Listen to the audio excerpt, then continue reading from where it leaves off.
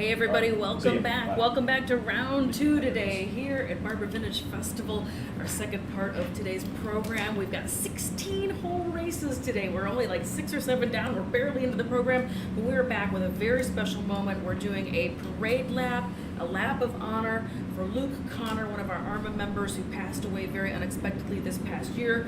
And so we are going to be doing a lap with some of our racers who wanted to jump out here and pay their respects. We've got a great piece to read about him. At this time, I would like to direct your attention to the track as we honor our own Luke Connor. Luke was a pillar of the vintage racing community and the former chairman of American Historic Racing Motorcycle Association's Board of Trustees. He passed away on Friday, July 30th of 2021, and today we set aside at this time to celebrate Luke's life with a reverse lap. This memorial lap is led by Thad Wolf aboard Luke's 2007 Thruxton. Thad was sponsored by Luke and brought home the 2013 Thruxton Cup Championship. The bikes that follow are just a sampling of the people who loved Luke Connor. As a racer, Luke competed in a variety of road racing and off-road events. He built, raced, and maintained a fleet of race bikes, including classic Harley-Davidson road racers. Luke's enthusiasm for vintage motorcycle racing included attracting new racers into the sport. He frequently offered his own motorcycles to potential racers, and his generosity resulted in several new racers entering the AHRMA ranks. Connor served as member of the Board of Trustees for several years before being elected chairman in 2018. During 2018, he took on responsibilities of road race director as a volunteer following the passing of Cindy Cowell. He was instrumental in developing and maintaining AHRMA's road racing program. His commitment to AHRMA, including securing the support of CPL Systems, a major sustainable energy company, as a National Road Race Series sponsor and title sponsor for several years. Later, his racing team, Luke's Racecraft, would sponsor the series. Today we are honored today to have Luke's wife, Teresa Connor, on site along with his daughter Jen and her husband Will Morris, grandsons Joseph stepson John McMahon, and brothers and sister-in-law Charlie Opperman, Terry Opperman, and Luke's niece Chelsea Johnson and her husband Tyler and baby Cooper. AHRMA member number 8991, race number 61, Luke Eric Connor was a good friend of the track, a giving leader behind the scenes, and loved his AHRMA family. Race in peace, Luke.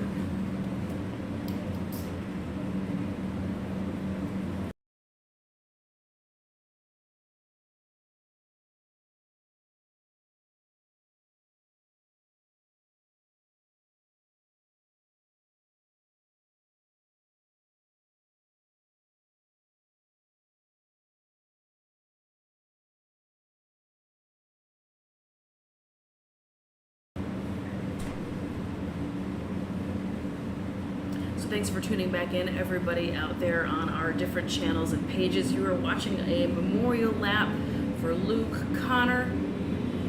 You just heard that great tribute read by my co-announcer up here, Jay.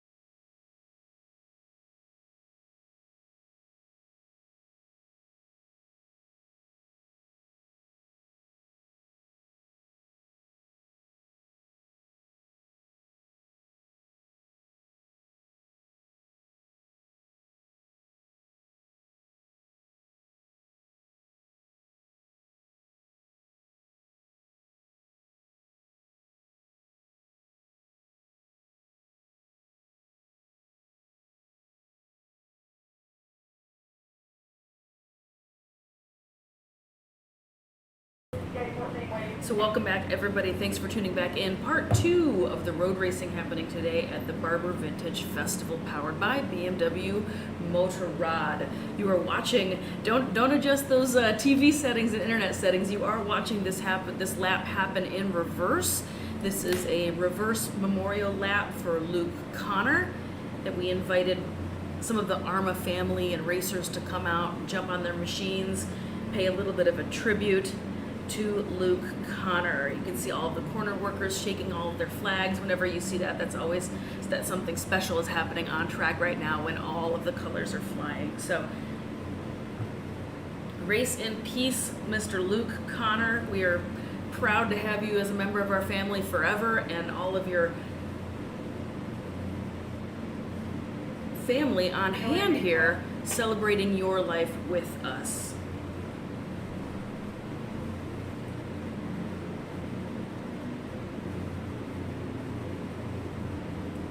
So they're going to be winding down this lap here shortly. Like I said, they're going in reverse, so they're now just coming back out of the Charlotte Webb corner and heading back toward turns 4, 3, 2, and then right back to start finish. They're going to pull off, and we're going to head right into the rest of our race program. Immediately following this, it will be the Premier Vintage Cup. We will also have the CB160 and sidecar classes kicking off the second half of today's show. Thank you so much for tuning back in. Make sure you take a moment, click like, and more importantly, share all of these awesome videos with your friends who love watching awesome vintage motorcycle racing.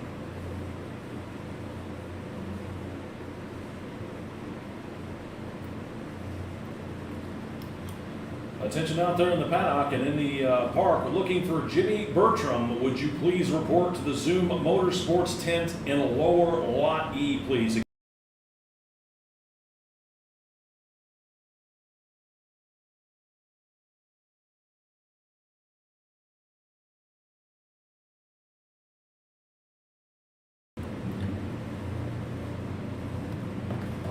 Right, it looks like they are going to start making their way back up here and exiting the track here shortly. Mr. J, yes, tell us about what's going on this afternoon. All right, well, we're going to start the racing this afternoon with the Premier 500 Premier Showdown, which has been a battle that's been shaping up all year long between Andrew Malk and Tim Joyce. So we're going to see how that's going to lead up. Then the next race of the afternoon, race number 7, is going to be the CB160 race. That's going to be a Le Mans style start race where they park the bikes on one side of the track, put the riders over on the other side in the grass, and when the green flag waves, you have to sprint across the track and jump on your motorcycle, fire it up, and take off down the front straightaway. That's always a fan favorite. And then immediately following, that's the sidecars. So it's going to be another fan favorite. Yeah, another fan favorite, because everybody loves the sidecars, and they've got some really fast sidecars out here today. So some great racing, and as you pointed out earlier, you know, we've got a lot of faster classes here in the afternoon. So the pace is certainly going to be picking up. Absolutely, we've got an action-packed afternoon for you. We have 16 races on the schedule. I think it's number 7 now, so we've got a whole bunch of racing still coming your way. We're going to have this stream up and running all afternoon long. We're going to be wrapping it up probably around 5. So you've got a whole bunch of hours. Go get yourself a snack. Make sure you click like, share this stream with all of your friends that love watching awesome motorcycle racing. Let's take a minute and thank some of our great sponsors. Attention out there in the paddock.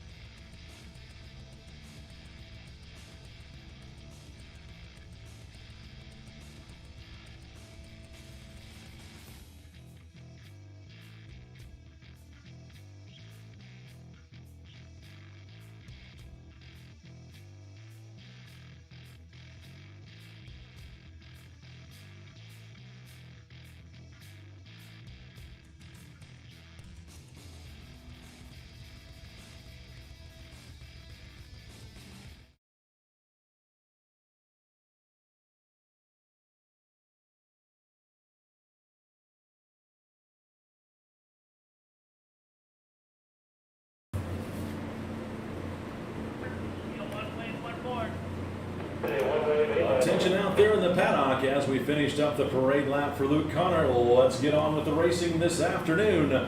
Let's go first call. First call for our Premier Vintage Cup race. You guys will be up here in just a moment. It's first call.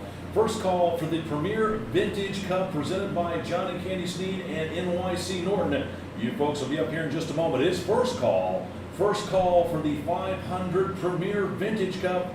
Again, first call for the 500 Premier Vintage Cup race. Okay.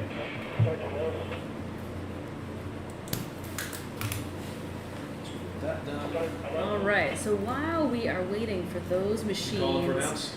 to get loaded onto the track, let's go ahead and talk a little bit about our awesome Grand Marshal for this weekend. The Grand Marshal is Ms. Mary McGee, who was honored last night at the Motorcycles by Moonlight dinner. This is a huge fundraiser here at the Barber Motorsports Park, but it's a huge part of this weekend's Vintage Festival. They always have the best speakers and auctions, and it's a great dinner.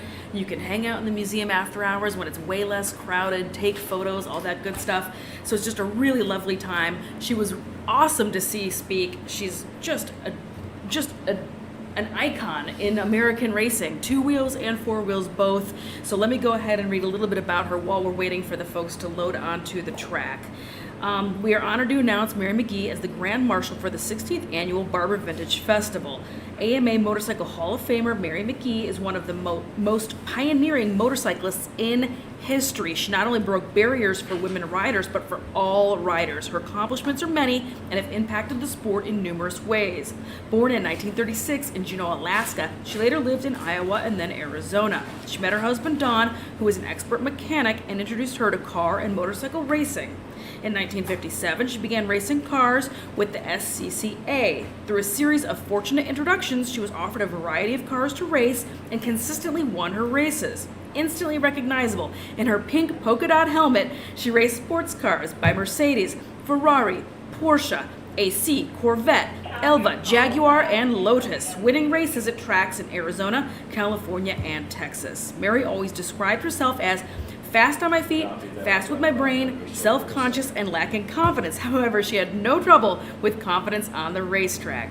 The first woman to hold an FIM racing license, Mary McGee learned to ride motorcycles in 1957 on a 200cc Triumph Tiger Cub, and later took up motorcycle road racing to try to improve her car racing skills. McGee began road racing motorcycles in 1960, becoming the first woman in the U.S. after passing an audition on a 125 Honda CB92, wearing a pink polka dot helmet. This was just one of many firsts she has accomplished. A January 1962 Motor Trend article started with "Housewives Revolt" and ended with, "So ladies, if your life is dull and you are bored with freeway traffic, don't give up. Buy a motorcycle and join Mary McGee." Mary was the first woman to finish the Baja 1000 and the first and only woman to ride the Baja 500 solo, which is just one of her most memorable accomplishments, as she finished ahead of several two-man teams. She was encouraged to try this by Steve McQueen and says this is the hardest thing she did in her life. She was the first woman to road race and then first to race motocross in the United States, beginning in 1963 when she switched to dirt riding and broke her 1962 250cc Honda Scrambler in an AMA District 37 Enduro. Although popular in Europe, motocross had not yet made its way to the United States, and in February 1967, she was the first woman to race motocross in the States, including the first motocross races at Carlsbad and Saddleback and numerous West Coast tracks. In 1970, the McGees moved to Idaho and opened a small Husqvarna dealership. 2 years later, she became the Husky district manager for 7 western states, all the while racing motocross in Idaho, Washington, and Nevada, and escalating her involvement in the Baja. Also in the 1970s, McGee worked for Motorcyclist magazine and joined a 24-hour endurance road race in Las Vegas, in which the magazine's team changed riders every hour on a 650 Suzuki. Mary has served as an ambassador for motorcycling, whether as a pioneering female competitor or through her speaking engagements that encourage women to try motorcycling and racing. I would love to see more women and more younger women get involved. It's not whether you finish first, second, or last. It's the struggle to finish. It is the journey of your life. I never experienced any backlash being a female on a motorcycle, or maybe I just never noticed, McGee is quoted as saying. In 2011, she got her motorcycle street license at age 75. In 2018, Mary was inducted into the AMA Hall of Fame.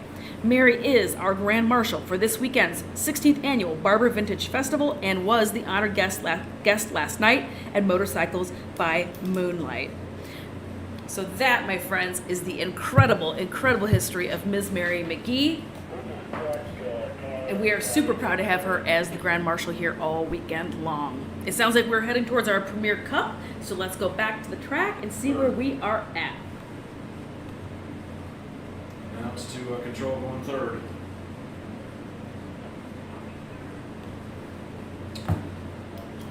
Attention out there in the paddock. Looks like everybody's back where they need to be. We're getting ready to start our afternoon's road racing. Let's go third and final call for the 500 Premier Vintage Cup, sponsored by John and Candy Steed and NYC Norton. You folks will be up right now. If you want to bring them on up, we'll send you out for your hot lap. And this one is one of the premier, it's the Premier Vintage Cup race. You guys are up right now. Third and final call for 500 Premier Vintage Cup, sponsored by John and Candy Steed and NYC Norton.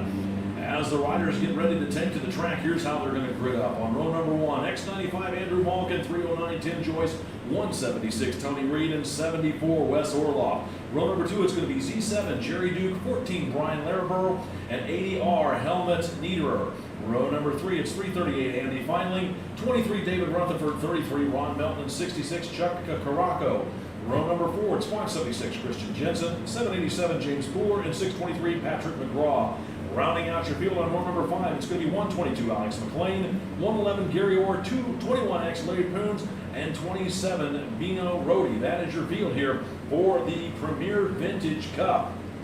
This has been a season-long championship battle, and it'll be decided during the main events this weekend. Basically, this race and next race. So for the past several years, AHRMA has been designating a different class to be hailed as the Vintage Cup. And this, and with the goal of getting the older bikes restored and back on the racetrack. And this year, it's been the turn for the 500 Premier to be that class. These bikes are 1968 and earlier 500cc 4-stroke overhead valve and overhead cam engines, along with 750cc side valve machines. Many consider this class to be the golden era of road racing, when riders like Jeff Duke, John Surtees, Mike Elwood, and Giacomo Agostini ruled the World Championships with legendary bikes such as the matchless G50, Manx Norton, Harley-Davidson KR, and Honda CR450 dominating racetracks around the world. Our riders taking to the track right now for their warm-up lap. We'll see how it's going to shake out in just a scant 8 laps from now. Also want to remind everybody that Mary McGee is down in the AHRMA merchandise booth signing autographs right now. If you didn't get a chance to meet her yesterday, now would be a great chance to get down there and meet Mary McGee. She's signing autographs down in the AHRMA merchandise booth down in Tech right now.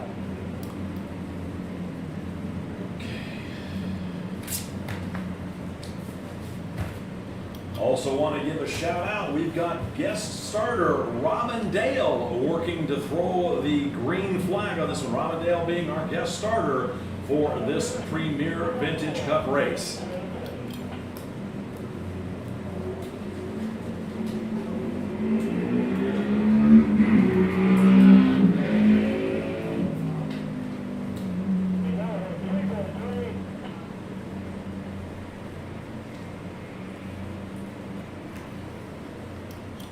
Also want to remind everybody at the conclusion of this race, then we'll go on to race number 7, the CD160 race that has the Le Mans style start. So if those of you down here in the race paddock for the road racers, if you've never seen a Le Mans style start, now would be a chance. Make sure you come down here and get yourself a good viewing point. The Le Mans style start is where they put the bikes on one side of the track, the riders on the other. When the green flag waves, the riders have to sprint across the track, jump on the machines, fire them up, and then take off down the front straightaway. It is definitely an interesting start. If you've never seen it happen, it's definitely worth watching, as it's always very entertaining. So again, the Le Mans style start will be coming up on the race following this one, and then the race following that will be the sidecars, also another fan favorite. But right now, we've got the first race of 2 races to settle the score for the 500 Premier Vintage Cup, as the riders are lining up right now.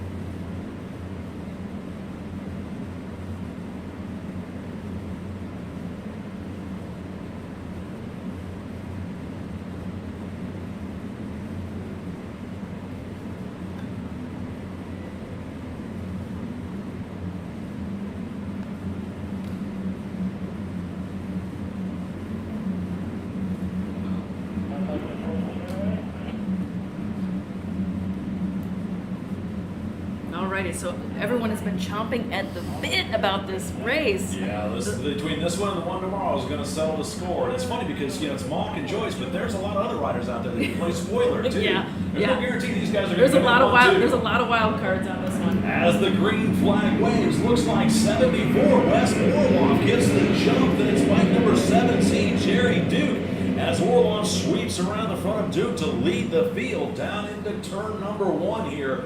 We've been talking about the race between Malk and Joyce being the two top contenders in this one, but it's a situation where there's a lot of other racers out there that could still win this one. So obviously it's up between Malk and Joyce to possibly win the championship, but there's a lot of spoilers out there as the field rockets over the crest of the hill there and forward down into turn number 5 into Charlotte's Web.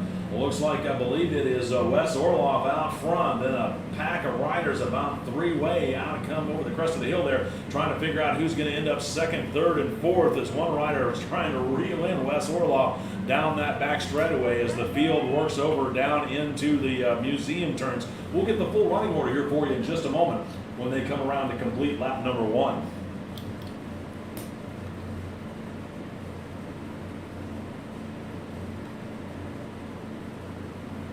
Yeah, it's definitely guaranteed to be awfully exciting, especially with Wes Orloff thrown into the mix. Very, very fast. Always has excellent bikes. He crews and works on bikes with a bunch of professional road racing teams. Just very, very fast. So this will be really interesting. Race leaders up the hill over there through turns 12 and 13 back into the back section here, waiting for him to come back around. Looks like Orloff might have dropped back in a second. Couldn't tell who the lead rider was, but somebody was rocketing up the hill over there across by the fan zone. And we'll get the full running order here, like I said, when they come around here, waiting for him to come out of turn number 17 in just a moment. And here comes your race leader, thundering down the front straightaway. At the line, my mystery rider is going to be 309, Tim Joyce, 74, Wes Orloff, 176, Tony Reed, and X95, Andrew Mullen. Back there in 4th with bike number Z7, Jerry Duke out front. 14, Brian Laraborough, Z7, Jerry Duke running out your top 5. And 14, Brian Laraborough back there in 6th. 122, Alex McLean in 7th. 338, Andy Finding in 8th. 23, David Rutherford in 9th, and bike number 623, Patrick McGraw, rounding out your top 10 as bike number 309. Tim Joyce puts his head down, trying to check out on the field. About 10 to 12 bike lengths separate him and Orloff as, it looks like Joyce gets a little wide coming out of turn number 5 there. Not sure if he missed a gear, but gets it gathered back up as bike number 176, Tony Reed, working over Wes Orloff. So it looks like 176, Tony Reed working the draft on Orloff. Put Reed up onto the second step of the podium with Wes Orloff in 74 back there in 4th. And then bike number X95, Andrew Malk, still back there in that 4th place position, trying to figure out where he's going to try and put himself up on the podium. Then Z7, Jerry Duke, still rounding out your top 5 as bike number 309, Tim Joyce, finding his rhythm and taking an early lead here on lap number 2 of this 8-lap race. So you can see them working their way down the backside of the track right now. Timmy Joyce, super fast. I could not stress that enough, whether it's on 2 wheels or 3 wheels, because he races sidecar. And the rumor out on the streets last night here in the paddock is that he was having some sort of mechanical trouble with his sidecar. So now he's got a little red mist going. He's got a little red rage going. Yeah. So he's going to really mean business out there on these 2 wheels. And everybody should be shaking in their boots a little bit in all the classes that he's going to be competing in. Race leader, bike number 309, Tim Joyce, about a half a front straightaway lead over 176, Tony Reed, 74, Wes Orloff, and X95, Andrew Malk. That's your top 4 as they thunder across the start-finish line. Then back about a full front straightaway lead. In that 5th place position is Z7, Jerry Duke. Then 14, Brian Laraborough out there running 6th overall. 122, Alex McLean still back there in 7th position as the rest of the field works their way on by. They've got an unresponder, unrelated transponder. Whoever was behind Alex McLean did not show up. I wonder if his transponder went dead. Possibly. As I saw Mike go by and I'm like, he didn't show up on here. Alrighty, you can see everybody working their way towards the museum right now, so that's a prime time to go check out Race Monitor real quick. So again, Timmy Joyce in 1, Tony Reed from Tennessee in 2, Wes Orloff in 3, Andy Malk in 4, and Jerry Duke in 5.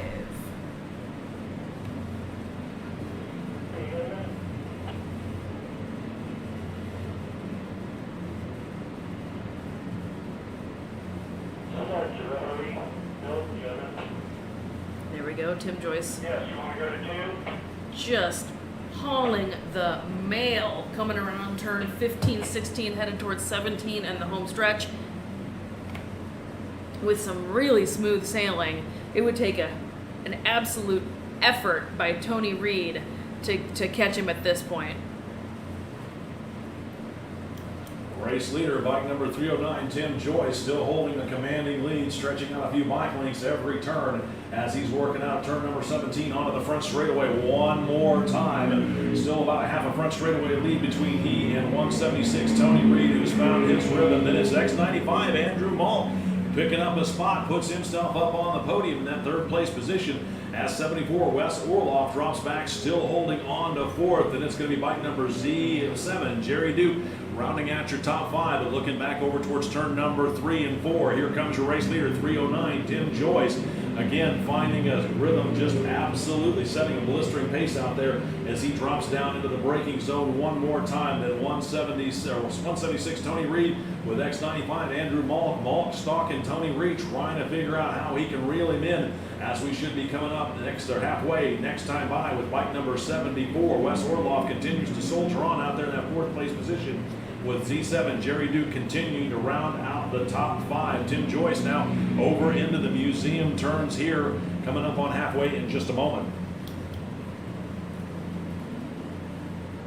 So really interesting. Wes Orloff started out of the gate like a shotgun and now is just getting picked off by the rest of the competition, whereas Andrew Malk was having a little bit of trouble towards the beginning and now is absolutely creeping his way up. So they've done a little bit of a role reversal out there.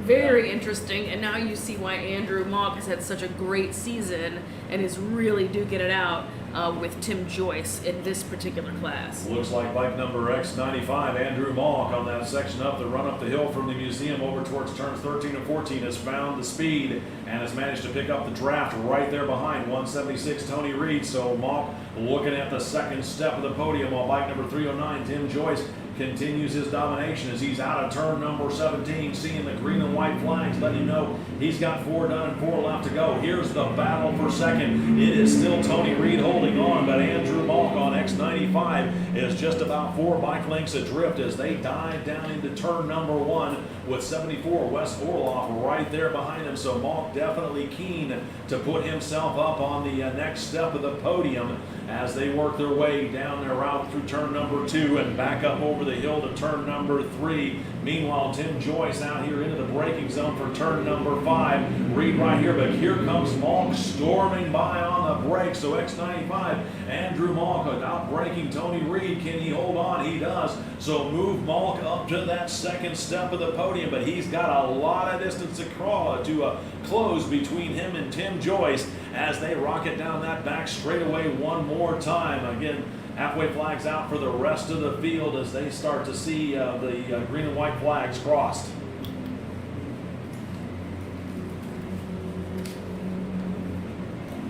Well, this is definitely shaping up to be a battle of just amongst the top 3, right? They have just absolutely checked out for the rest of the field. Tim Joyce headed toward turn 15, 16.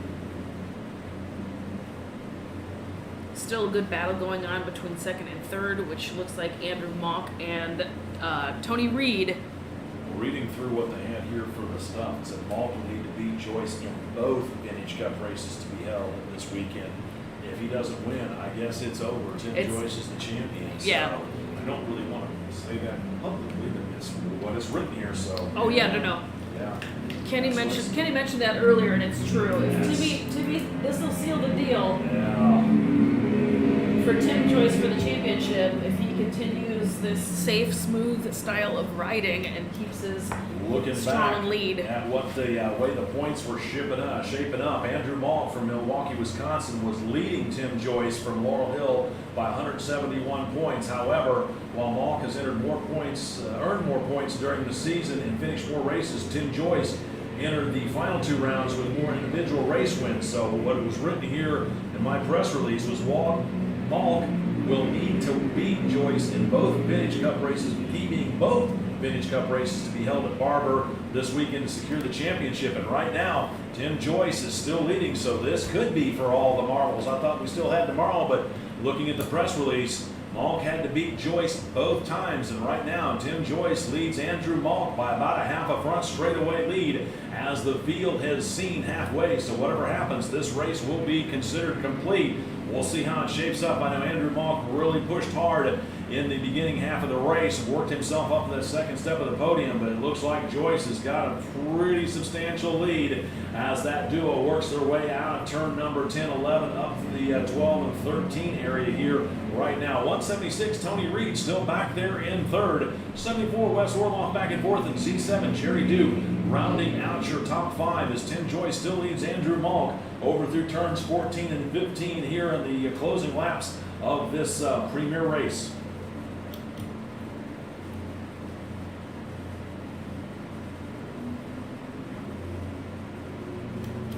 Race leader, bike number 309, Tim Joyce across the start-finish line. X95, Andrew Malk pulls to about a quarter of a front straightaway lead, but time is running out as that duo drives down into turn number 1, over into turn number 2. My guess is they're going to encounter some lap traffic here. If not this lap, then maybe on the final lap. White flag should be coming out next time by as your race leader, bike number 309, Tim Joyce, up over the crest of the hill, down into turn number 5. Malk in behind his fairing, diving in deep, down on the brakes into turn number 5, Charlotte's Web. He knows he's got to pour it on and pull out all the stops if he wants to hold on to his chance for the championship as he works his way up over the crest of the hill, down that back straightaway, still trying to reel in bike number 309, Tim Joyce, who's now over in the museum turns. Oh, just a nail biter. I would be so pumped to see Andrew scrape by there. That would be so exciting. But Timmy has just dominated this race from start to finish. It would take some sort of just really misstep from Joyce in order for Andrew to get his chance, I think, unless he's just holding something in reserve, unless he's got some magic going on. I don't know if he put the Dominator kit on his bike this morning. You gotta remember, it ain't over until that checkered flag waves, so we'll see what's gonna happen. Tim Joyce, bike number 309, still continues to lead. X95, Andrew Malk, as the starter has white flag in hand, waiting for Joyce to come out of turn number 17 to start his final lap. Looks like bike number 23, David Rutherford, across the field. Here's another couple of back markers. Here's your race leader, bike number 309, Tim Joyce. So he's going to have to try and get around some of these leaders. Looks like X95, Andrew Malk might have dropped a little bit of positions that time as they get to about a half a front straightaway lead. Meanwhile, 74, Wes Orloff still not finished with his battle for third with 176, Tony Reed. So put Orloff up on the third step of the podium as the white flag comes out. Whatever's going to happen, it's going to happen this lap as 309, Tim Joyce around the two back markers down into the braking zone for Charlotte's Web one more time. Then it's going to be X95, Andrew Malk, once again diving down into the brake zone himself, but it looks like the damage has been done as bike number 309, Tim Joyce, out of turn number 5, up over the crest of the hill, rocketing down that back straightaway past one more back marker. X95, Andrew Malk, trying to hold on, but Kean still has second solid there, but not able to reel in Tim Joyce here in the closing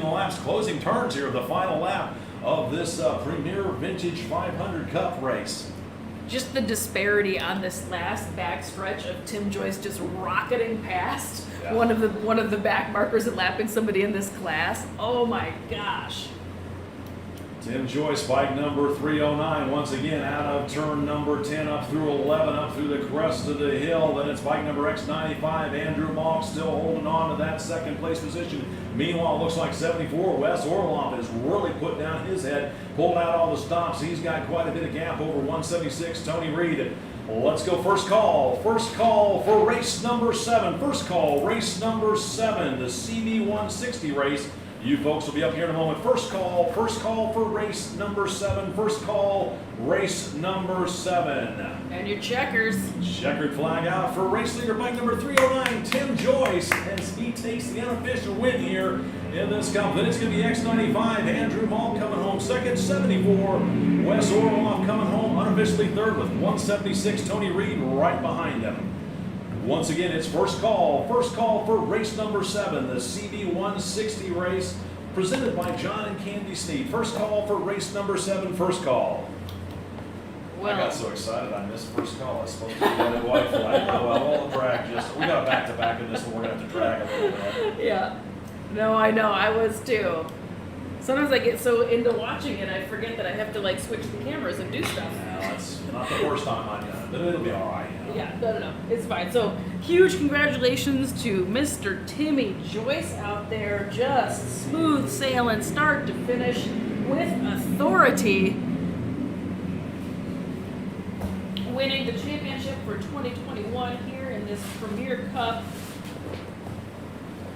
This very special class powered by NYC Norton. We talked to Mr. Kenny Cummings earlier in the first broadcast for today's weekend-long streaming that's going on, so make sure you go click on over and go check that out. I did hear a rumor that they were going to maybe have a little celebration down here on Victory Lane down on the start-finish line, so let me hang tough and see if anybody's heading on out there to shake some checkered flags or pop a bottle of champagne. I don't know exactly what they're going to get up to, but we're going to wait and see. You mean they're going to try and do that down here? Yep. Right now? That was what I heard. I don't feel so bad then about this first call. Oh yeah, Give a you're little fine. extra time anyway. That was my understanding. Yeah. That's why I was trying to let Okay. let them know where they should park him. Okay, all right. I think that's what was going to happen. We're all going to find out together, Jay. Yeah. We'll learn together. What do you say? So a little bit of cloud coverage came in here. I'm sure the racers are super excited about that. Help cool down a little bit out there in their leathers. So I'm just polishing up my glasses so I can see what is happening out there on the track. And if you're just now joining us, welcome to the show. Welcome to the show. This was race, I don't even know what race this was. Where are we? Paddock, holders for the CB160 race. We need for you guys to make sure that you start making your way down here to the hot pit lane. Again, holders for the CB160 race. We want to make sure that you guys accompany your riders down here. Again, holders, make sure that you're down here for the start of the CB160 race coming up here in just a moment. There we go. Let's fix that a little bit. Alrighty, it's a little bright in here. Attention out there in the paddock. Let's go second call. Second call for race number 7, the CB160 race presented by Candy and John Sneed. You folks will be up here in just a moment. It is second call. Second call for race number 7, the CB160 race presented by Candy and John Sneed. And also holders for the bikes, if you could please, don't forget to make your way down here quickly too. Again, don't forget for the holders for this next race to please make your way down here to the hot pit lane. So next up, well, you just heard Jay calling for holders because they're doing that Le Mans start. So they need their teammates to come and who's going to hold the bike while the racers run across the track, and then they bump start the bikes from there. So we're calling for those people. We're looking for those bikes. I'm still unsure if they're going to have a little celebration for Tim Joyce. It doesn't feel like it. I don't see anybody out here, so maybe that'll be happening at the end of the day. But huge congratulations to Tim Joyce. I believe with his decisive win just now, he has totally buttoned up the championship and has won the series. But I will wait for official news on that. Yeah.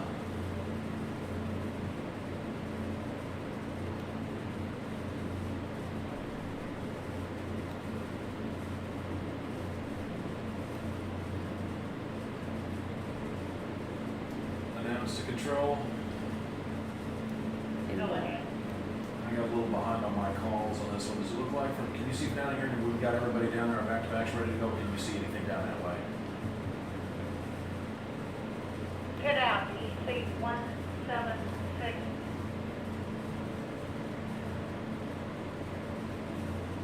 I do not.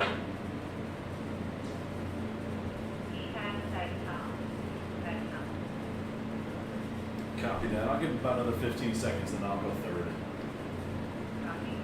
So kind of an unusual sight, all these bodies out here on the track. Usually that's a big no-no. But this Le Mans start requires all sorts of extra teamwork and bodies down there to hold those bikes. Attention out there in the paddock. Let's go third call. Third and final call for our next exciting race this afternoon, the CB 160 race. It's a 4-lap race, and it's presented by John and Candy Sneed. Again, third and final call for the CB 160 exhibition race, a 4-lap race presented by Candy and John Sneed. If you folks want to bring your bikes on down here, we'll go ahead and send you out for your hot lap. Also, don't forget, you need the holder for your bike. Remember, this is a Le Mans style start. So riders, please don't forget to send your holders down here to the hot pit lane yourself. Again, it is third and final call for the CB 160 exhibition race, a 4-lap race presented by Candy and John Sneed. If you folks want to bring one down, we'll send you out here right now. Third call, race number 7. Okay. Do you want me to grab this? If you want to, yeah. And this race number 7, this is our CB 160 Le Mans Start class. This is an exhibition class open to 1960s Honda CB 160 4-stroke twins. This runs fewer laps than our non-exhibition races. It has a unique Le Mans style start that is popular with both riders and fans. It's a little bit of fitness before you're racing out there, a little bit of running before they go ahead, get on those bikes and bump start their way to glory. Machines range from lightly modified to full-blown racers. Riders must enter the 200 Grand Prix class in order to be eligible for CB 160 competition. That 200 Grand Prix already ran earlier today, and that class is for points. This CB 160 class is merely for exhibition. CB 160 class gaining tons of popularity in the past several years for its much more accessible entry price point for people to come racing with us. So if you'd like to find out how you can come race with us and maybe on one of these CB 160s and join in some of this fun, make sure you make your way over to AHRMA.org.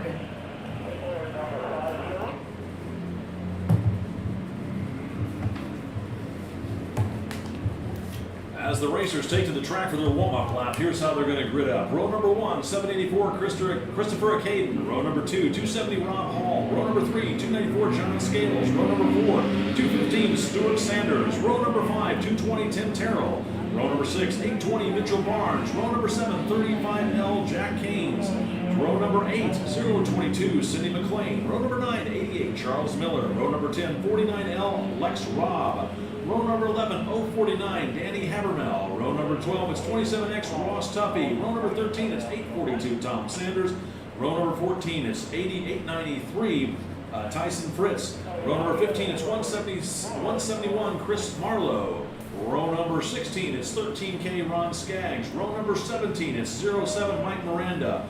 Row number 18, it's 357 Joe Corey. Row number 19, it's bike number 02 Jonathan Hollingsworth. And row number 20, it's bike number 176 Tony Reed, who just finished 4th in the race previous. Now he's doing a back-to-back. And you notice everybody is on their own road. That's because, again, this is a Le Mans style start. Really interesting to watch. The bikes are going to come around here in just a moment. They'll set them up, turn the engines off, back the bikes up against the wall on one side, put the riders over on the other side in the grass on the edge of the track.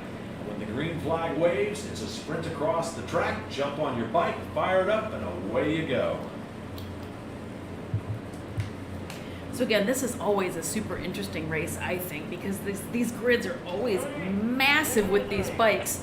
But it's a little bit of everything. It's people who just pulled a CB160 out of a barn and slapped some tires on it and brought it out here and took the glass, like the lenses and things off of it, all the way to $10,000 fully blown cuckoo nut job crazy bikes. It's a little bit of everything. So it's always really exciting racing, especially when the big dogs from the West Coast come out here, because there's a lot of very, very, I'm going to say high horsepower, but they still don't have very high horsepower because it's still for a 160, yeah. Exactly, but for a 160, it's relative. Exactly, it is all relative. But there definitely are some really very special, very, very full-blown, kitted-out race machines built off of the CB160 platform. It was launched to make it a little bit more accessible for people to get into racing. This is not just this gentleman's $50,000 rare and exclusive bike thing here at AHRMA. This is open and available to everybody. So go grab that Barn Find CB160, take one of our awesome schools, and come racing with us next season. We've got a lot of awesome races going on for 2022, including a new date added, a weekend-long program at Daytona in January. Yep. Super excited about that.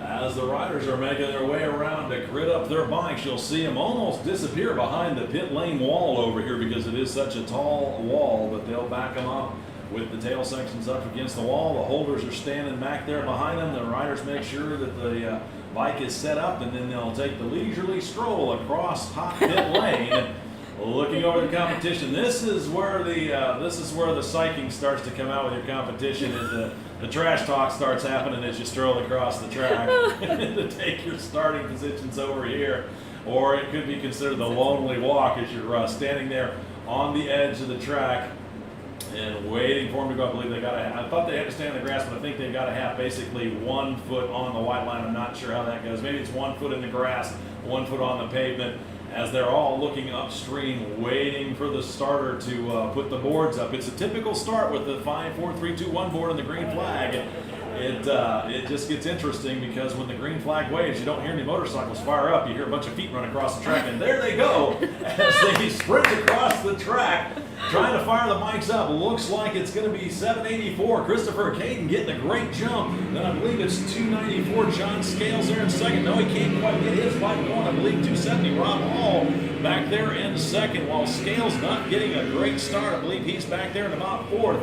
As a couple of the bikes eventually, you'll see here on the start finish line, usually 1 or 2 of them don't quite get going. Now he finally gets it up and going as a latecomer into the race as he starts down the front straightaway. Meanwhile, the race leaders all the way back up over out of turn number 2 through turn number 3. I believe that's Rob Hall out front, working his way past 784 Christopher Caden. Can't tell who's in third or fourth as they start to spread out. Looks like Scales back there quite a bit further himself down into the braking zone, so a 2-rider breakaway up front as they work their way out of turn number 7 down that back straightaway, and then a battle shaping up again for third. We'll get the full running order for you in just a moment when they complete lap number 1 of this 4-lap exhibition race. Definitely always a crowd favorite, right? I don't know if it's because the start is so silly and out of control, or if the bikes are just so tiny. I don't know exactly what part of it people just love, but everybody loves this race. Right now, I mean, the fans are just packed up against the fence line. The observation deck is absolutely packed here at Barber. Everybody loves watching this race. It's a fun one. Race leaders out of turn number 10 up the hill through 11 and 12 over into 13. Looks like everybody is fairly spread out here in this opening lap of the 4-lap race. Again, waiting for them to come around to complete lap number 1, and we'll put out the top 10 when they cross the start-finish line.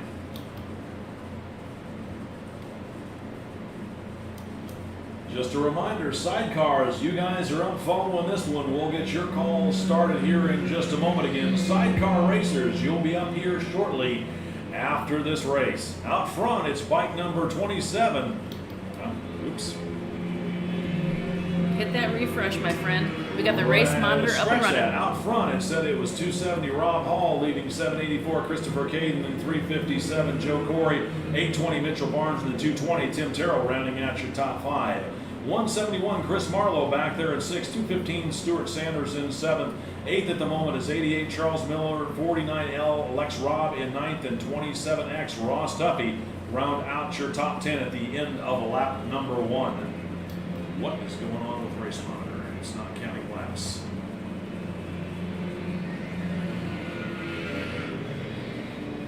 Interesting. Do they register this one because it's an exhibition race? Yeah, they have. Well, yeah, I would think so. They've got the mics, on the grid. It's just weird. Well, we're all going to find out together. Yeah, no kidding. Caitlin, can you hear, what's the age limit on hot pit road?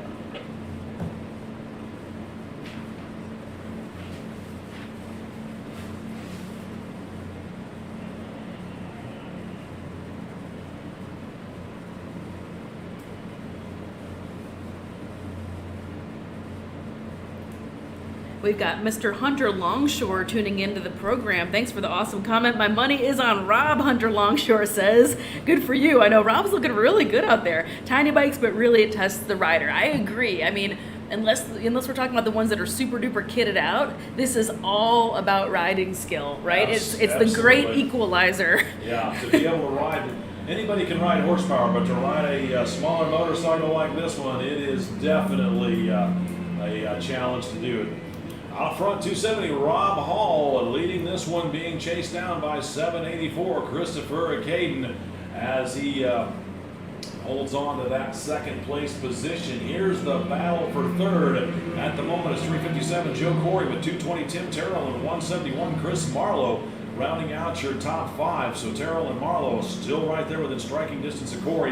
820 Mitchell Barnes back there in sixth, while your race leader 270 Rob Hall leading down into Charlotte's Web. Then it's going to be bike number 784. He's Christopher Caden still holding on to that second place position as he's cleanly through Charlotte's Web himself. Looking on back through the field, 215 Stuart Sanders back there in seventh, 88 Charles Miller in eighth.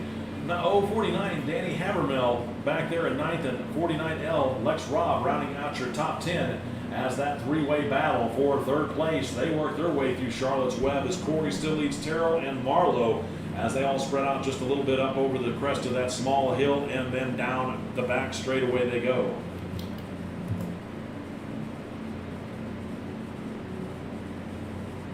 Say, he missed halfway? He did miss halfway. I thought he did.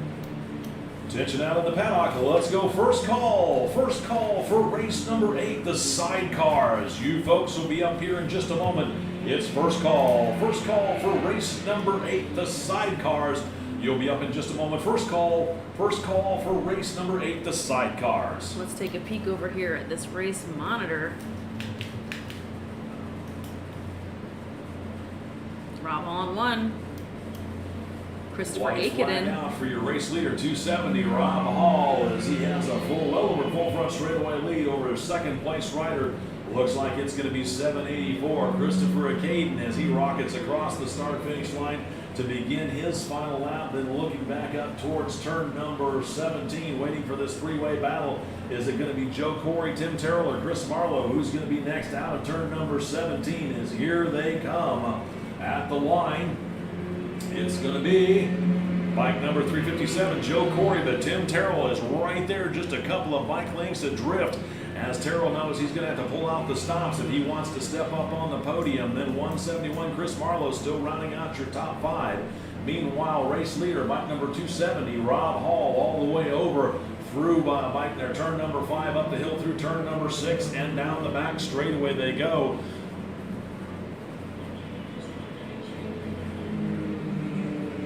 Looks like race leader second place. I'm not sure if Christopher Caden had a bit of a moment. Looks like 357 Joe Corey out of turn number 5 up the hill. So could be a shake-up in the running order as looks like Joe Corey, Tim Terrell, and Marlowe continue to have their battle. And I think that might be a Caden if he had a moment out there. Slip back a little bit coming down that back straightaway. We'll get the full running order for you, or get the confirmation of that, as the race leader's already working his way back over through the back section of the course right now on this final lap of this 4-lap race. Either that or I missed McCain when he came out, but I don't think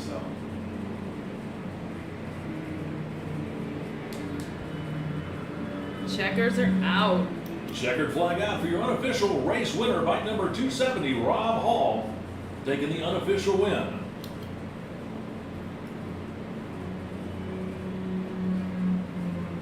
Second place does belong to 784 Christopher Caden, so I got lost out there in my laps, but Christopher Caden taking home the unofficial second out here now, waiting to see how the third place battle is going to shape up. If it's going to be Joe Corey or Tim Terrell as they work their way out of that last turn onto the front straightaway. Here they come at the line. It is going to be Joe Corey just holding on to third with 171. Chris Marlowe nipping Tim Terrell for that's 4th and 5th overall. With an exciting conclusion to this race, well, let's go second call. Second call. Race number 8, the sidecars. You folks are up here in just a moment. Second call. Second call, race number 8, sidecars. You're up in just a moment. Second call for sidecars.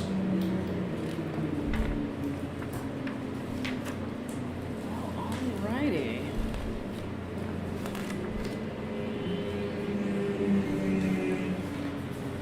The rest of the field is making their way in. I'm going to go on ahead and redo the graphics for our next race, which is going to be sidecars.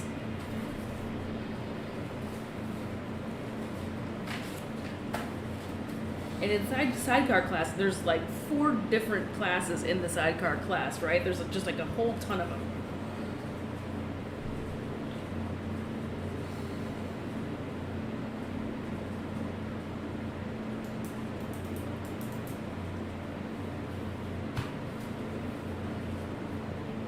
There we go.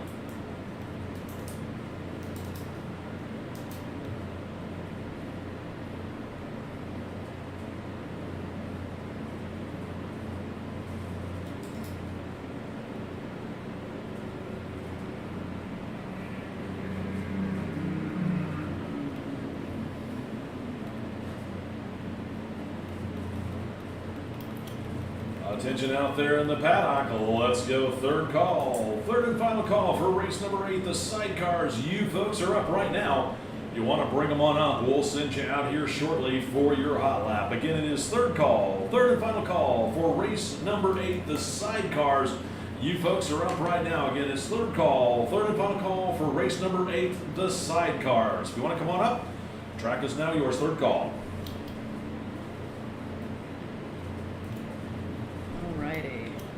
As the sidecars are waiting to go out, AHRMA is the premier sidecar organization here in North America, hosting more sidecar races and racers than any other North American organization. Over 50 sidecar teams have raced with AHRMA in 2021 across 22 races from coast to coast. There are both vintage and modern classes, each having their own unique characteristics. In the vintage class, you will see both left and right side chairs. The right side chairs favor left-hand turns, which is a counterclockwise track, and the opposite is true for the left side chairs. With mixed chair outfits on the track at the same time, you will see a lot of passing as the speed changes dramatically between left and right-hand corners. Skinny tires are required on vintage rigs, equates to drifting and sliding, where a modern rig will perform more like a Formula One car. The modern classes run sleek spaceship-style outfits with modern 600cc and 1000cc four-stroke engines. The outfits are purposely built to resemble a modern race car more than a motorcycle. Teamwork is vital, obviously. The rider and especially the passenger must work together. It's a very physical workout for the passenger. A strong body core is essential for the passenger. Low center of gravity is also essential for quartering, along with the passenger transferring weight to the proper position. As the racers take to the track for their warm-up lap, here's how they're going to grid up when they come around. For the sidecar modern side, the SC modern sidecar TT2, out on row number 1, it's going to be 14 SC, the team of Peter Essif and passenger D. Richard. And then S46 is Dale Lavender as the driver and M. Lavender as the passenger. Then on row number 2, it's going to be the rig of 8NZ Tony Dukas with L. Dukas as the passenger. For the SC modern sidecar USF2, presented by Jessup Enterprises, it's on row number 4. It's going to be the rig of 285 Brent Lebeque and D. Dobrowski as the passenger. For the modern sidecar USF1, presented by Barnett Clutches, on row number 6, it's going to be 64B Bill Wilmeroth with N. Hargis as the passenger. Then for the Formula Classic SC4 group, back on row number 8, it's going to be 043 Dave Keckley as the driver and Jason Vader as the passenger, and X48 Paul Kohler with Abe Blake as the passenger. For the for the sidecar Lost Era sidecar SC3, on row number 10, it's going to be 981 Timothy O'Brien and A. Kramer as the passenger, with 048 Larry Coleman and H. Carlin also on row number 10 as the passenger. Then on row number 11, it's going to be bike number 41B, Jacob Trosper and E. Mauser as the passenger. And then bike number 66D, Eric Green with H. Yampolowski as the passenger. Then back on row number 13 for the Super Vintage, sponsored by Classic Motorcycle Racing Foundation. Row number 13 is 309 Tim Joyce with R. Schulke as the passenger, and 93 Daniel May with C. Chihuahua as the passenger. Then row number 14, it's Eric Trosper on rig number X82 with C. Trosper as the passenger, and 46X Brian Rammer with T. Rammer as the passenger. Row number 15, it's 534 Jeffrey Dixon with T. Korn as the passenger, and 42S Silky Crombie with W. Stefaniak as the passenger. And then on row number 16, it's 37 Jim Powers with E. Yampolowski as the passenger. On row number 18 for the vintage sidecar SC1, it's the rig of Tim P. Michael Platt with K. Kerr as the passenger. And then for the classic big wheel class sponsored by Cowan Financial Group, it's 169 Byron Hanna II with A. Bowers as the passenger back on row number 20. So fairly good sized field here for the sidecar race. Again, a classic fan favorite. Definitely, and you were right. This is like 5 or 6 different classes all gridded together. So I ran out of room to put all the graphics up. So I'm just calling it combined sidecar classes. 7 classes out there. I'm putting them all together. There's too many things going on out here. But it's really interesting to watch all the huge differences between them. You know, you mentioned how the modern classes look very much, like Formula One. They look like spaceships. They're super high horsepower. And then there's the super, super old school, very kind of like rudimentary looking sidecars out here. A lot of them powered by BMW. It's a bit of a chosen weapon for vintage sidecar racing. Some folks out here that have been racing for a very long time. A lot of these folks are family members. There's a lot of husbands and wives. There's a lot of there's some father and daughter teams out here. The Trospers, who I mentioned earlier in the show, are a married couple, and then their son Jacob is racing in this class also with his wife, I believe, wife or significant other. And yeah, so it's a total family affair here in the sidecar class. As the racers start to grid up out here for the Lost Era SC3 sidecar group on rig number 48, that's Larry Coleman out there with his passenger Haral Carlin. Larry's a 3-time AMA national champion. He's a land speed record holder, and he's also an AMA Hall of Famer. And Larry and Harl first raced together in Germany in 1971 to 73. They were reunited in Germany's Hockenheim ring back in 2012 for a classic event, and then again in the Bikers Classic in Spa in 2016, and then in 2018 they began racing AHRMA together. In the true to the spirit of AHRMA, they're once again reunited here at Barber to celebrate sidecar racing and enjoy old friendship and memories. So their sidecar was built by Becker Motorworks and Baker Motorsports. It's a BMW 750. It sports 16-inch wheels, and the outfit is built to replicate the style of GP sidecar racers or sidecars that were raced in the late 60s. So keep your eye out for sidecar number 48. Also, SC4, the bike number 43. It's a BMW with an MRE chassis and a 4-speed engine. That's again piloted by Dave Keckley and Jason Bader as the field thunders away. Looks like bike number 14, Peter Essef and his passenger get the jump on the field as it laid down into turn number 2, waiting for him to over into 2, waiting for him to come back into view here in a minute as they come back up through turn number 3. Yeah, I ran into Larry Coleman last night, who does a ton of announcing for this event. He's done announcing for Bonneville. He's out there racing right now. He's saying that he is considering this being his final year of doing road racing. Looks like S46, Lavender getting the jump on Peter Essef and his passenger Richard. So Lavender up front, Essef back there at second with the Dukas team back there in third on 8NZ as everybody starts to spread out. Not this one, this Oh, one. Levecki? Levecki. He's in first. He's not racing. Oh, I'm sorry. So my apologies, it's 285, Brett Levecki and Dobrolowski out front being chased down by Essef and Dukas as the field works their way over through the museum turns here in just a moment. It's a super honest mistake. The rigs look so similar. It's really hard to tell them apart sometimes. Well, So also things happen. You just see him grit up where they took it off. He just scratched. Okay. Alrighty, and our first competitors are making their way down the backside of the track, heading towards 15, 16. They'll be hitting 17 in just one moment, making their way down the front stretch.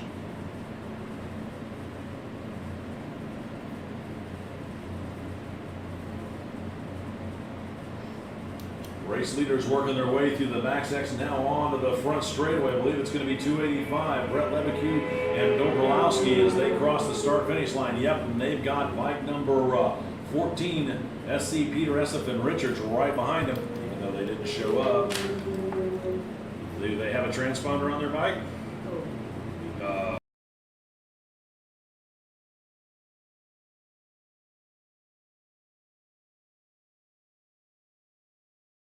Dukas is in second, even though I saw him go by. They'll figure it out. Well, alrighty, and the rest of the field are making their way down this front stretch again. Looks We're like gonna start seeing a little bit of 60-60 the older Eric cars. Green and Yampolowski back there in third, or rather fourth, and 37 Jim Powers and the other team of Yampolowski rounding out your top five as Brett Lebequin and his passenger Dobrowski were really setting out a blistering pace here in the opening laps. So that's the Dukas is coming out over through 7.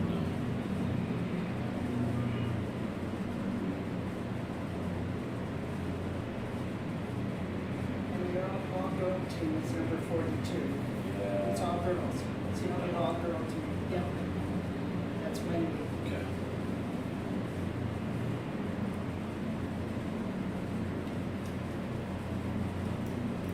Alrighty, and those Formula side cars are making their way through 15-16, and we'll be seeing them in just a moment.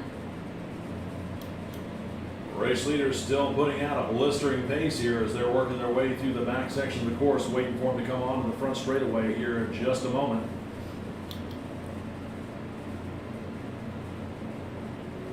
And there they are. Here they are. Looks like it's going to be 285. Brett Lebeque still out front, being chased down by Peter Essef and his passenger of Richards as they got about a half a front straightaway lead or quarter of a front straightaway lead down into turn number 1. And quite a distance back to the team of Dukas and Dukas back there in that third place position, waiting for them to come out onto the front straightaway here in just a minute. Lebeque. Thank you. There's the team of Dukas and Dukas, and then it's going to be, looks like bike number 66D, Eric Green from Yampolowski, still holding on to that fourth place position. Actually, scratch that. It's 37 Jim Powers and Yampolowski up to fourth with bike number 66 Dean Eric Green and Yampolowski rounding out your top five. Then it's the team of Trosper on X82 back there in sixth. Then seventh place position is 46X, the team of Rammer and Rammer as they start their third lap. All right, let's take a gander over at Race Monitor. Next across the line, 981, Timothy O'Brien and Kramer out there for that 8th position. And then 048, Larry Coleman and his passenger Carlin back there in 9th. And the all-women's team of 42S, Silky Crombie and Stefanaki. Wendy holding on to that 10th position. How do you say her last name? Stefaniak? Stefaniak. Yep, that'd be bike number 42S, Silky Crombie and Wendy Stefaniak holding on to the top 10 as they are coming up there, start their third lap.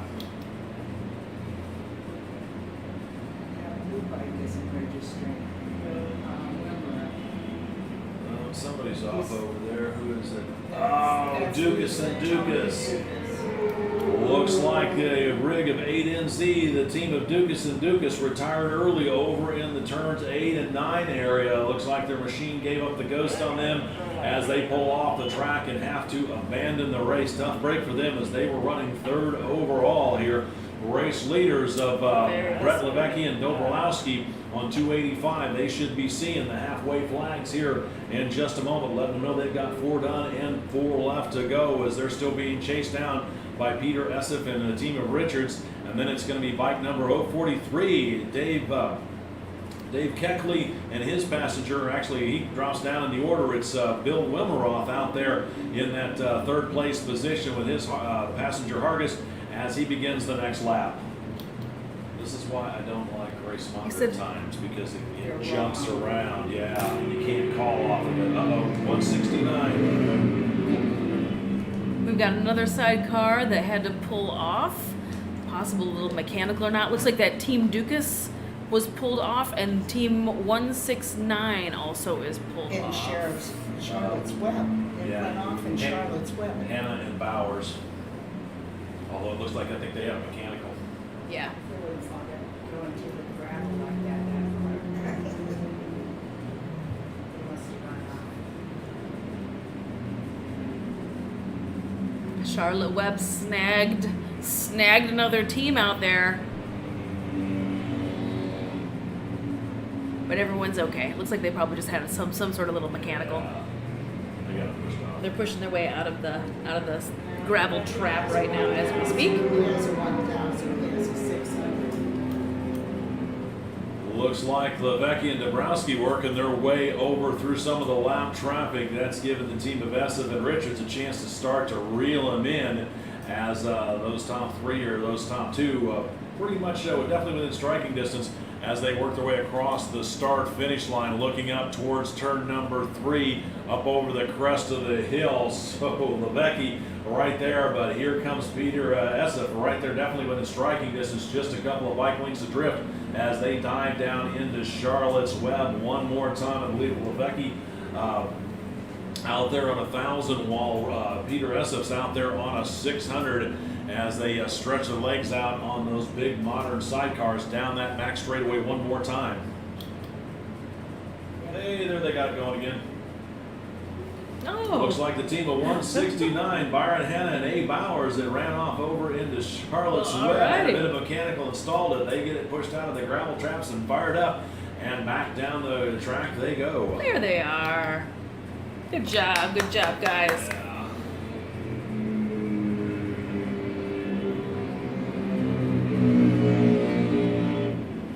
He only has a stock 600. The race motor park. Oh, wow. He's hauling butt with it, that's for sure. But always a crowd pleaser for sure. This class here at Barber, there is just tons of people stopped, hanging over the railings here outside of the timing tower on all the observation decks. Everybody loves checking this. I would say this class, but it's not. It's like 7 different classes. But everybody loves checking out the sidecars for sure. They're absolutely a smile machine. No matter where they go, everybody loves watching. Levecki and Dabrowski still lead by the slimmest of advantages over Esseff and Richard, as they have all seen the halfway flags now. So whatever happens, it would be considered a complete race. With bike number 64B, Bill Wimmereth and Passenger Hargis still holding on to the top 3. 37, Jim Jowers and Jan Pulaski in 4th. X82, Trosper and Trosper back there rounding out the top 5. We have somebody running super wide over in Charlotte's Web. 43, Dave Keckley and Vaden onto that 6th place position. 66D, Eric Green and Jan Pulaski back there in 7th, as it looks like, though, they take the long way around Charlotte's Web as they run out of track, but stayed out of the gravel that time, and now trying to cut the course, it looks like. I'm not sure what I mean, it's a beautiful day. They're going to go do a little I sightseeing. think they might have a mechanical, because it sure looks like there's some smoke coming off that machine, so I think they decided the better of it, just pulled it over and put it in the safe space. I think there might be a picnic. I think they're just going to hang out up looks there. like bike number 46X, Rammer moves up the position in on the board. Then X84, or X48 rather, Kohler and Blake in that 9th position, and 048, Coleman and Carlin back there rounding out your top 10 as the laps continue to click off here. But yeah, Larry Coleman, like we were talking about earlier, AMA Hall of Famer, has been in the motorcycling industry for a long time. I think he said he turns maybe 78 this year. So he's thinking about retiring. He's thinking about this being one of his very last races, and we will be sad to see him go, but he promises me that he will always be around, and he is a true fan of the AHRMA family out here. And he is going nowhere. I know. I couldn't believe it when he said 78. Number 14 is posted.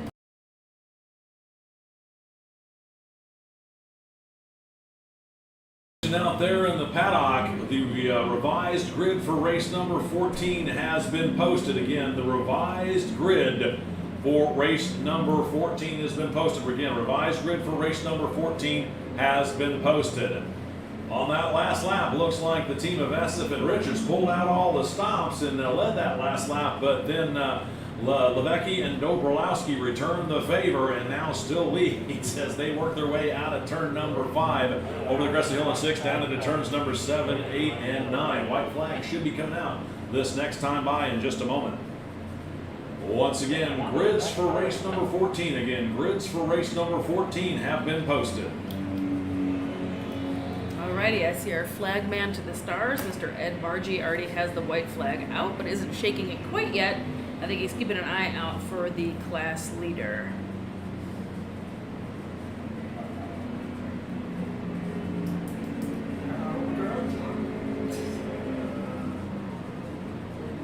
Just a beautiful day out here. The sun's starting to peek back out again. Just a spectacular past couple of days here after some torrential rain on Wednesday.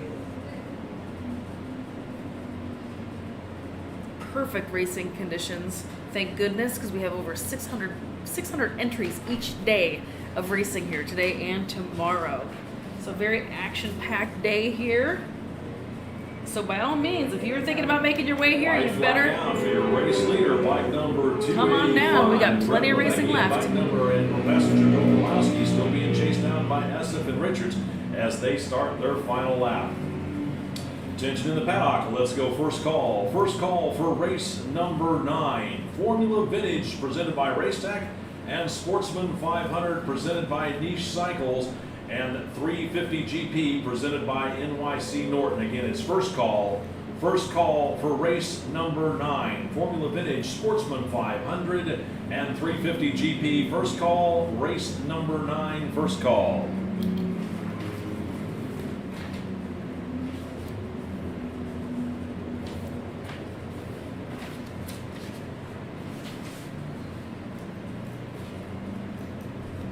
Let's see what's going on over at Race Monitor real quick. You can see some of the scoring that's coming in. Again, this is 7 different mixed classes, but this is just the order that they are crossing start finish with those transponders. You can take a gander at some of the timing that's been going on.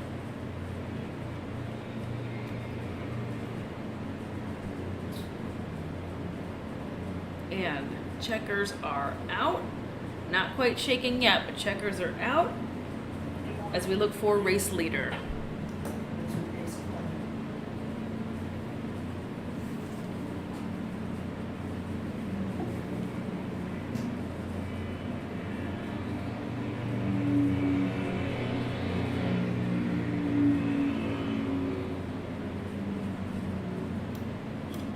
Race leaders out onto the front straightaway. Who's it gonna be at the line? It is 285. Levecki and Dobrowski just nipping SF and Richards at the line to take the unofficial win out here on this one as the checkered flag flies out there. Quite an exciting race here for the sidecars. As we said, they got some fast ones, some medium ones, and some slower ones, but everybody finishing the race other than just a couple that other than I think the Ducases, I think they were the only ones that DNF'd. Hot take that back 66 over here in Charlottesville. I believe we're going to have to go pick up that rig itself in just a moment. Alrighty, some more exciting racing from our friends over in the sidecar classes. And next class going on is going to be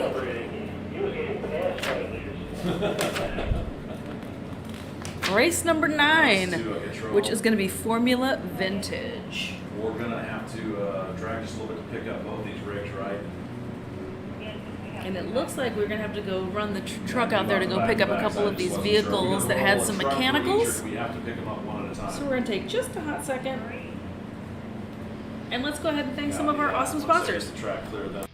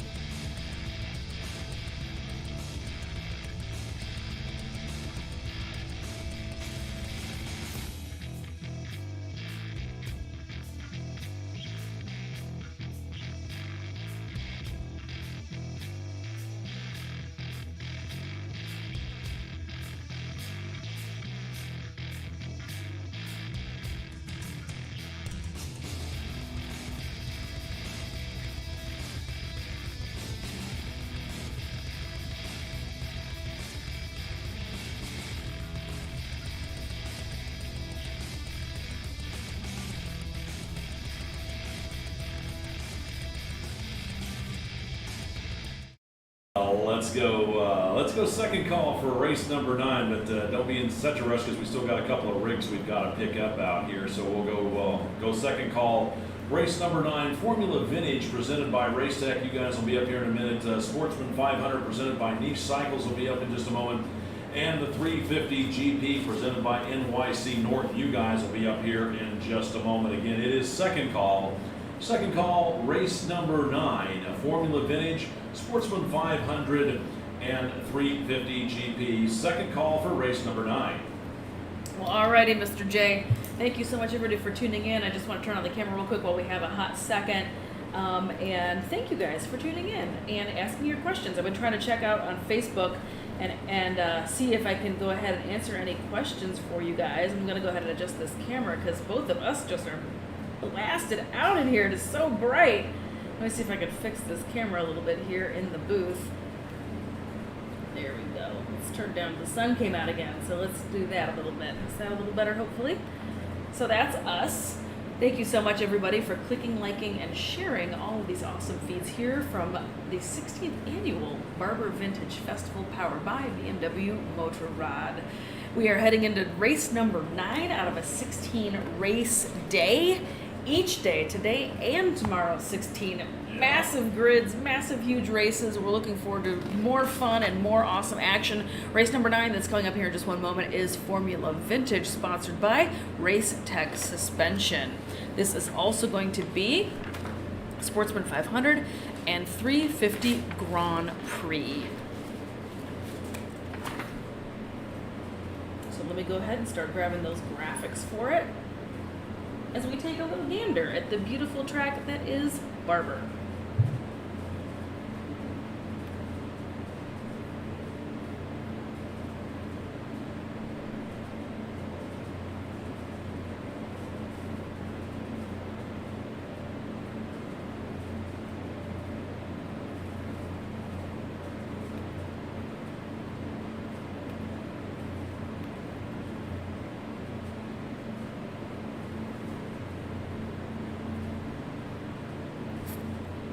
I already forgot what I said. Formula Vintage, Sportsman 500.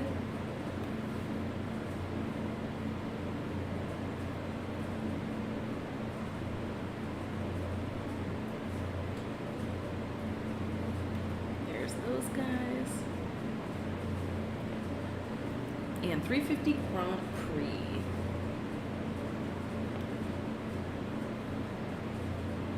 How they doing out there, Jay? Are they picking up those sidecars? Yeah, we've got a bit of a long second call going here because they have to, with sidecars, they can't put them on a trailer. They have to put a tow strap on them and kind of tow them back around. So we got both rigs rolling now. So hopefully it won't be too much longer before they get them going again. In fact, it could be a race between the tow trucks and the sidecars because the guy that's over here in 11 is not going very fast. The guy that came out at 10 and up the hill, he was going pretty good. The one who was telling Dukas.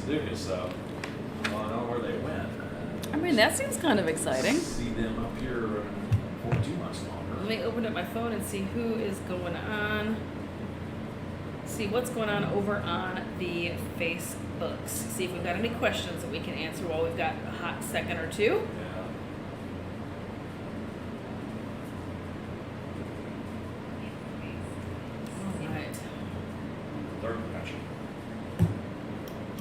Attention out there in the paddock. Looks like we've got everything taken care of. Let's go third and final call for race number 9. Formula Vintage, Sportsman 500, and 350 GP. Again, third and final call, race number 9. Formula Vintage, presented by Race Tech. Sportsman 500, presented by Niche Cycle Supply, and 350 GP, presented by NYC Norton. You folks are up right now. Again, it's third and final call for race number 9. Bring them on up. We'll send you on out to the racetrack. Again, also want to remind everybody, grids for race number 14 were reposted and are final down there. If you want to make sure you get down there and check out your grid positions again, grids for race number 14 are posted. As the competitors take to the track for their warm-up lap, here's how they're going to grid up. On row number 1, 117 David Kressel, 1B Kevin Rammer, and 237 Matt Esterline with 118 William Brent. On row number 2, it's 949 Keith Powell, 03 Jesse Davis, and 31 Martin Jurasek. Then row number 3 at 736, Stephen Pettinger, W13, Warren Wilson, and 139, David Wallace. For the Sportsman 500 presented by Niche Cycle Supply on row number 5, it's 1P, Eric Cook, C85, Simon Brown, 33, Kevin Hip, and 31X, Stephen Hip. Row number 6, it's 072, Michael Murray, 117X, Marcus Esterline, and 132, Greg Potter. Row number 7, it's 334, Scott Turner, 97R, Ken DeBellac, 32X, David Felpel, and 30, Graham Carlton. In row number 8, it's 56D, David Moser, 777, Joseph Wright, and bike number 59. For the 350 GP, presented by NYC Norton. On row number 10, it's 122, Alex McLean, 1B, David Roper, Z7, Jerry Duke, and 309, Tim Joyce. 950, row number 11, it's going to be bike number 950, Don Hollingsworth, 679, James Korn, and 79R, Greg Light. Row number 12, it's 87, Eric Watts, 127, Robin Scudder, 37, Jim Jowers, and 80R, Ellen Niederer. Row number 13, it's 36T, John Tunstall, it's 787, James Buller, and 350, Doug Bowen. And rounding out your field on row number 14, it's bike number 9A, John Sneed, and bike number 14K, Ken Duke. That is your field here for race number 9. The Formula Vintage class, sponsored by Race Tech Suspension. Since 1984, Racetech has been perfecting the science of motorcycle suspensions. They offer performance springs, legendary gold valves, G3S custom shocks, T&K fork tubes, drum brake, arcing, and complete suspension rebuild services for vintage and modern motorcycles. Vintage specialist Matthew Wiley will be at the track this year at several events, including the Barber Motorsports Vintage Festival, to assist AHRMA racers. Racetech Suspension has been an AHRMA sponsor since 2009, and in addition to backing the competitive Formula Vintage road race classes, they are the series sponsor for AHRMA Post-Vintage Motocross.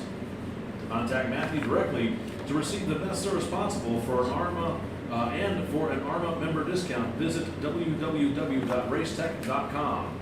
This class is open to machines which also compete in the 500 Premier, 500 Grand Prix, Formula 750, Formula 500, and the Sportsman 750 classes. Additional bikes eligible for this class include up to 1982 two-strokes from Kawasaki, Suzuki, Yamaha, and Honda 4-cylinder CB 550 four-strokes. The fastest bikes and some of the fastest riders of all of AHRMA's vintage classes are out here. Dennis Parrish won the 2020 championship. The Sportsman 500, sponsored by Niche Cycle.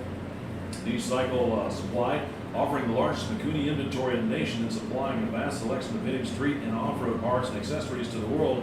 Niche Cycle has you completely covered from simple repair to maintenance to major custom and restoration projects. They stock everything they sell so they can ship it to you the same day you order it, because at Niche they understand the passion. The class here for the Sportsman 500 are 7T2 and earlier street bike-based four-stroke machines with a maximum of 3 cylinders. No fairings, drum brakes are required, and the class typically hits British twins against Honda and Ducatis and even the BMW on occasion. The 350 Grand Prix, sponsored by NYC Norton. NYC Norton specializes in Norton Commando restoration, the fabrication of complete Sealy framed racing and performance street machine motorcycles, and bringing to life pedigree specials in customized motorcycles built around a multitude of engine and chassis combinations.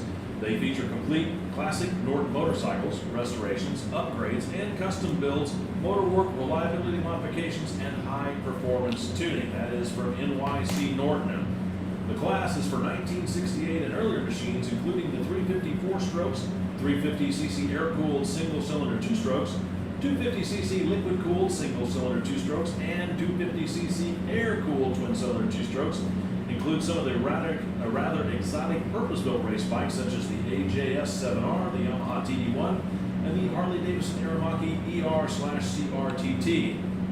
Converted production bikes are also in this class. Ducati singles and Harley-Davidson Sprints are also popular. Alex McLean took the 2018, 2019, and 2020 championship on his Rob McKeever-sponsored Aramaki. That is your field and the class here for race number 9.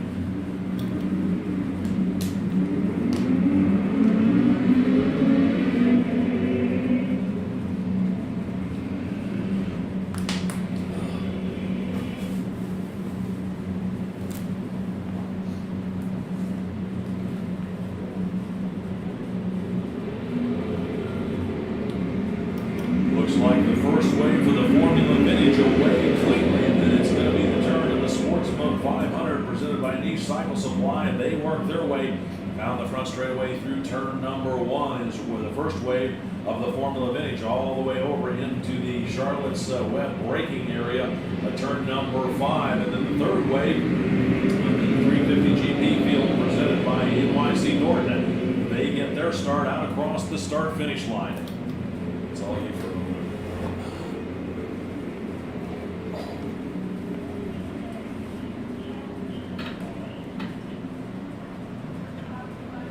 Alrighty, everybody getting off with a good-looking start. Charlotte did not strike again and nab somebody on this very first lap. And as you can already see down the back side of the track, we have our very first race leaders already heading very swiftly towards turns 15 and 16.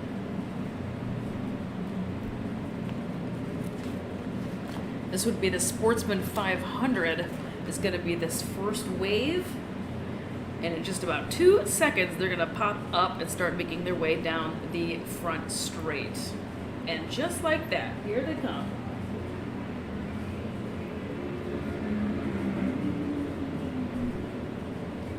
Sportsman 500 class, powered by Niche Cycle Supply and the 350 Grand Prix, sponsored by NYC Norton.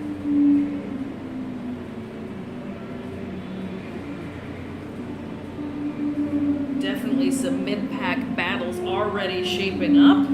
Let's go take a gander and race monitor real quick and see what they've got going on. So it looks like Jesse Davis is in 1. David Crissell in 2. Kevin Rammer in 3. William Brent 4. David Wallace 5.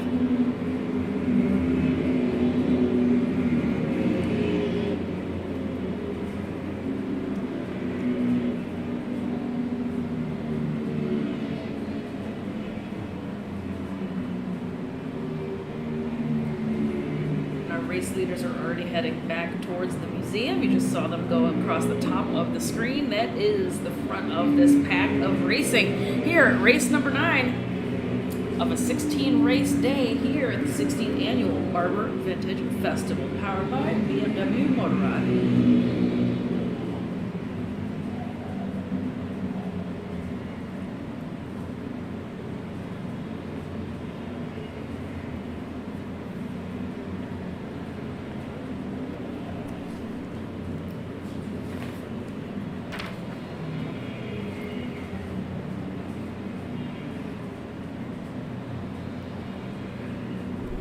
Oh, it looks like Formula Vintage was at the front of this pack. I was wrong. Formula Vintage is towards the front of this pack.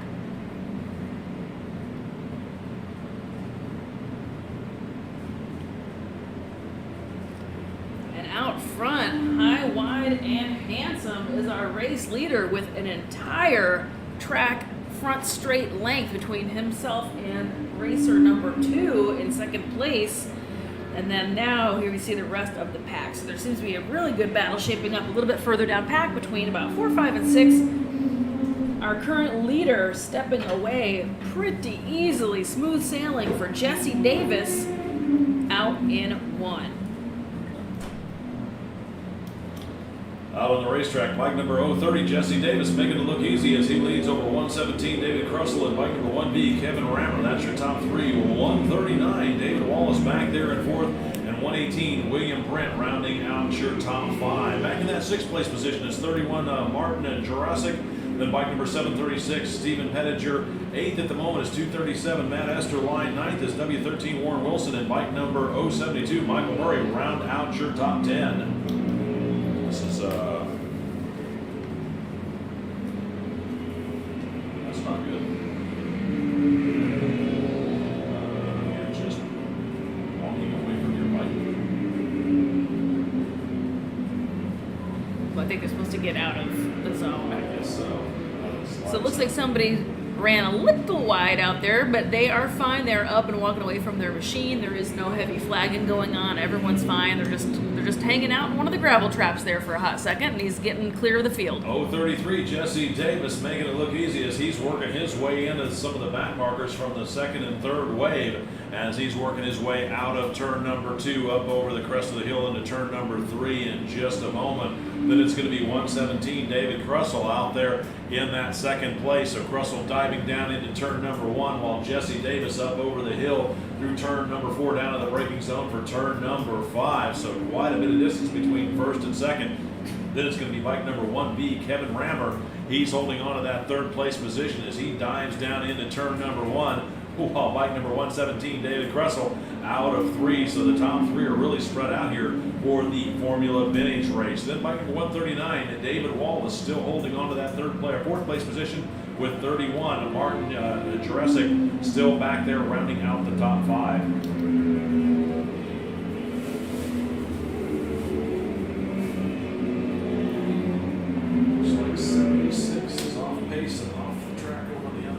Charlotte's Web. Who's that out there? 76, I think. Oh, looks like Straight over there. bike 76 is having a little bit of a mechanical. Let's go see if I can see them on our screen. Oh, where is he? Straight out front. See him over there? I do. Where's he going? Unfortunately, it's my camera is. We're missing him by like a millimeter. But anyway, he's fine. Looks like somebody's just having a little mechanical. They're pushing their bike off of the back side of the track. But again, no flags, no drama. Everyone's fine.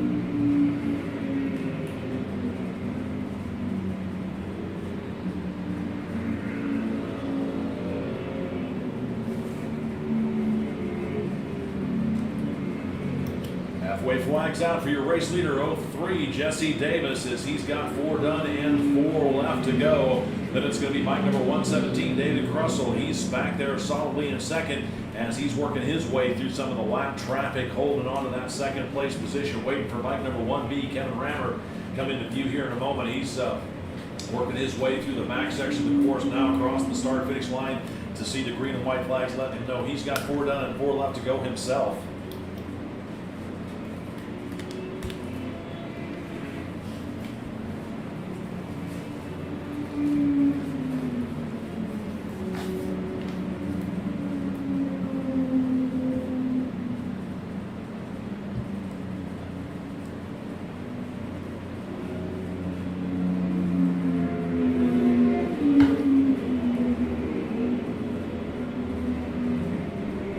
Switched to my rooftop camera and a little corner of a white flag just flipped in front of the screen, and I was getting ready to say something and then realized, oh no, because it's up on the roof. They've got white Barber printed logoed flags up there, so every once in a while it just flips in front of the camera.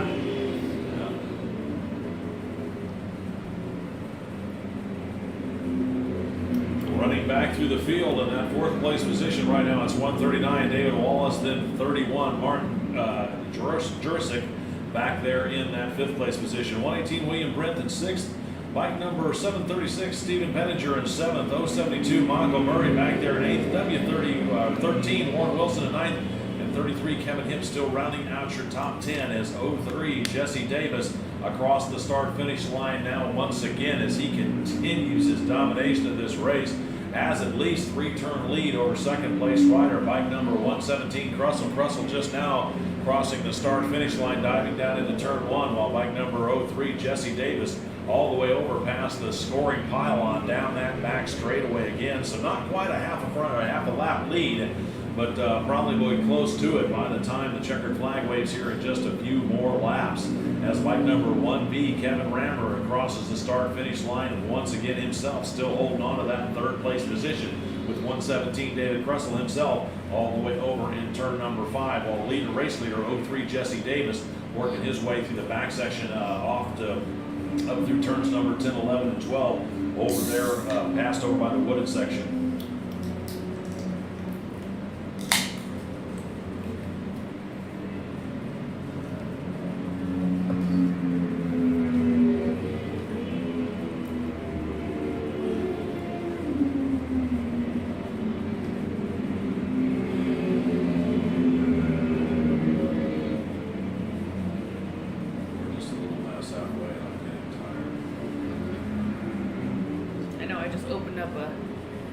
Delicious cold soda pop for myself. A little bit of caffeine to get us through this big, huge day, Jay.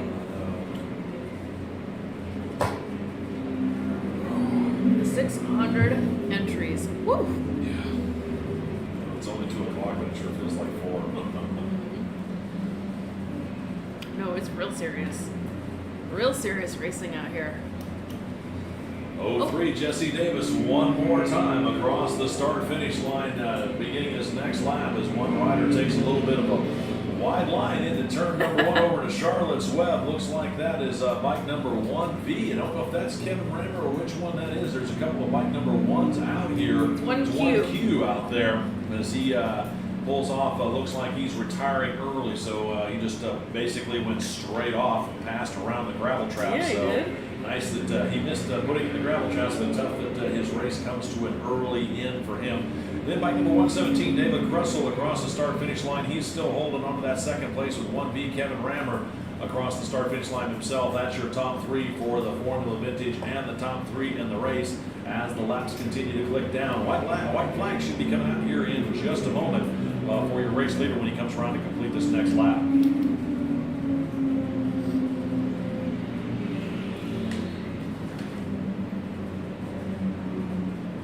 Yeah, I think he was trying to play it safe and go off into the grass versus going into the gravel. I think there must have been some sort of little mechanical issue, and he just figured, I'll just dip out right here and have somebody push me back to the paddock. Flag in hand for your race leader, bike number 03, Jesse Davis, who took off at the beginning and has really stretched out his lead as he continues to work through lap traffic. And then bike number 117, David Krussel, he's still working his way through the back section of the course as Jesse Davis sees the white flag starting his final lap. Looks like Davis working his way up over the crest of the hill down into the braking zone for Charlotte's Web here in this final lap. Still waiting for our second place rider, 117 Krussel, to work his way out of that final turn onto the start-finish line. Meanwhile, race leader up over the crest of the hill by the scoring pylon and down that back straightaway there. Second place rider, 117 David Krussel, seeing the white flag starting his final lap. Well, let's go first call. First call for race number 10, Sound of Thunder 1, Next Gen Superbike, and Sound of Singles 2. Again, first call for race number 10, Sound of Thunder 1, Next Gen Superbike 2, and Sound of Singles 2. First call for race number 10.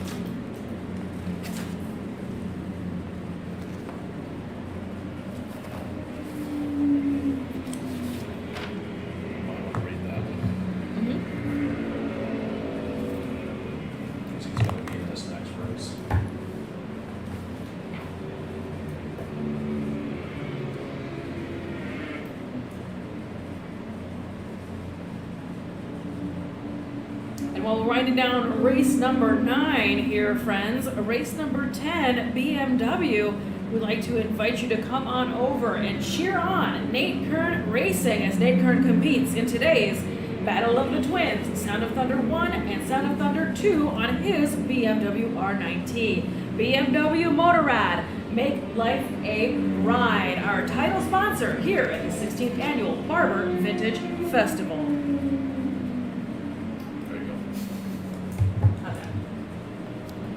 Thanks, Brent. Checkered flag out for your unofficial race winner, bike number 03, Jesse Davis, making it look easy as he put his head down at the beginning of this one and flat took off from the rest of the field. Still waiting, looks like number 117, David Krussel, out of that final turn here, waiting for him to come across the start-finish line. Here he comes, taking the unofficial second out there in class, and then now waiting for bike number 1B, Kevin Rammer, who should be taking the unofficial third as everybody else works across the start-finish line.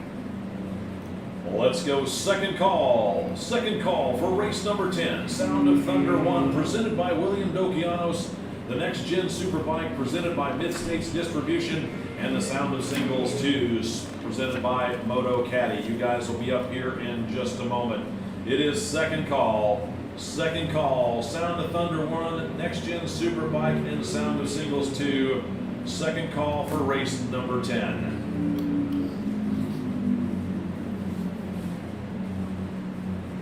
Alrighty, Jay, while we're having these folks make their way back home, I'm going to go ahead and start changing out these graphics as we get into race number 10.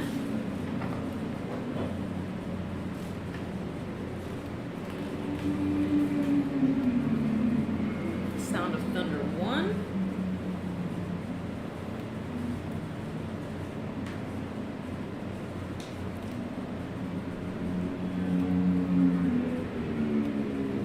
as we were discussing earlier, as the numbers get smaller, the CCs get bigger. So that's That's the right. biggest Sound of Thunder class. Yep. This is also next generation Superbike, which is a little bit more of a modern type class.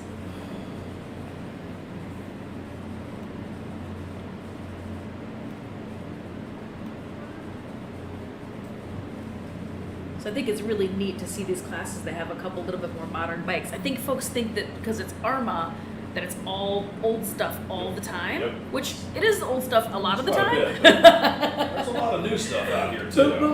we dabble in a little bit of more modern stuff, you know. We're open to adding classes where it fits in and where it makes sense, you know, to include people in our super fun family atmosphere of racing.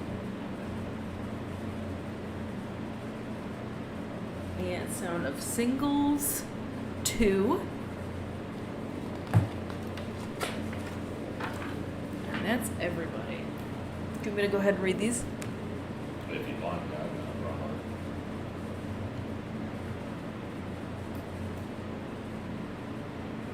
And race number 10 coming up in just one moment. This is Sound of Thunder 1, sponsored by William Dokianos. This is also going to be William Dokianos wishes to thank all of the volunteers. We are fortunate to be able to enjoy AHRMA. So great messaging from William. Thank you so much for being the sponsor of this Sound of Thunder 1 class. Some of the biggest, baddest, fastest bikes in AHRMA road racing. This is an unlimited displacement 4-stroke singles, twins, and triples. This is also open to AHRMA's open 2-stroke bikes and even rotary engine machines. This is also next generation superbike sponsored by Midstate Distribution and Ned Heidel.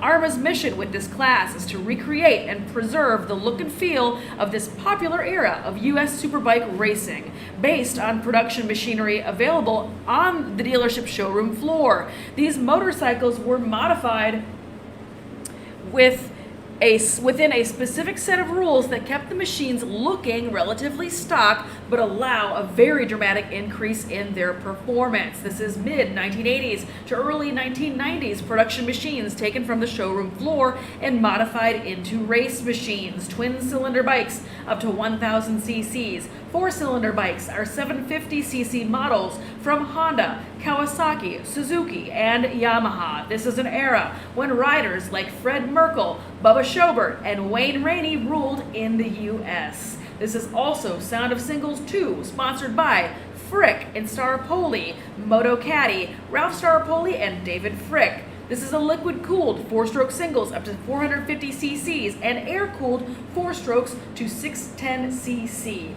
450s typically have state-of-the-art road race chassis with modern motocross-based engines. That is your race number 10 coming up next. Attention down the paddock, let's go third call. Third and final call for race number 10. Sound of Thunder 1 presented by William Dokianos. Next Gen Superbike presented by Midstate Distribution, and Sound of Singles 2 presented by Moto Caddy. You guys are up right now. Again, it's third call. Third and final call for race number 10. Bring them on up. Third call for race number 10.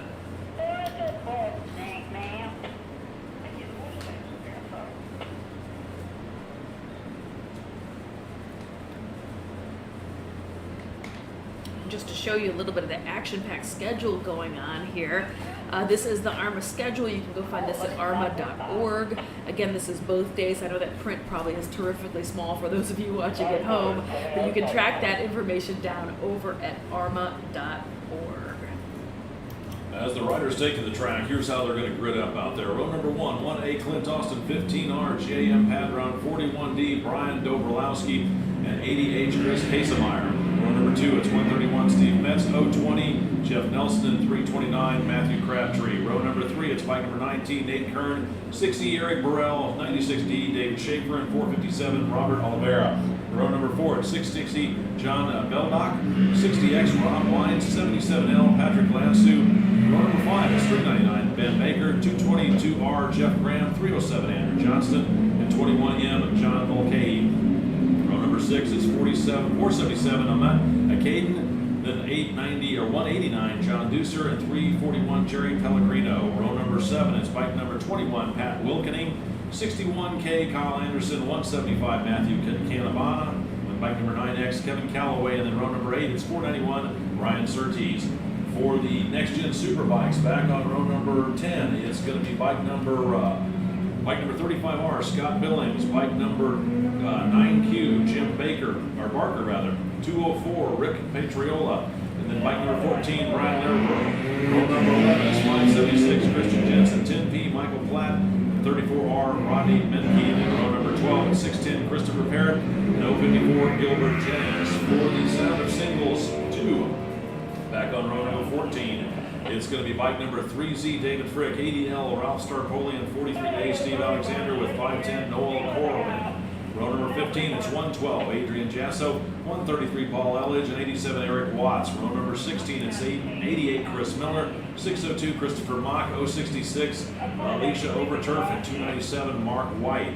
Row number 17 is 785, Steve Cartuz, 137, William Doyne, and 681B, Andrew Kruder. Then we're rounding out your field on row number 18 is 141, Larry Watts, 459, Matt Fisher, and bike number 66. That is your field here for race number 10, the Sound of Thunder 1, Next Gen Superbikes, and Sound of Singles 2.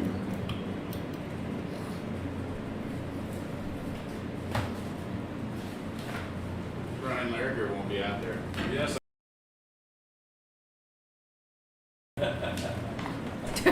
Brian Larrabird just stopped by to tell us that he will not be on the grid. He is already in his comfortable outfit. He is done racing for the day, it appears. Yep.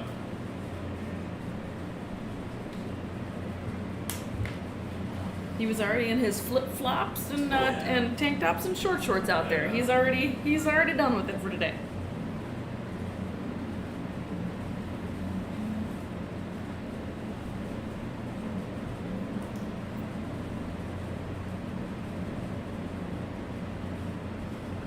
This is a pretty good sized field, and it is going to be a fast race. You wait and see. These are modern Ducatis up front up here. Mandor 675 Triumphs. Those things are faster than sin too.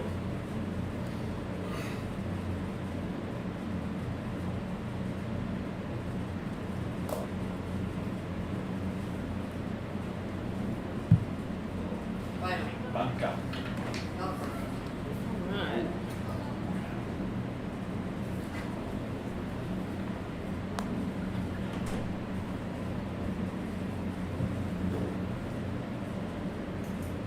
Another big, massive grid. Mr. David Earhart checking in with us over on the Facebooks. Says there's 3 different races out there. Help us out. Well, you can also always go check out race-monitor.com as well if you want the most up-to-date information. They've got all the details over there with the transponders. Makes it real handy.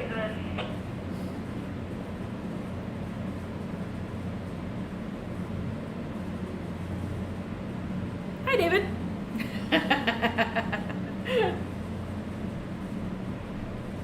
Alrighty, race number 10. Sound of Thunder 1, Next Generation Superbike, and Sound of Singles 2. Let's listen to the roar. Looks like the board goes sideways, and it's 15J, Patron, and 41D. Brian Dobrolowski getting the jump on the field as they rocket down, across the start-finish line, down into turn number 1. Looking back towards wave number 2, the Next Gen Superbike, waiting for them to get going. The second wave now cleanly away as the Sound of Thunder 1 bike's already out of turn number 2.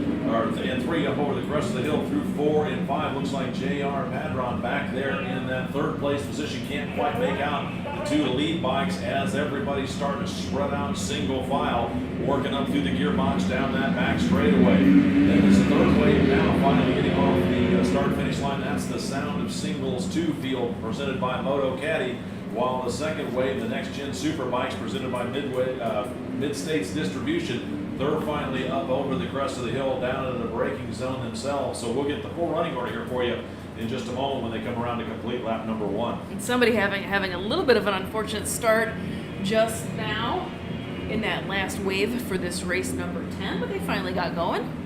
Hopefully they'll catch up and stay competitive. I'm sure that's probably pretty disappointing. And now our first wave is definitely hauling the mail. They are getting ready to hit this front straight here in just one moment.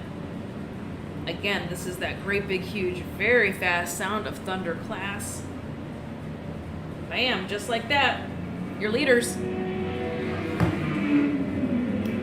Race leaders across the line is 41D Brian Dobrowski and 19 Nate Kern. Should have realized that Kern, being a fast rider way back there on row number 3, has worked himself up to that second place position. Then 131 Steve Metz rounds out your top 3 with 15R. JM Padron back there in 4th, and 77L Patrick Lounsu rounding out your top 5. As looks like Dobrowski and Kern having a battle themselves, rocketing one more time down into that braking zone. Meanwhile, a pass for third is, I believe it was Lance, or maybe it was Hasemar. Chris Hasemar on bike number 80H. He's an extremely fast rider himself, as one rider diving down into turn number 5 to, I think, work himself up to 3rd place position. We'll get a confirmation who it was here in just a moment, as Kern and Dobrowski continue to work over each other for the lead. Going back on through the field, 7th place at the moment is 9X Ken Calloway. 8th is bike number 660 John Beldock.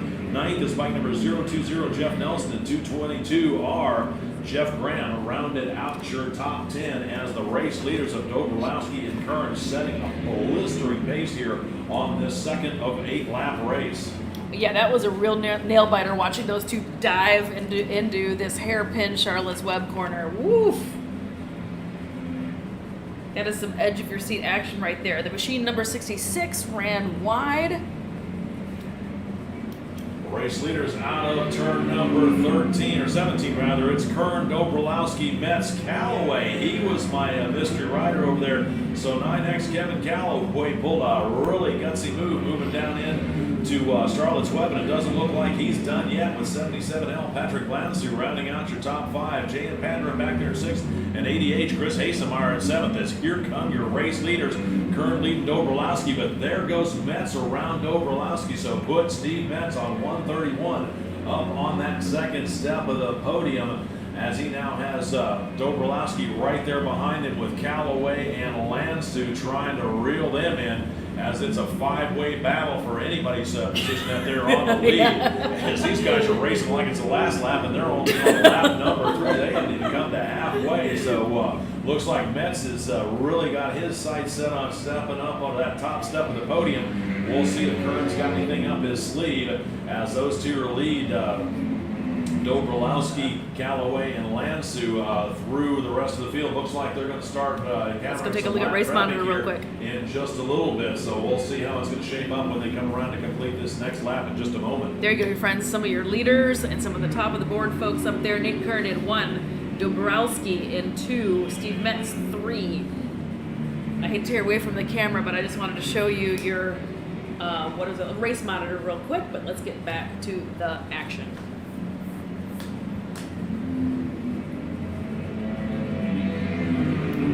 Looks like 131 Steve Metz made his move and puts himself up on the top of the box, with Nate Kern now in 2nd, and 9X Kevin Calloway back there in 3rd. Halfway next time. Can you announce that they're going to open registration from 5 to 5:30 tonight? Yeah, I will. Yeah, thanks. I've read that. I think we talked about it in the riders meeting, but I'll start making a mention of it. Okay, perfect.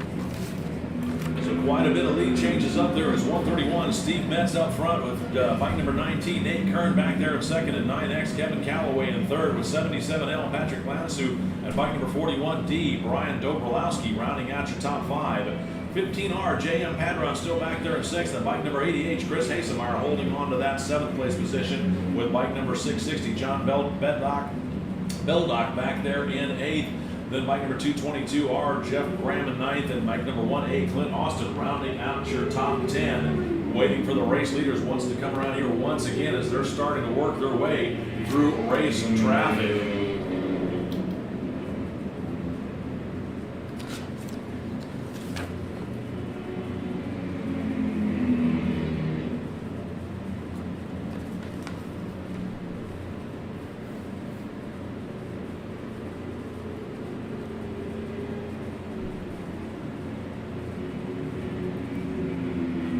Showing some somebody else ran a little bit wide, but it looked like they were going to push him, like he was maybe thinking about jumping back on the bike and heading back out there again. So we'll see if somebody rejoins the grid. Race leader 131, Stephen Metz out the front. Looks like 9X Kevin Calloway was able to use some of the lap traffic to his advantage, put him up on the second step of the podium with 19. Nate Curran dropping back, but still holding on to that third place position as they're going to have to work their way through more lap traffic through the rest of this race with 7LL.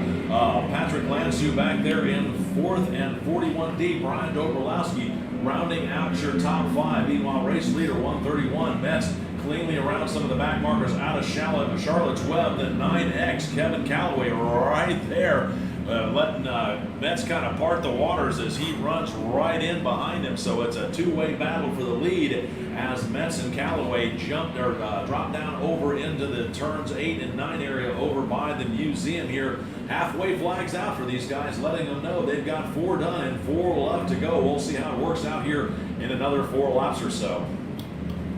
Somebody get a little crazy out there in 5? No, just an absolute nest of bikes going through that corner right there. Just a ton of traffic, a huge pack of motorcycles. It's really just going to be anyone's game of who navigates their way through all that.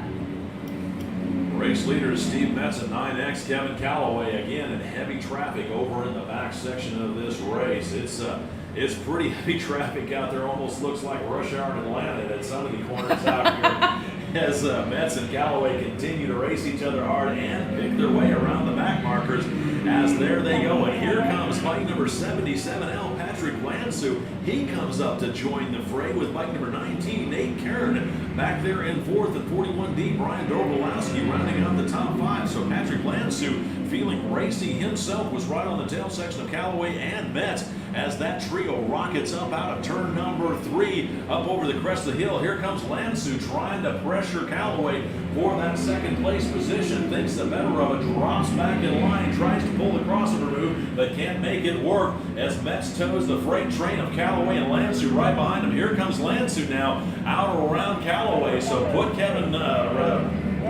Lansu on 77L up there into that second step of the podium as one rider runs a little bit wide over out of Charlotte's Web and pretty much nails the wall head on. I haven't ever seen that one happen. He was trying to get it slowed down. It looks like he's okay, but bike unfortunately is probably not so well for the wear as race leader Metz continues to lead Calloway and Lansu. Not sure Lansu put a pass on Calloway over there into the turn 8 and 9 area. We'll see if it managed to stick as more riders over out into turn number 5 and Charlotte's Web claims another person over there as the riders up and away, corner workers trying to cleanly pick up the bike now. Waiting for your race leaders. Who's it going to be? It should be Steve Metz out of that final turn. But we're trying to figure out who's going to be holding on to second as here they come down the start-finish line. It was Metz, Calloway, and Lansu. Lansu was right next to Calloway, about a half a front wheel behind him.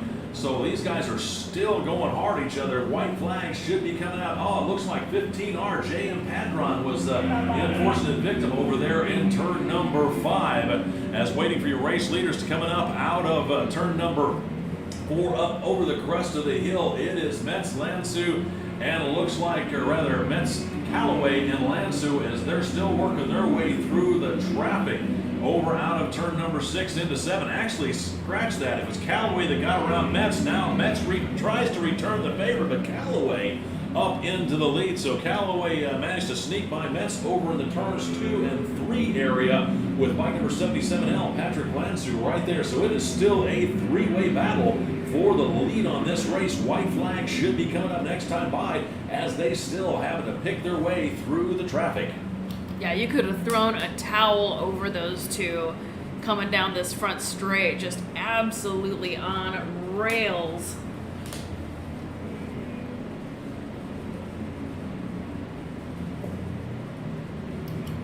Race leaders over back into the back section of the course over through turns 14, 15, and 16, waiting for them to come back onto the front straightaway and see if they're going to still be bunched up or if they've spread themselves out here, getting kind of hung up in some of the lap traffic. As waiting for Mats, here they go. It was 9X Kevin Calloway managed to make that pass stick over 131 Steve Metz and bike number 77L Patrick Lansu as they see the white flag out starting their final lap. Attention to the paddock. Let's go first call. First call for race number 11. Vintage Superbike Heavyweight, Formula 750, Vintage Superbike Lightweight, and Sportsman 350. Again, first call. First call for race number 11. Vintage Superbike Heavyweight, Formula 750, Vintage Superbike Lightweight, and Sportsman 350. First call for race number 11.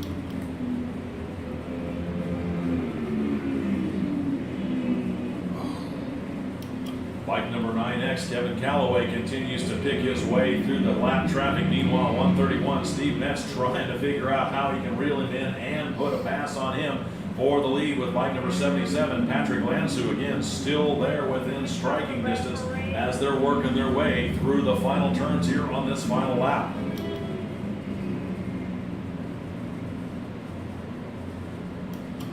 Looks like Callaway still holds the lead over Metz by just a few bike lengths leads as they work their way over through turns 13 and 14 here in this final lap. We'll see if traffic's going to come into play as they work their way on around again the final turns here.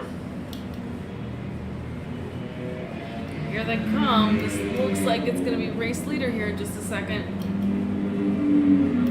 Race leader across the start finish line. It is 9X Kevin Calloway using the traffic to his advantage to put himself up on the top step of the podium with 131 Steve Metz and bike number 77L Patrick Lansu rounding out the top three with 19 Nate Kern back there in fourth and 41D Brian Dobrolowski rounding out the top five. Very exciting racing, very fast. I forget how these larger displacement machines,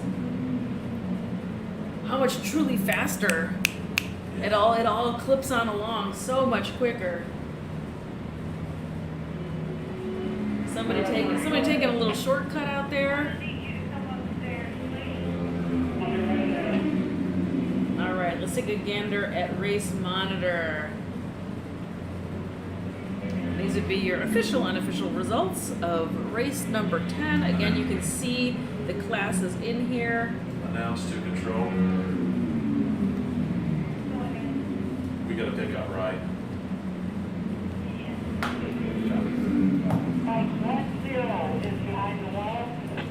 And your official, unofficial, official-ish winner, yeah. Kevin Calloway on the 9X. It's always unofficial until the 30-minute protest period is over, and that's the way I call it. That's true. That's true. This is the official, unofficial version.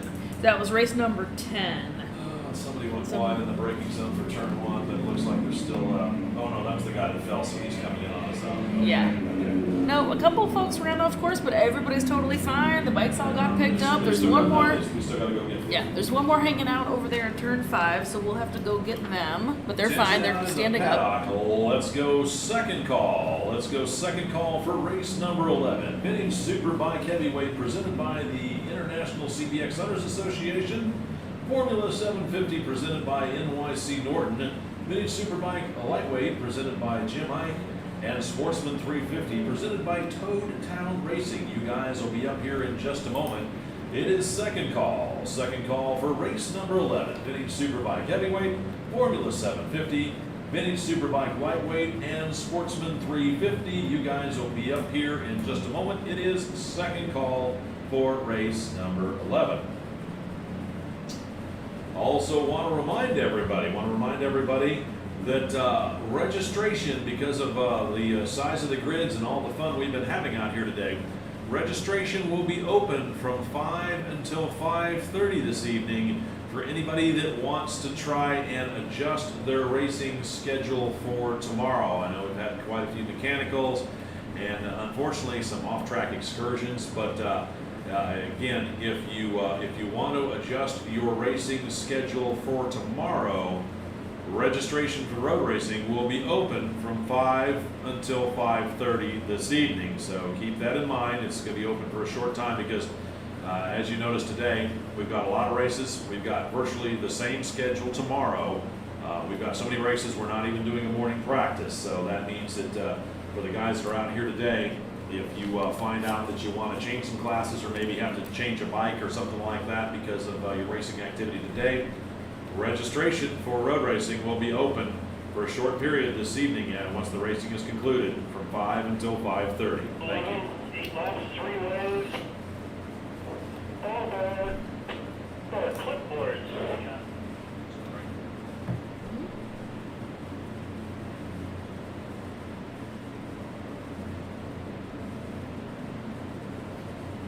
Alrighty, let's go ahead and redo some of these graphics here. I'm looking for Sportsman 350.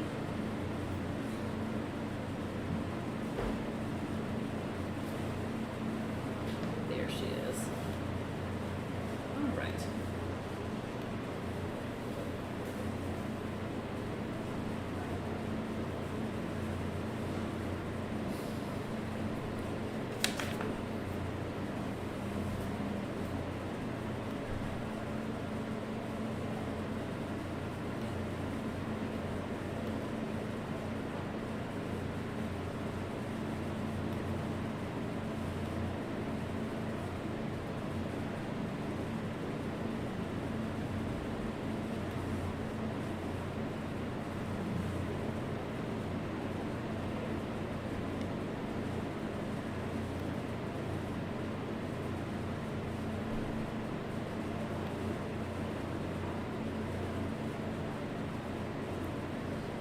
Alrighty.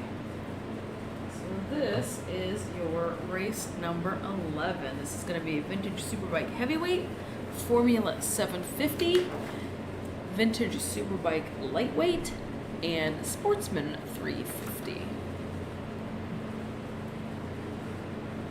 Jay, did you say there was a... You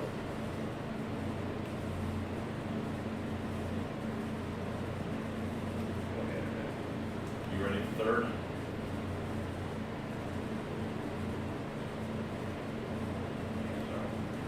Copy that. Were we giving him a little bit of a pause because there's a lot of double, or somebody had to be picked Well, up? both we had to do pickup.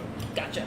Attention out to the paddock. Let's go third call. Third and final call for race number 11. Vintage Superbike Heavyweight, Formula 750, Vintage Superbike Lightweight, and 350 GP. You folks are up right now.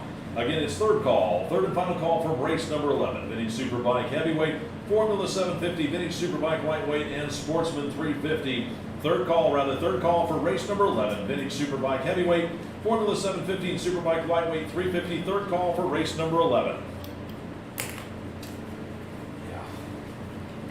Seems like we've got back-to-backs and everyone, and we've also had to pick up after every race. Yeah. And Everyone's pushing. It's 2:30. We're all right. Yep. I mean, we're not going to run out of daylight. No, no. It's been beautiful here too as it gets towards evening time the past couple nights. It's been absolutely lovely. But yeah, so while we are in a little bit of a stand down, let's go ahead and go check out some of our sponsors, go say hey to them.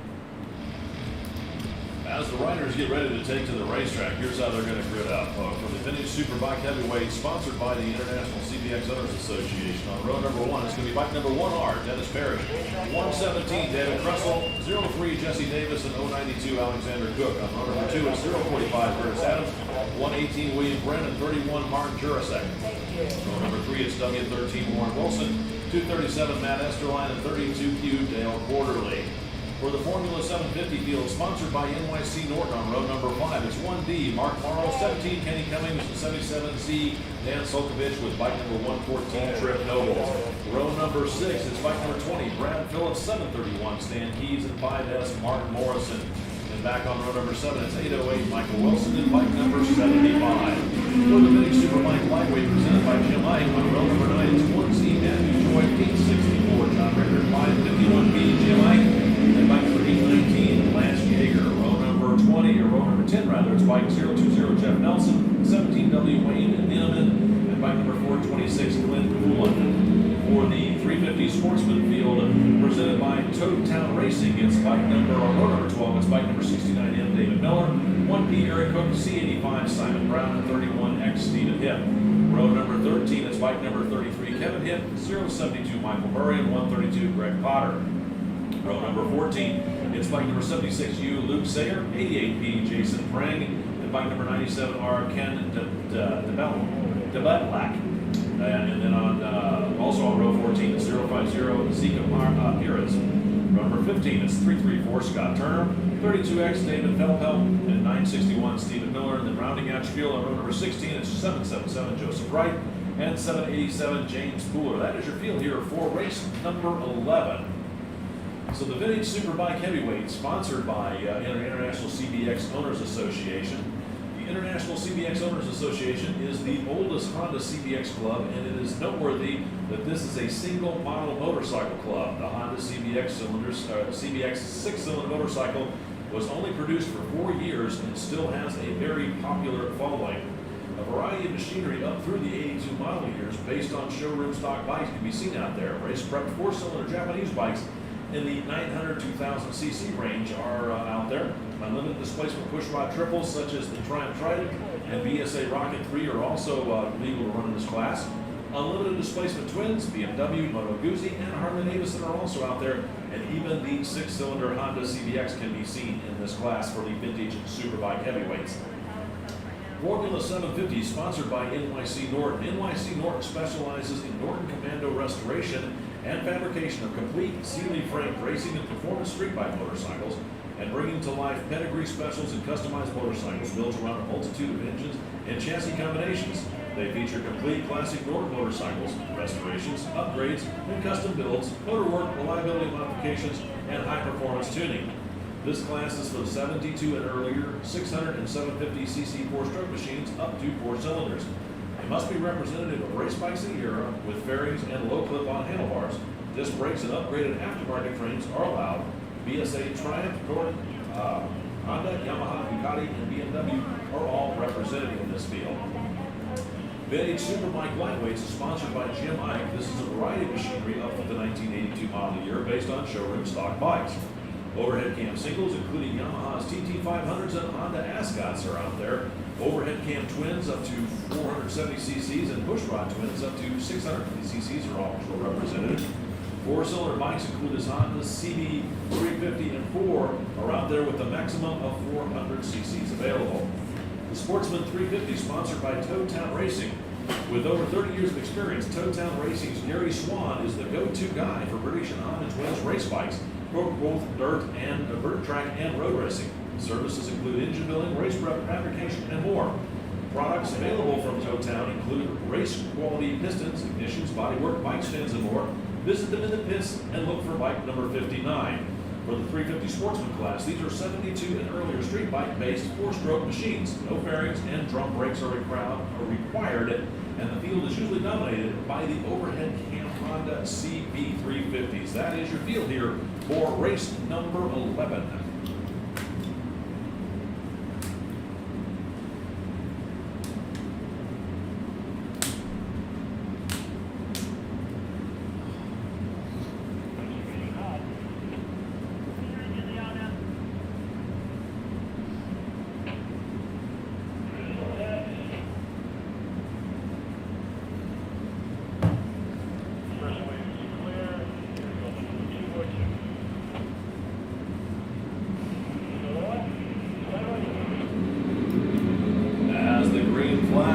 No surprise, bike number 03, Jesse Davis gets the jump on the field as he thunders down that front straightaway on into turn number 1. Couldn't quite tell who was that second place bike as everybody's starting to spread out single file out of turn number 1 over to 2. Now looking back towards the field here, looks like the Vintage Superbike lightweight field cleanly away themselves at the start of their race as they drop down into turn number 1. Meanwhile, race leader, bike number 03, Jesse Davis, making it look easy as he's already over into the braking zone for Charlotte's Web, while the rest of that first wave tries to reel it in. Third wave from the start-finish line thunders away themselves for the Sportsman 350 class. We'll wait till they come around to complete lap number 1 to get the full running order here in just a moment.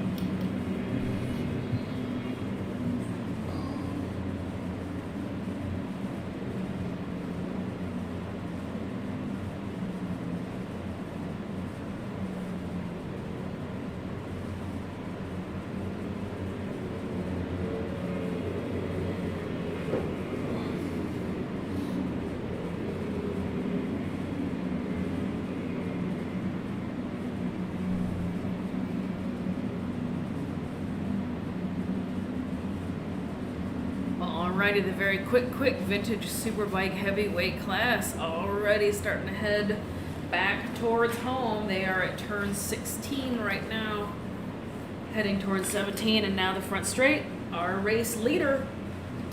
Race leader, bike number 03, Jesse Davis, out onto the track as he starts his next lap. He's still being chased down by 32Q Dale Quarterly. Quarterly starting way back on row number 3. That's the same Dale Quarterly, I believe, from the Mutant Ninja Turtles Racing from, I don't know, 30 years ago, sometime in the 90s, if I recall right. So he's still out here going fast, holding on to that second place, and it's 045 Curtis Adams rounding out your top 3. 117, David Crussell back there in 4th.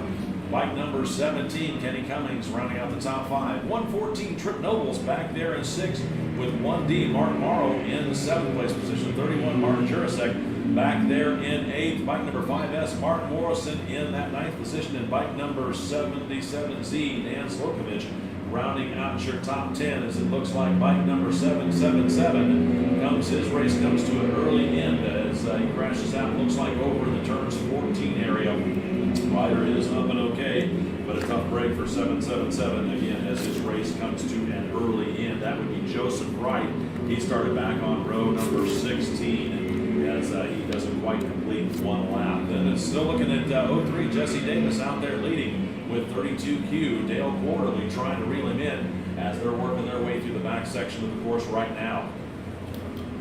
If you're just now tuning in, thank you so much for joining us. This is race 11 of a 16 race day here at the 16th annual Barber Vintage Festival powered by BMW Motorrad. Over 600 entries today, massive grids. We kick off the racing today and tomorrow at 8:30 a.m. Woo! 9 straight hours of racing action, and that's just the road race program. Jay, they've got dirt racing here. There's vintage motocross and cross country and all sorts of stuff going on everywhere here. The trials and the motocross back on the other end of the track down there. Their grids are, their paddock here is absolutely full. Yep. Race leader 03, Jesse Davis, down into the braking zone, still holding on leads. Meanwhile, 32, Dale Quarterly continues to try and chip away at his lead, but wasn't able to do much with it that last lap. And it's going to be bike number 045, Curtis Adams, out there holding on to that 3rd place position. 117, David Crussell back there in 4th, and 17, Kenny Cummings rounding out your top 5 as once again Jesse Davis setting a blistering pace while he's got a clean track right now. Although I'm sure as we get to the closer to the halfway point here, I'm sure he's going to be encountering some lap traffic, and we'll see how that's going to shape up for the battle between he and Dale Quarterly as those guys run 1st and 2nd, working their way out of turn number 10 up the hill through 11 and over into 12 here, getting ready to start their next lap. Let's take a gander at race monitor. Let's go check in. All of the stats you need, all the different classes, all the different times. This is what it looks like right now. Jesse Davis with a pretty smooth sailing, pretty decent lead going on right now in this race number 11. I want to just double check something and see if it was. So it is Kenny Cummings is in 1st place for his class of Formula 750 with Trip Nobles right behind him. And Mark Morrow, the very fast Mark Morrow, currently in 3rd, but I don't know if that's going to last for long because he is just quick. Mark Morrow, of course, one of our teachers, one of our instructors for our race school. Yep. He's still holding on to it. Looks like he's got a little bit of a lead over that 4th place rider, 5S Mark Morris. So, yeah.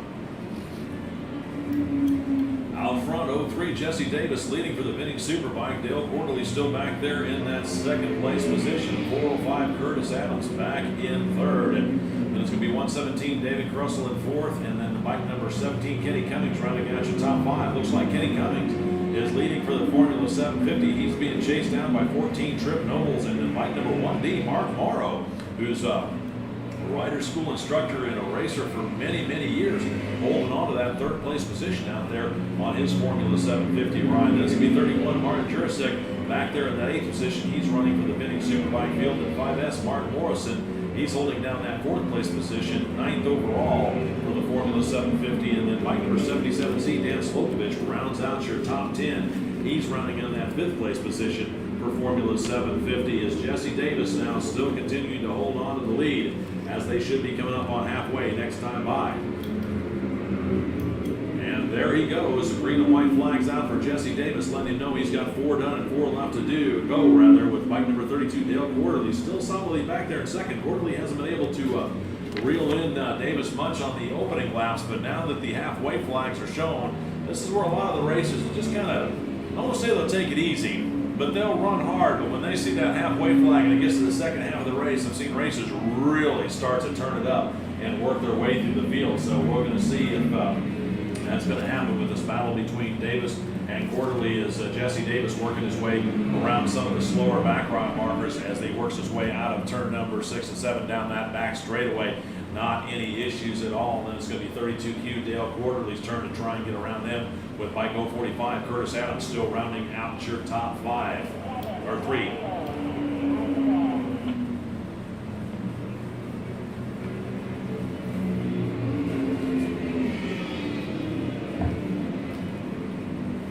Kind of interesting, and Mark Morrow, I wanted to double check because I thought I remember that he's on a kind of a unique machine, and he is. He's on an RD 400 in this Formula 750 class. I just remember that totally stuck out to me. Oh yeah.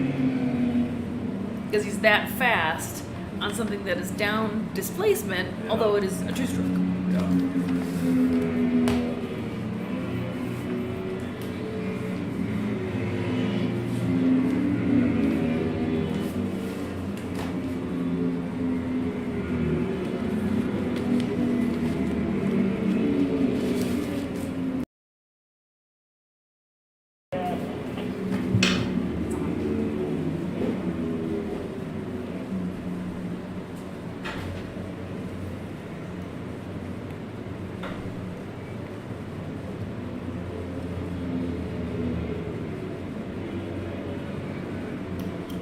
Attention out there in the paddock. Want to remind everybody tonight over in the fan zone, John Elefante from Kansas will feature, of Kansas, featuring 6-wire. Will be performing from 5 until 7 p.m. in the fan zone, located directly across from the lower swap meet area. Again, John Elefante of Kansas featuring 6-wire, performing in the fan zone this evening, later on this afternoon from 5 until 7 p.m.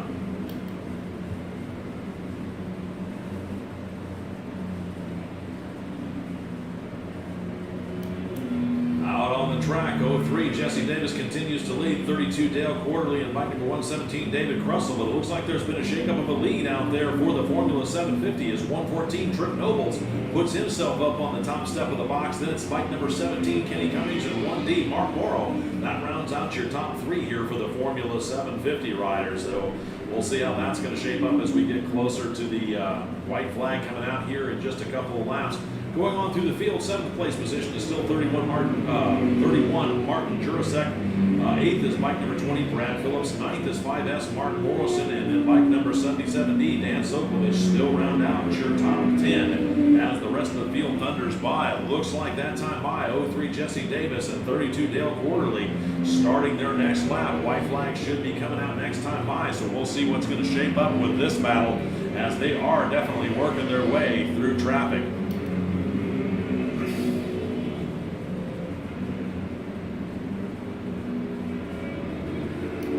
Looks like Quarterly now within striking distance, just about 4 or 5 bike lengths adrift of 03 Jesse Davis as that duo works their way out of turn number 5, Charlotte's Web. Quarterly runs it a little bit wide, and that gives Davis the breathing room he needed to stretch out 10 to 12 bike lengths over Quarterly as they drive down that back straightaway and down into the museum turns once again. Meanwhile, Russell still holding on to that 3rd place position with Trip Nobles leading Kenny Cummings and Mark Morrow. So Morrow's sizing up Cummings to possibly step up onto the 2nd step of that podium for the Formula 750, while Jesse Davis continues to be stalked by Dale Quarterly as they work their way out of turn number 10 up into 11. Looks like Quarterly gets a great drive going up the hill themselves right on the head section of Jesse Davis as they work their way over the crest of the hill there into 14 and 15. We're going to see if Davis is still able to hold on to the lead. Starter has white flag in hand, waiting for either Davis or Quarterly to come back around onto the start-finish line to give them the signal that they're going to start their final lap. Waiting for them to come into view here in just a moment.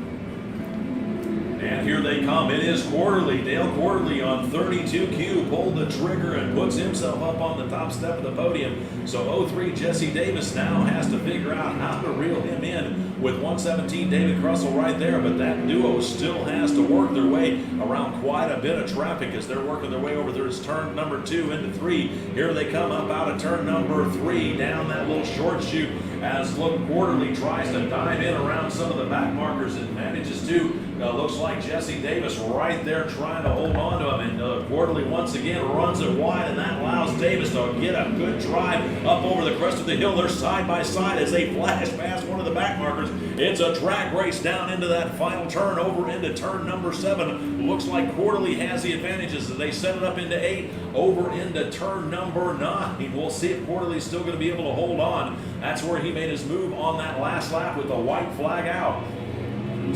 Attention in the paddock. Attention in the paddock. First call, race number 12. Next Gen Superbike 2, Sound of Thunder 3.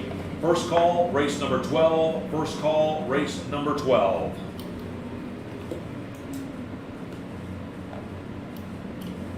Bike number 32Q, Dale Quarterly still holds the slimmest advantages, but looks like bike number 03, Jesse Davis, trying to reel him in. It looks like traffic is starting to present an issue with them as they're working through the final turns here, waiting for him to come out through turn number 17. Who's it going to be at the line? Looks like it's going to be 32, Dale Quarterly, just getting the better of his battle with Jesse Davis as he pulled the lap traffic strategy perfectly. Then it's going to be bike number, I believe it's going to be 117. David Crussell coming home back there in that unofficial third place position.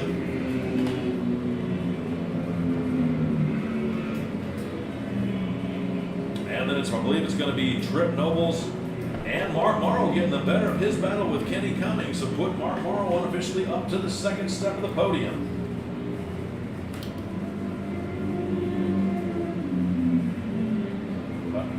That's not good.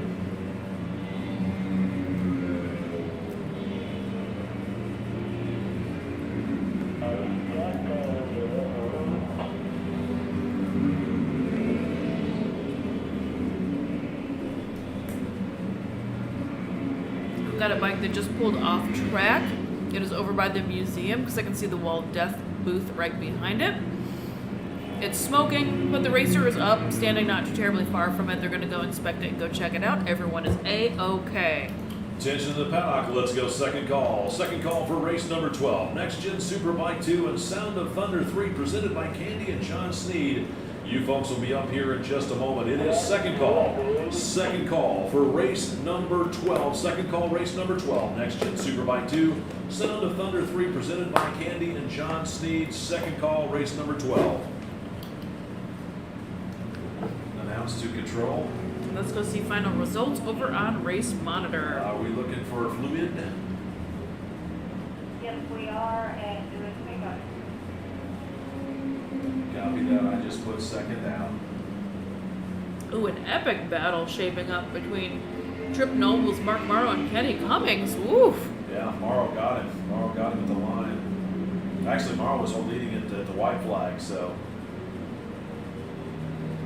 Excellent, excellent racing going on out there. That was race number 11. Now let's go take a look at race 12. What's coming up next, Mr. J? Next Gen Superbike 2 and Sound of Thunder 3.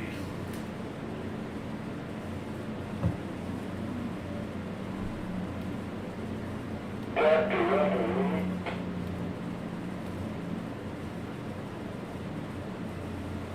are a couple of bottles of water back there, right? There is. Okay. All right, you said next gen. Superbike 2. Next gen Superbike 2. Does anyone have eyes on the referee? Can you grab that radio? Thanks, buddy.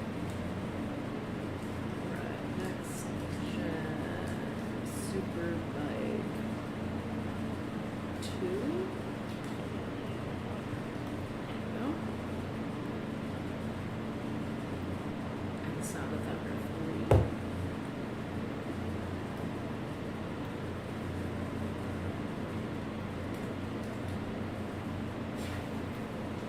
So this is the Little Thunder. Yeah. Yeah. This is the Mini Thunder class. All right, is that everybody? Yes, because this is a huge grid. Holy smokes. Alrighty. Race number 12. This is your next generation Superbike middleweight class, or Superbike 2. This is also Sound of Thunder 3. And I believe my flaggers bumped into my GoPro down there, so it is currently flickering. I'm just hoping to make it through the next 4 races.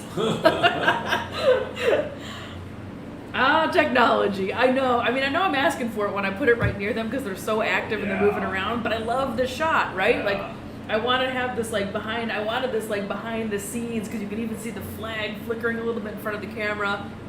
So, it's a crapshoot. Sometimes you got to roll the dice. The things we do to get this media, right? So let's go ahead and chat about this next grid that is coming up. Do you want me to go ahead and read the card for it? Yeah, if you would, please. Yeah, of course. And next up, race number 12. This is Next Generation Superbike 2. This is a new class started in 2017 featuring early 1990s to early 2000s production machines taken from the showroom floor and modified into race bikes. Twin cylinder bikes up to 1000 cc's from Aprilia or Ducati. This is a 4-cylinder bikes, our 750cc models from Honda, Kawasaki, Suzuki, and Yamaha. This is the era when riders like Doug Chandler, Ben Bostrom, and Matt Gladden were U.S. champions. This also is the Sound of Thunder 3 class, sponsored by Candy and John Sneed. This is the smallest bikes of the 3 Sound of Thunder classes, comprised of a variety of twin-cylinder bikes, including the Harley XR 1200. Pushrod overhead valve machines to 1000 cc's, overhead cam engines with up to 3 valves per cylinder to 805 cc's, single overhead cam liquid-cooled V-twins to 750 cc, overhead cam liquid-cooled 4-valve engines, maximum of 650 cc. This is your Race 12 Next Generation Superbike 2 Sound of Thunder 3.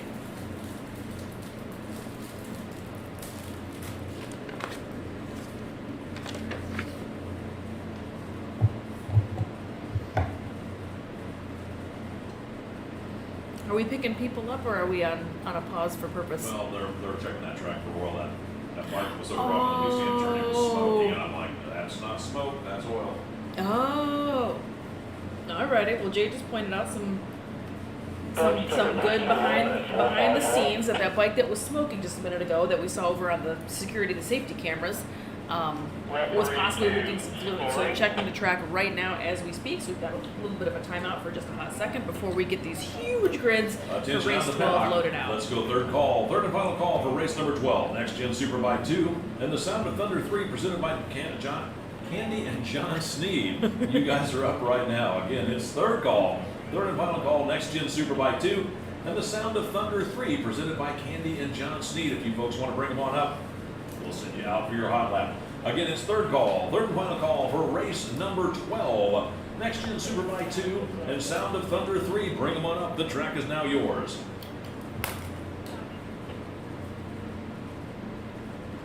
They don't have any oil out there, which is good.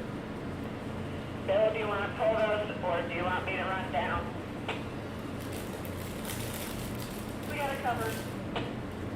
I've taken down race 10, I'm bringing it up. Don't take it down, just mark it under protest. Copy.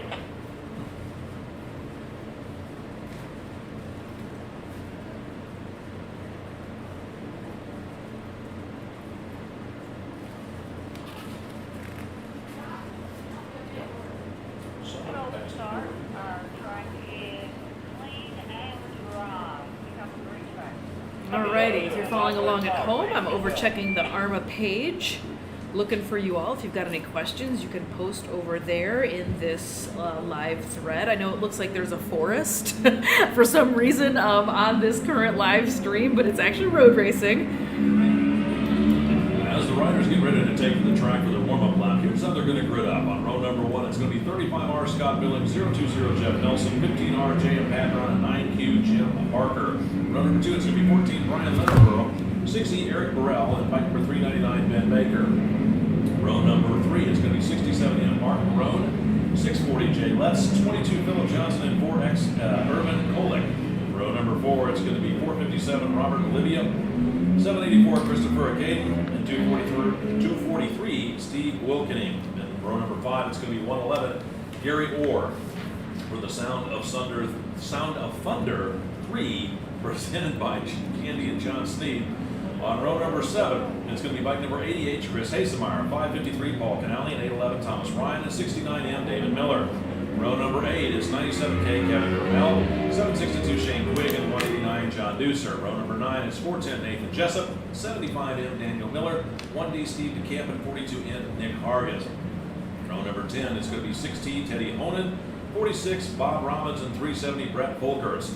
Row number 11 is 242 Michael D. Roche, 2A Alex Spanos, 600 Bob Demetrius, and 901 Sean Bies. Row number 12 is 4A John MacArthur, 121 Brett Horton, and bike number 899 Clifton Ginger. Row number 13, it's X16 Ray Call, 55T Eric Eads, 18T William Kasser, and bike number 059 James Rich. And then rounding out your field on row number 14, 576 Christian Jensen, and 49 Dale Quarterly. That's your field here for race number 12. Yeah, that's the same Dale Quarterly that just won the last race. Starting at the back of the, busy guy. starting at the back of the grid too.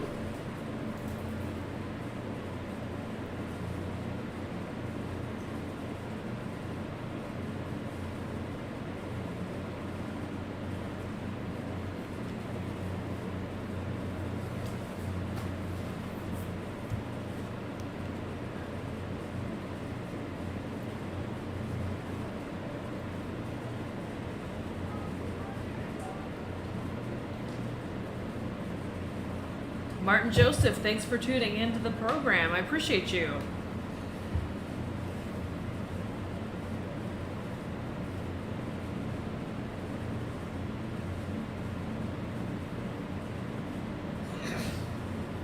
Well, Brian's out there this time. Mr. Larrabur decided to put his mothers back on. Oh, he decided to go Yeah, play. he's right there in that second row on number 14 in the red line. When you announced his name, I was actually going to say something and be like, I think he checked out, but he didn't. I should have said Brian Larrabur on bike number 14 being played by the Temptations. Part of Brian Larrabur tonight will be played by the Temptations.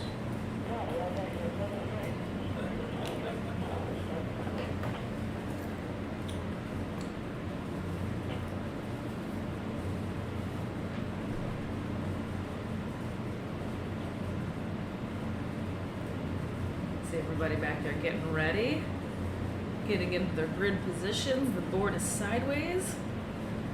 They are going to be gone here in just 1 second. This is race number 12. Next gen, the Superbike Middleweight, or Superbike 2, and Sound of Thunder 3.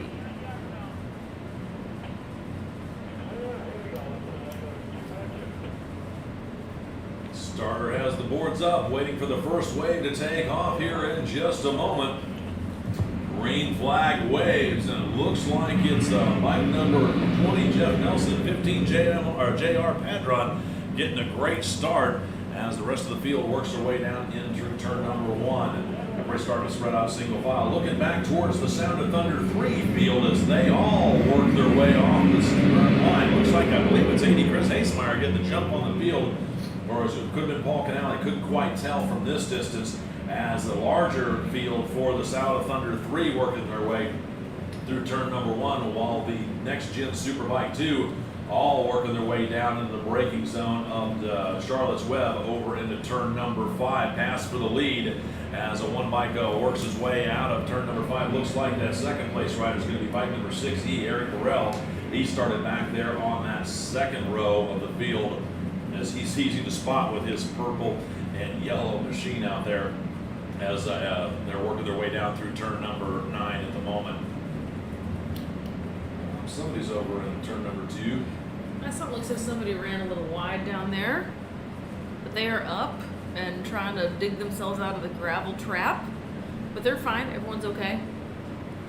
Race leaders out of the museum turns on up the hill, back over in through turns number 13, 14.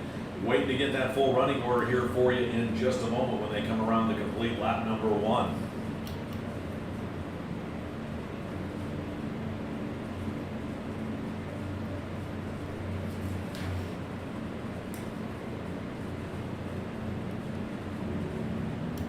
Race leaders out of 17, thundering down the front straightaway. It's going to be 6E, Eric Burrell, then 020, Jeff Nelson, bike number 15R, JM Padron, who had a bit of an off-track excursion earlier, holding himself into 3rd place here after the lap number 1 in this race. 784, Christopher Acaden back there in 4th at 399. Ben Baker rounding out your top 5. 111, Gary Orr back there in 6th. 14, Brian Larimer back in 7th. 35R, Scott Billings is in that 8th position. 457, Robert Oliveira back there at 9th, and 4X Kevin Coley rounding out your top 10 as Eric Burrell still continues to lead Nelson and the rest of the field as they work their way out of turn number 5 up over the crest of the hill through 6 and 7. Burrell gets a great jump and a great drive down that back straightaway, gapping out to about 12 to 14 bike lengths over the rest of the field as he leads them down in through turns number 8, 9, and 10 over by the museum one more time. Let's take a gander at Race Monitor, friends. Here are your current stats.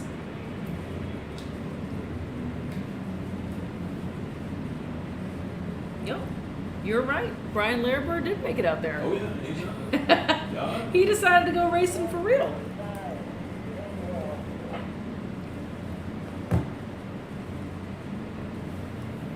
And Bike our number 6E, Eric Burrell, still showing the fast way around the track as he leads the field up through turns number 13, 14, and 15 one more time.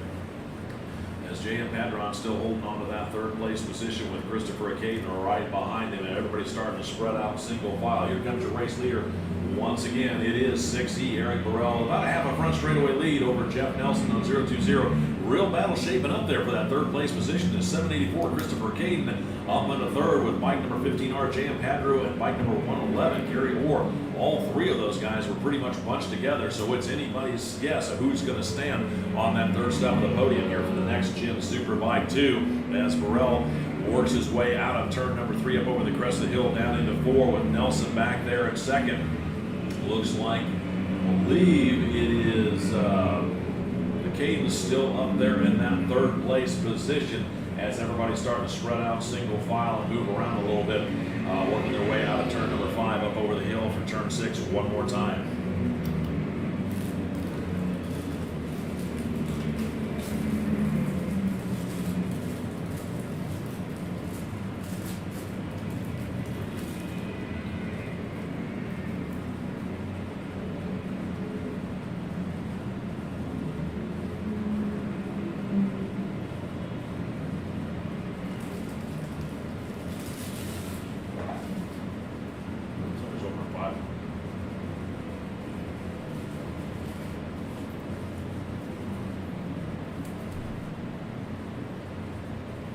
Something's going on 5.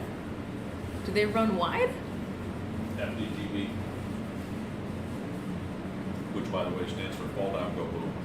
Oh, doesn't look like it though. They're still up on the track. Is he gonna? Oh, is he pushing himself? No, push yourself out. Impact zone. Gotcha. He's fine though. They're up. They're moving around. Let's go take a look at Race Monitor again. See where we're at. Bike number 6E, Eric Burrell, still holding on to the lead with 02 Jeff Nelson. Then at 784, Christopher Caden is solidly up there in 3rd. The battle is shaping up for 15R JM Padron and 111 Gary Orr as they round out your top 5 as Burrell once again feeling his rhythm. Here comes the Caden, rather. Christopher Caden closing in on the brakes on 020 Jeff Nelson as they dive down into Charlotte's Web. So Caden feeling racy here as we're coming up next time for halfway, next time by. So Christopher Caden on 784 certainly eyeing up that 2nd step of the podium for the next Gen Superbike field.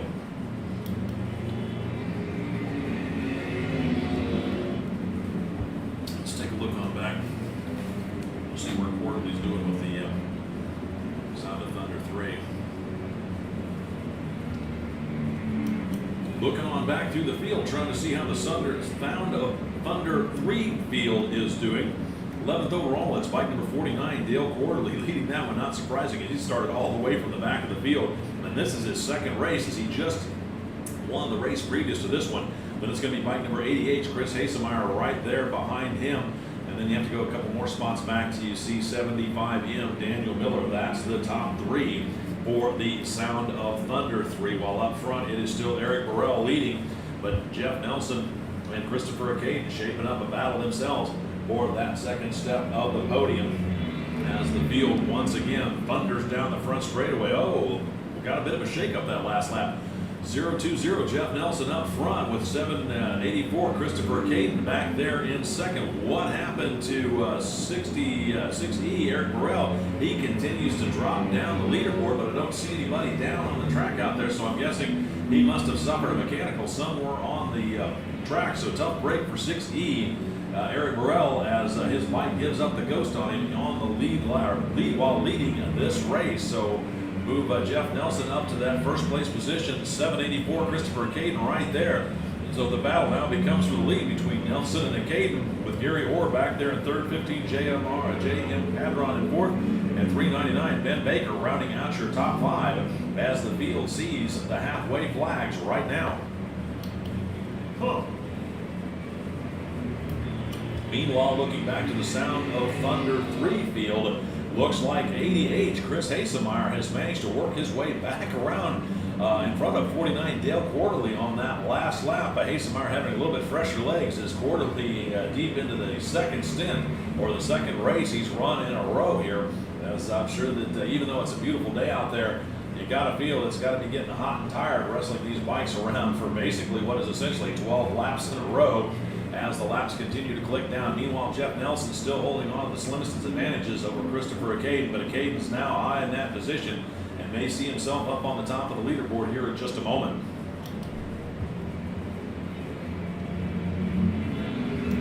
At the line, it is 784. Christopher Caden managed to use some of the back markers in his advantage to put himself up on the top step.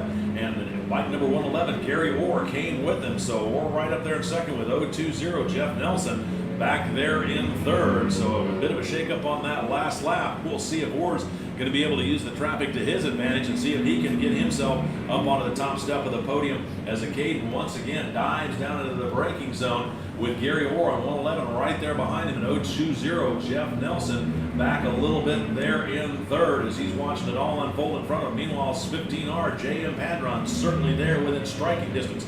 Might be able to put himself up on the podium if Nelson isn't careful, while Caden continues to lead this one with Gary Orr now stalking him. Everybody's seeing halfway, so whatever happens, this race should be complete.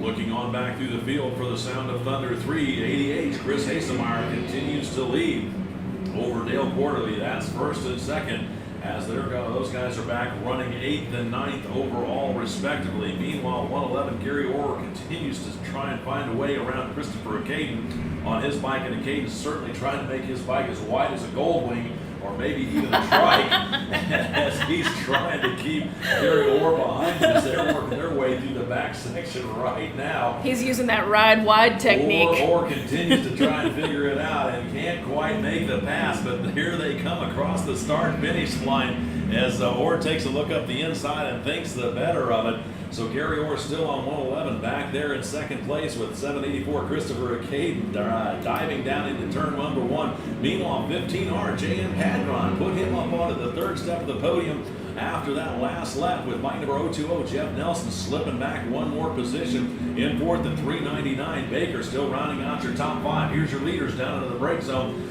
for turn number 5. Orr still about a bike length adrift of Christopher Caden as they're working their way out of 3. Looks like Caden goes a little wide. That gives Orr the opportunity he was looking for as he opens the throttle on that bike, rose up through the gearbox, put Gary Orr up on the top step of the podium. So now it's going to be 784. Christopher Caden's turn to try and chase down Orr with bike number 15R. J.M. Padron back there in third. 020 Jeff Nelson trying to claw his way back onto the podium as white flag should be coming out this next time by. Meanwhile, for the Sound of Thunder 3, looks like Dale Quarterly has managed to get back in front of ADH Chris Hasemeyer, so put Quarterly back on the top step of the podium for the Sound of Thunder 3. As the battle for the Next Gen Superbike 2 continues to rage on as the leaders working their way up the hill here one more time. I mean, this is just an absolute grudge match. Oh, This these is going to guys. be so gnarly this last lap. Gary Orr is officially trying to give me a heart attack. Looks like Christopher Caden is, like I said, back there in that second place. Gary Orr across the start-finish line, seeing the white flag. Then Caden back there in second. Padron still holding on to that third place position as the white flag comes out for these riders. Let's go first call. First call for race number 13. Thruxton Cup Challenge, Phillips Island Challenge, Formula 500, and Sportsman 750. You folks will be up in just a moment. It's first call. First call for race number 13. Thruxton Cup Challenge, Phillips Island Challenge, Formula 500, and Sportsman 750. First call, race number 13, first call. Just an absolute nest of those leaders going into that turn 5, that hairpin that I keep talking about. And now there's just a drag race going down this middle straight. Looks like bike number 111, Gary Orr, was able to use some of that lap traffic here on that last lap as he's got himself some breathing room out of turn number 5 up over the hill of turn 6 and down that back straightaway. 784, Christopher Caden is back there still in that second place position with 15R, J.M. Padron, as Orr works his way up the hill one more time. Oh, looks like Padron might have gotten around to Caden on that lap. Not sure if Caden got checked up over in turn number 10 and 11 or might have had a moment, but I believe J.M. Padron worked his way out of past Caden there over into 12. We'll get a confirmation of that as they come around here. The wire checkered flag in hand with the starter waiting for Orr to come around one more time as he's still working his way through the back section of the course. Here he comes. It is going to be 111. Gary Orr taking the unofficial win. Second place is going to belong to, I believe, it is J.M. Padron, who just nipped 784 Christopher Caden at the line by about a half a wheel on that one. As it was, Padron took advantage of the situation on that previous lap and made the pass stick. Then it looks like it's going to be bike number 49, Dale Quarterly, over bike number 88, Chris Hasemeyer, for the unofficial first and second for Sound of Thunder 3. With the exciting conclusion of this one, let's go second call. Second call for race number 13. Second call, race number 13. Thruxton Cup Challenge, Phillips Island Challenge, Formula 500, and Sportsman 750. Second call for race number 13. Thruxton Cup Challenge presented by NOLA Riding Academy. Phillips Island Challenge presented by Wilkinson Racing. Formula 500 presented by Vintage Moto USA. And Sportsman 750 presented by MAP Cycle Enterprises. Again, second call for Let's race take a number look 13, second call. At race monitor for this race number 12. Gary Orr squeaking by. Oh my God, a nail biter. Great racing in this Next Gen Superbike 2 class. Excellent, excellent racing all the way around.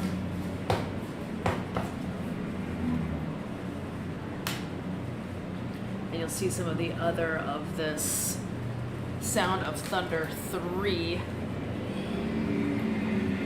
statistics as well. Some very exciting racing out there, Mr. J. What'd you think about that? Saving it for the last lap. Yeah, that was amazing. That's what this class is all about, man. These guys are flying out there.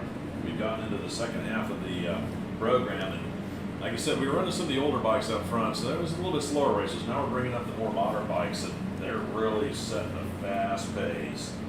Definitely, definitely. So we're heading into race number 13. Yep, Thruxton Cup Challenge, Phillips Island Challenge, Formula 500, and Sportsman 750. This will be a good one. Yep. Sound of Thunder 2 is going to be race number 14. That's going to be another fast race right there, too. So So let's go ahead and grab these graphics for this next race coming on out here. And don't forget, if you all are watching along at home, first of all, thanks for tuning in. We appreciate you guys clicking, liking, and then please do share this feed, this live stream with your friends and pages out here on the interwebs. Announced to control. We've got a handful more very exciting racing coming on here, including Thruxton Cup Challenge. Copy that. I know we got back-to-backs too, so I'm still on second. Just when I need to go third. And Phillip Island. I should have too, but I'm not going to argue with I know one of them is not coming in the fifth. you. I copy that.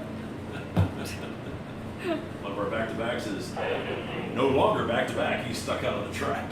Oh. Somebody that had a little ride wide. Formula 500.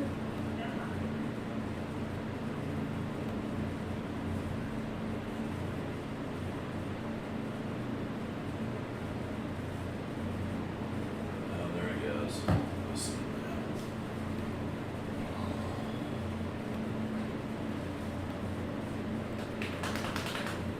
Alrighty, Phillip Island, Thruxton Cup, Formula 500, and Sportsman 750.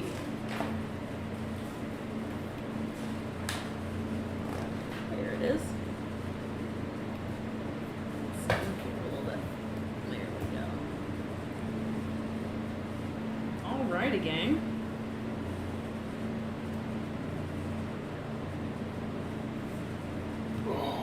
So again, Jay, an altogether very exciting day. We're in the home stretch. We've had a marathon race session out here. I keep mentioning it, but over 1,600 entries for this 16th annual Barber Vintage Festival, powered by our friends at BMW Motorrad. A huge day. Day one of 2 awesome road racing days. We'll be back here at it again tomorrow morning, bright and early, kicking it off at 8:30. I am breaking these streams into 2 parts. So make sure you go ahead and hit that notifications on button. Go ahead, like the AHRMA page. That way you get the notifications for when we do go live. I will open up the camera for the road racing at 8:30. We'll go for a couple of hours until the lunch break.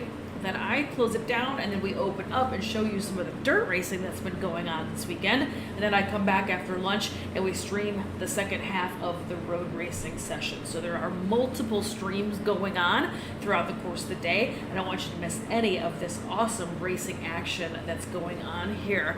That being said, though, it's not just racing here at Barber Vintage Festival. The museum is out of control. It is super, super crazy. It is the largest privately held motorcycle collection in the United States. It's 4 or 5 stories of just awesomeness. You should definitely put that on your bucket list. If you've never been here, you have to come here next year.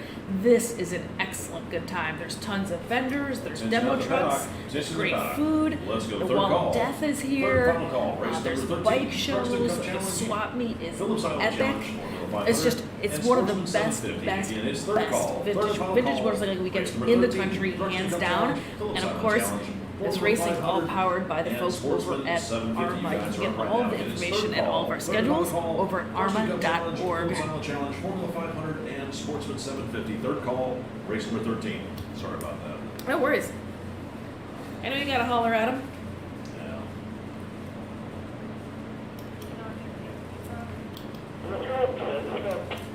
As the racers take to the track, here's how they're going to grid up for race number 13. Sponsored by the NOLA Riding Academy. On row number 1 is 1A, Clint Austin, 76X, Patrick McGraw, 553, Paul Canale, and 69B, Matthew Estelle. Row number 2 is 69A, Carl Estelle, 044, Jonathan Devine, and 81X, Wilkinson.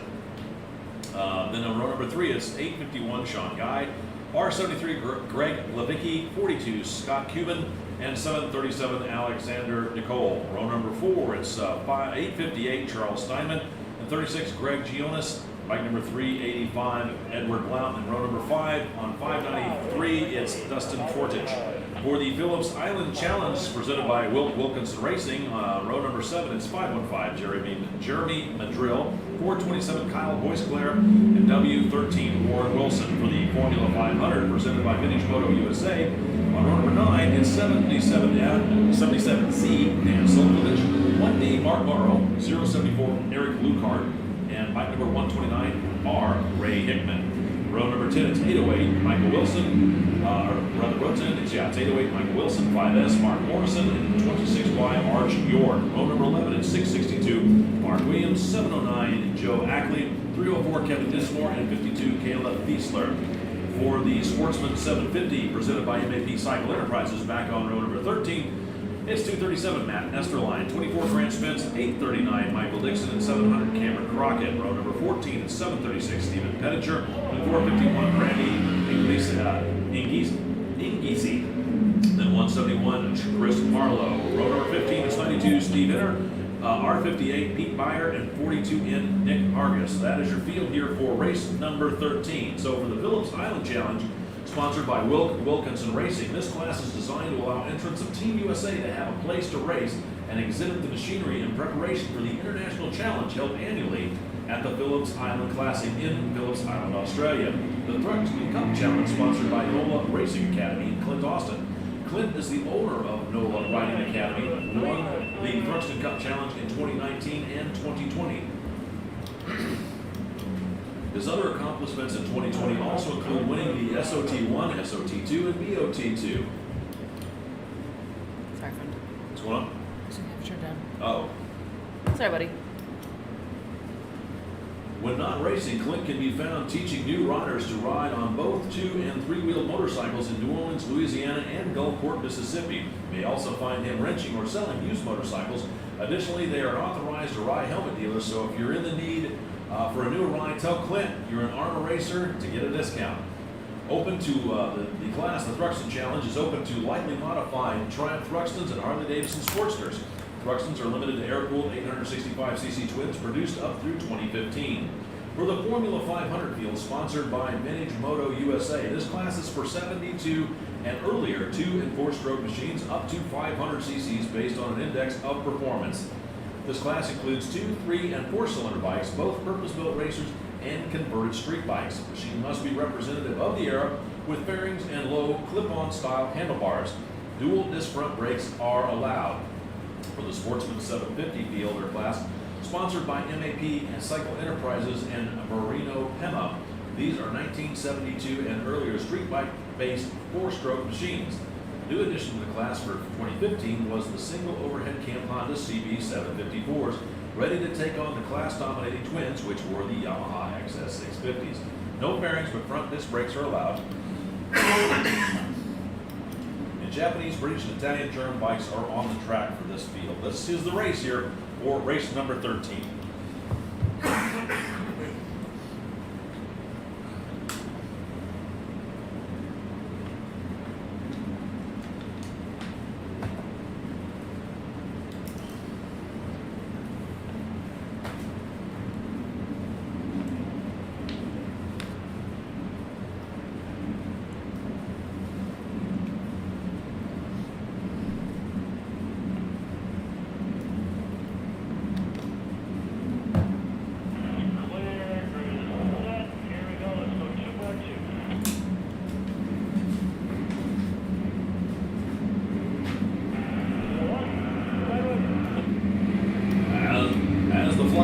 Here for the start of the race. Looks like 76X. Patrick McGraw gets just a little bit of a jump on the field, but it's bike number 1A, Clint Austin, with 553. Paul Canale sweeping around the outside, first and second to lead the rest of the field. Meanwhile, looking back up on the grid, the second wave cleanly away. This is the Formula 500 field as they rocket down the front straightaway and down into turn number 1 to start their race. Meanwhile, the Thruxton Cup and Phillips Island Challenge bikes are already up over the crest of the hill. Looks like 1A, Clint Austin, leading the field as he dives down into the braking zone into Charlotte's Web. Then it's going to be in Sportsman 750. That's your third wave as they rocket across the start-finish line to start their race as 1A, Clint Austin, shows the rest of the field a fast way around for the Thruxton Cup Challenge and the Phillips Island Challenge bikes.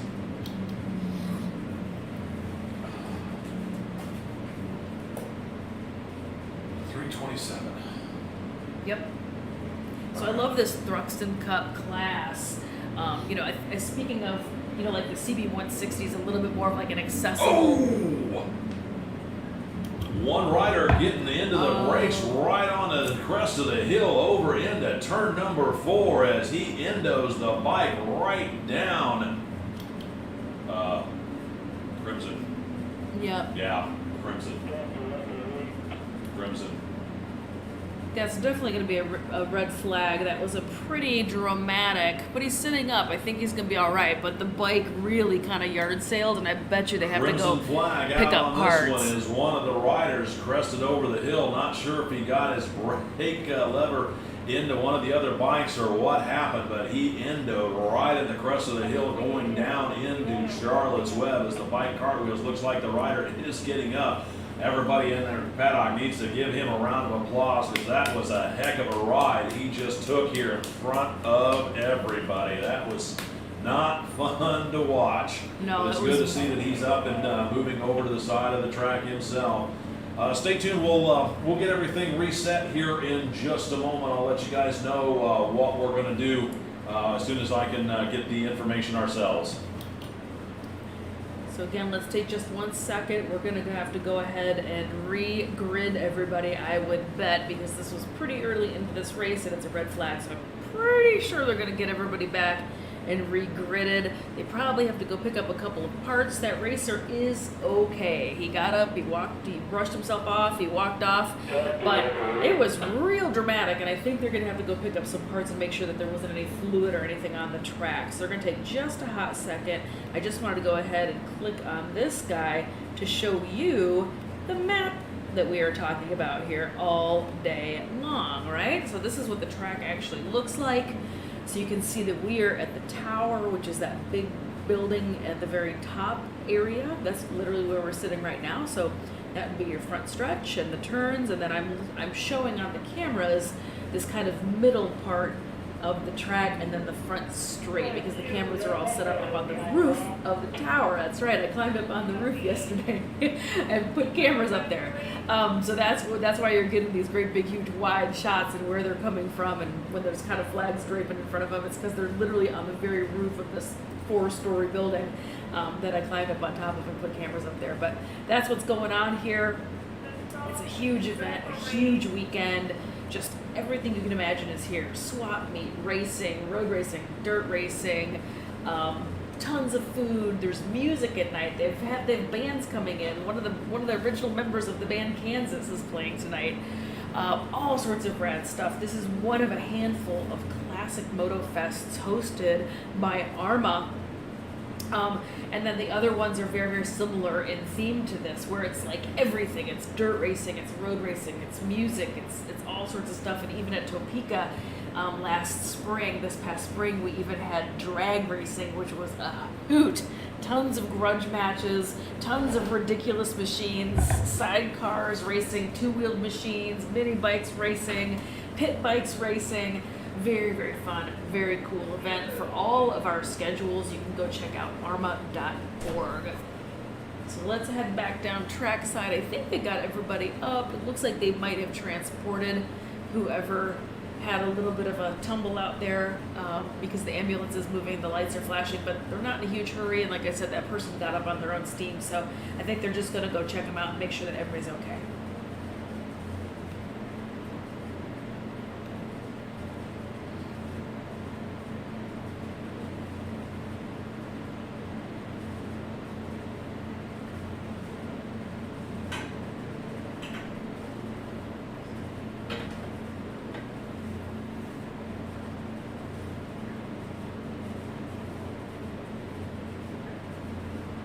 Let's see what else I had loaded into this computer. I know I had the schedule up, and then what else is in here? So I had the map going. Oh, a little video of some of the drag racing, like I said, happened at Topeka. Look at this sidecar versus I don't know what it's a go-kart. Head to head out there. I think that's crossroads. We did some drag racing out at Topeka. It's not just road racing for sure. It's also tons and tons of beautiful, beautiful dirt bikes. Always show up. Some of the best dirt bikes show up to our race weekends here at AHRMA. That beautiful Penton that I unfortunately put right. Attention out there in the paddock. We're going to get this race number 13 back underway here. It will be a 6-lap sprint race now. Everybody will come back around to complete, to take their original grid position. So out front, row number 1, 1A Clint Austin, 76X Patrick McGraw, 553 Paul Canelli, and 69B Matthew Estelle. Row number 2, it's 69A Carl Estelle, 044 Jonathan Devine, and 81X Wick Wilkinson. Row number 3, it's 851 Sean Guy, R73 Greg Levicki, and 42 Scott Cuban with 737 Alexander Nicoli out there. Row number 4, it's 858 Charles Steinman, 36 Greg Gionis, and bike number 385 Edward Blount. And on row number 5, it's going to be 593 Dustin Fortich for the Phillips Island Challenge Machine presented by Will Wilkinson Racing. It's going to on row number 7, 515 Jeremy Maduro, 427 Kyle Boyce Claire, and bike number W13 Warren Wilson.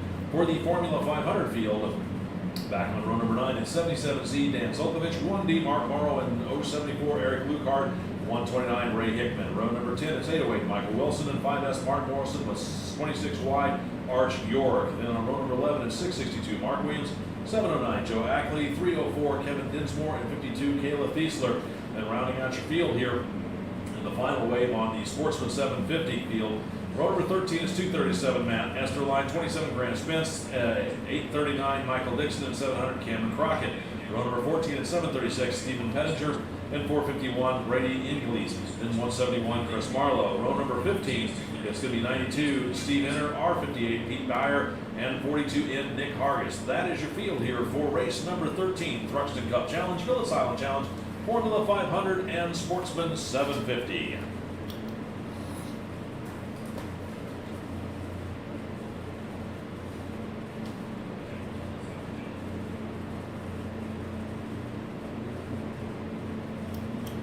Attention out there in the paddock, the parade lap ticket holders. Staging for you guys will start here in probably about an hour or so over through the gate 5 in the paddock. So those that have parade lap ticket holders, you guys will start staging here about an hour, maybe a little bit more over in the gate 5 area in the paddock here for the road races. So keep that in mind as you're enjoying the festivities out there. Over, whether you're checking out the wall of death or the globe of death, or out through the swap meet. If you're a parade lap ticket holder here, probably about an hour or so, maybe a little longer, we'll be giving you guys a call and having you stage up over here in gate 5 in the road race paddock. So keep that in mind as you're enjoying the day. Right now, we're getting the regrid or gridding up again to complete race number 13.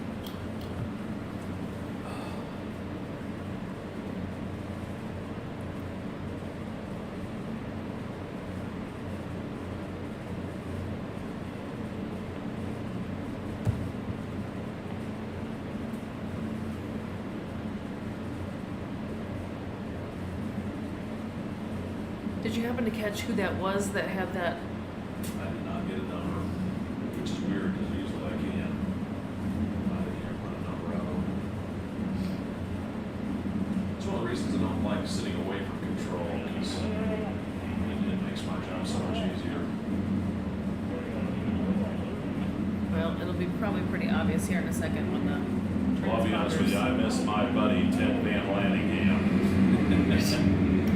As the green flag waves, 5:33, Paul Canelli gets the jump this time. Got a rocket start, holding about a 2-bike length lead over bike number 1A, Clint Austin, as those two work their way down through turn number 1. And one rider not able to make turn number 1. Looks like we've got another issue out there. One rider down, actually a couple of riders down over in turn number 1. So I think we're probably going to, have to Crimson Adventure this one more time and see what we've got going on here. Well, it does look like, as Jay had mentioned, and on our security camera we can see it. Unfortunately, I can't show it to you, but so there was somebody that ran off track, and then I think somebody either stopped to make sure they were all right, but there's 2 bikes pulled over. Nope, they're bringing in the gate. So they calling it?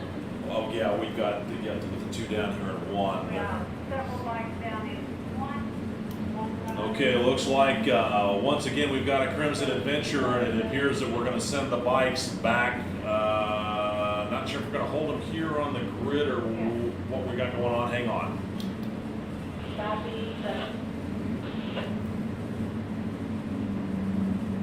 So unfortunately, it looks like a couple of bikes might have gotten tangled up over in turn one. One racer is back up. Okay, looks like we're sending the grid back to their pit position. So, guys from race number 13, when you get back to the grid, stay close to your bikes because I'm not sure it'll take us too long to clean this one up. And we'll roll a full 3 calls. When you guys get back to your pits, you can put the bike up on the stand. Hopefully it won't take us too long to get this one cleaned up, and we'll roll a first, second, and third call once we get the situation addressed out there. So again, riders for race number 13, you guys are headed back to your pits. Put your, just maybe throw the bike up on a race stand, but stay close to it because I don't think this will take too long to get this cleaned up. And when we'll go first 3 calls. And that racer is back We're gonna pull up, this so race we're. in today, we'll start calling for race 14 with control social. Okay, all right. Yep, and all those racers that had that little incident in turn 1, everybody's fine. Everybody's up, moving around. Everybody looks good. They just got to get these bikes out of the gravel. And it was somebody in this Thruxton Cup, because it's a Thruxton that they're just picking up right now. I think they're going to give somebody the look over, but he's walking around. He's fine.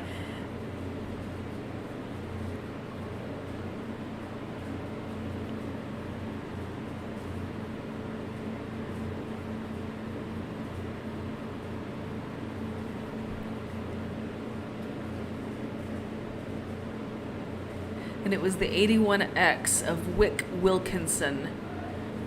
But he's fine. They're loading the bike right now, and they're going to check him out. So it sounds like we are going to go on ahead and move on to race 14. I don't know if we're going to just consider race 13 done in the last order of completed laps. Occasionally that does happen. Unfortunately, we have a super tight and very busy schedule today. So I'm not sure if we're going to let them have more than the 2 red flags. We might be putting a pin in it and just awarding the points in the order that the last completed lap happened. I'm not totally sure. I'm going to wait on race control for that information, but I believe they're starting to call for race number 14 already, just to get everybody out and give everybody the chance to race today, because it already is 3:40. We have to wrap this up around 5, so we've only got about another hour and some change to get through 3 more races, which isn't impossible, and it's going to definitely happen, and then we're all going to find out together what's going to happen to this race 13 or not. So that's the information I have for you. This is our very it's not that messy. It doesn't look that bad on camera. We're real people, and we have water and snacks and things up here. We got to keep ourselves going. It's a very long day, from 8:30 a.m. until about 5 p.m. of constant race action and announcing. Even during lunch, they had the cycle. Oh, what was it called? The cycle. No, the Century Parade Lap, and they brought out a bunch of bikes from the AMCA, Anti-Motorcycle Club of America. They brought those bikes out, and they all did a lap on these 100-year-old, very cool machines. And then Mary McGee was supposed to come out, but did not, to do her parade lap. BMW had their BMW owners specific parade lap that they were encouraged to sign up for, as a little special treat for BMW being the title sponsor of the Barber Vintage Festival. They had those folks out there. We had a lap of honor for Luke Connor. We had the Premier Cup class race. I mean, that was just during lunch. We fit all that in. So it's been nonstop crazy race action all day long, and there's going to be more tomorrow. So make sure you hit notifications on. You're not going to want to miss it. We are doing these streams in multiple pieces. Because I can't leave the camera open all day long, because we have to show you some dirt racing too, right? So we have to go. I closed down for a little bit during that lunchtime, so we've got a little bit of the stuff going on here, but not too much. And then we show you some dirt stuff during lunch. So make sure you hit notifications on. Get bumped to the end of the day. So again, we're bumping race 13 back to the end of the day. Race number 14, you guys are on first call right now. Sound of Thunder 2. You'll be up in just a moment as our next race. Again, race 13, you guys are going to get bumped to the end of the day. Race 14, Sound of Thunder 2. You guys are on first call right now. Again, first call for Sound of Thunder 2. Race 14. And as you heard the man say, we are going to go ahead and we're going to just put a pin in race 13 until the end of the day to see if we can go ahead and fit that back in. We're going to move on to race 14. So let me go get these grids ready. So that was a little bit of a Attention out from the surprise. paddock. Let's go second call. Second call for Sound of Thunder 2, presented by Barber Motorsports. You guys will be up here in just a moment. It is second call. Second call for race number 14, Sound of Thunder 2. You'll be up here in just a moment. Second call. Second call, race number 14, Sound of Thunder 2, second call.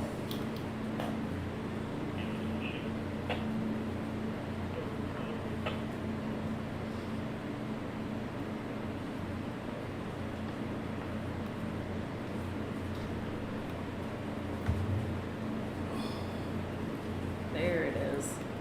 Thunder 2.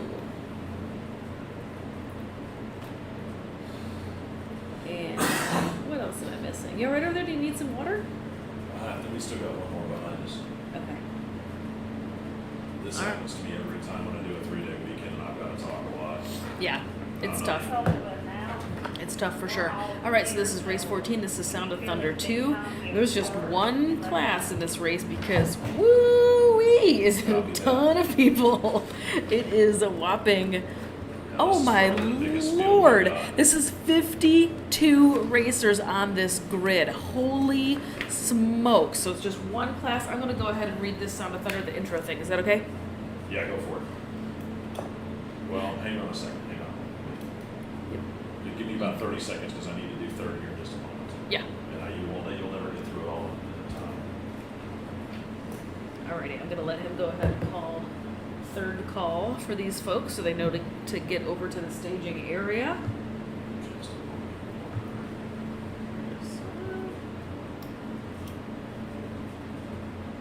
Attention out there in the paddock. Looks like we've got the situation addressed. As we said, race number 13, we're going to move you guys to the end of the day. So this is going to be third call.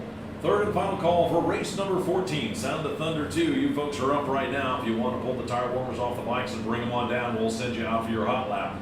Again, it is third call. Third and final call, Sound of Thunder 2. You guys are up right now. Again, third call. Third and final call, Sound of Thunder. Bring them on up. Third call for race number 14. Bird's going out. You good? And this is race number 14 of a 16 race program today here at the 16th annual Barber Vintage Festival powered by BMW Motorrad.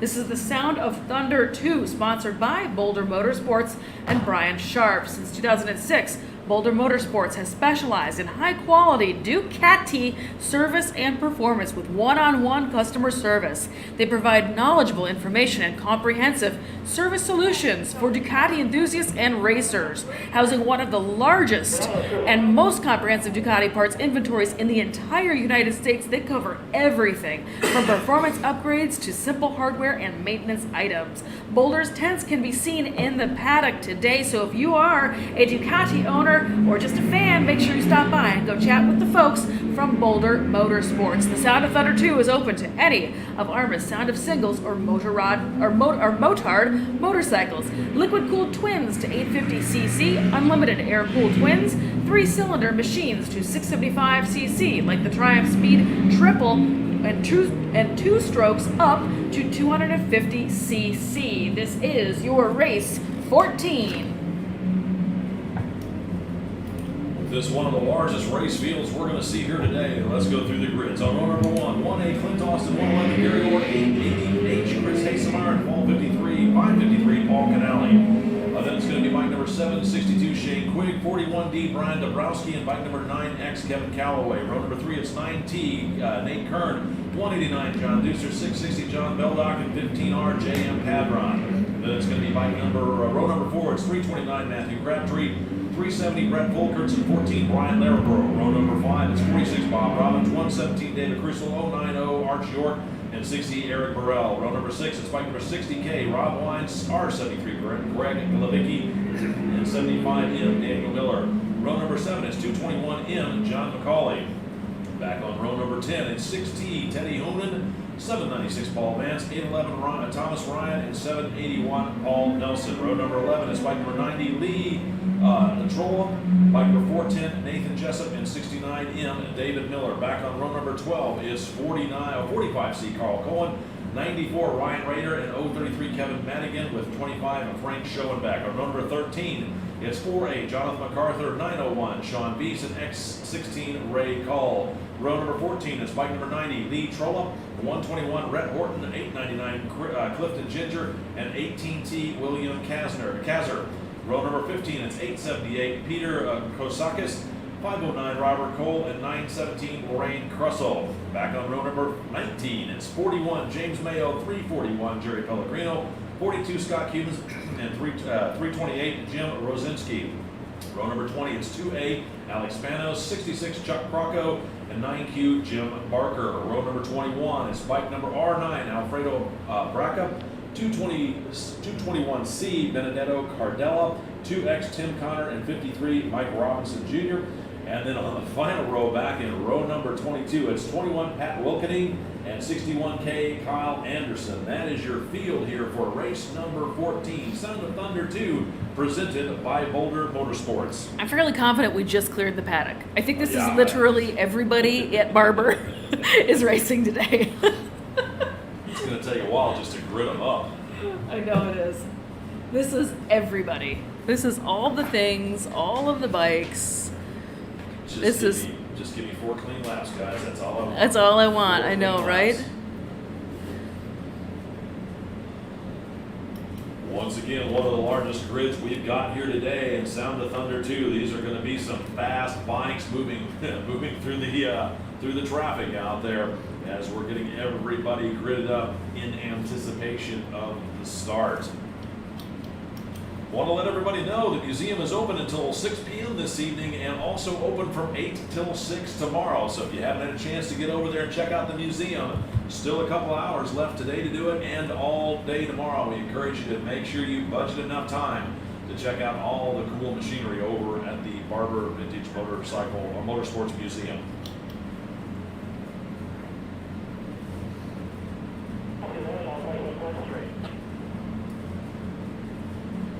This might be a one-way start. I don't see any waves on here. They put safety brakes in there, but not a wave. No, this is everybody. This is just going for it. So let's go trackside for my flagger cam out there. Because these bikes are going to be hauling the mail here in 2 seconds. Boards Way to up. go. One-way start. It looks like Ryan Dabrowski from that second wave really drops the hammer and takes off down up through the center as everybody working their way through turn number 1, kind of gingerly trying to figure out who's going to lead and who's going to follow as the bikes work their way over through turn number 2. Here they come up the crest of the hill, out over the top of the hill, down into Charlotte's Web in the braking zone. One rider hitting the breakaway. Like I said, I think that was Dabrowski from the second row, although it might be 9X Kevin Calloway. Couldn't quite tell, but whoever it is, they are putting their head down and checking out on the rest of the field, not wasting any time as the mid-pack passing going on as everybody streams through Charlotte's Web. Everybody cleanly through there. One rider getting a little wide over there, but gets it gathered back up as they're working their way down through that back straightaway. Meanwhile, race leader all the way out of turn number 9 over to 10 on his way back up the top of the hill, waiting for him to come into view as there he is. Several bike length lead over that second, third, and fourth place rider as the top 4 have started to sort themselves out single file up over through the roller coaster section, over through 13, 14, and turn 15. We'll get the full running order for you in just a moment when they complete lap number 1. Yeah, I don't know who this is, but whoever the leader is on rails. Yeah. Holy smokes.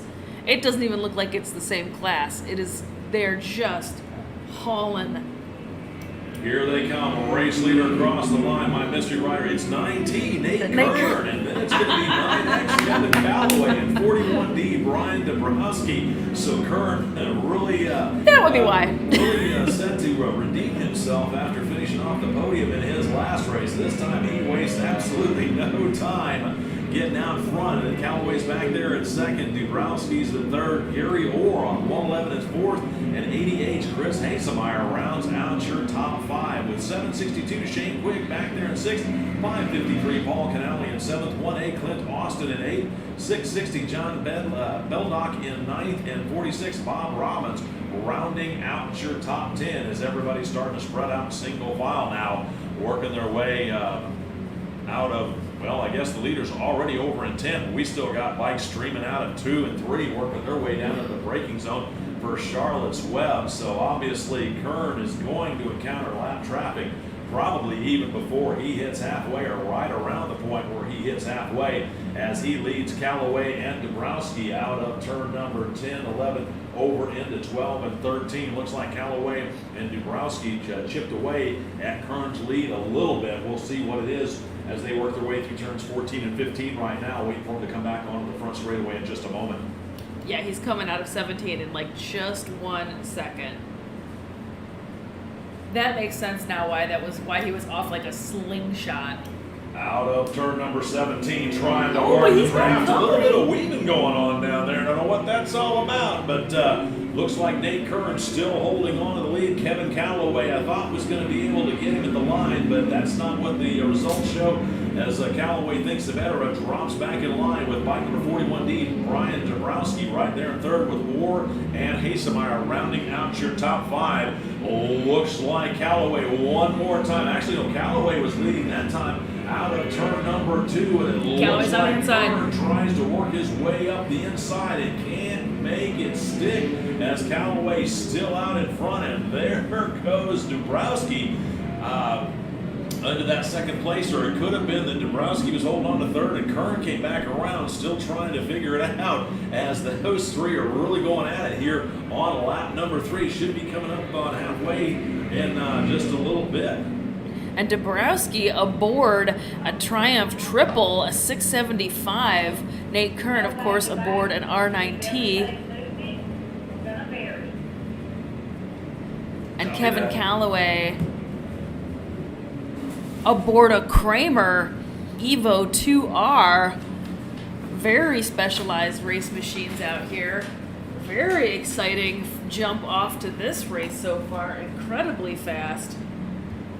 They're already making their way back around the backside of the track again. Race leaders working their way back through the back section of the course right now. We're going to see how it shapes up. These guys are really at it. Here they come across the start-finish line. It's going to be Callaway up front, Dabrowski there in second, and Kern back in third. Nate Kern on 9T as Dabrowski and Callaway really turn it up coming on halfway next time by. Then it's going to be 111 Gary Orr and bike number 88 Chris Hasemeyer still rounding out your top 5.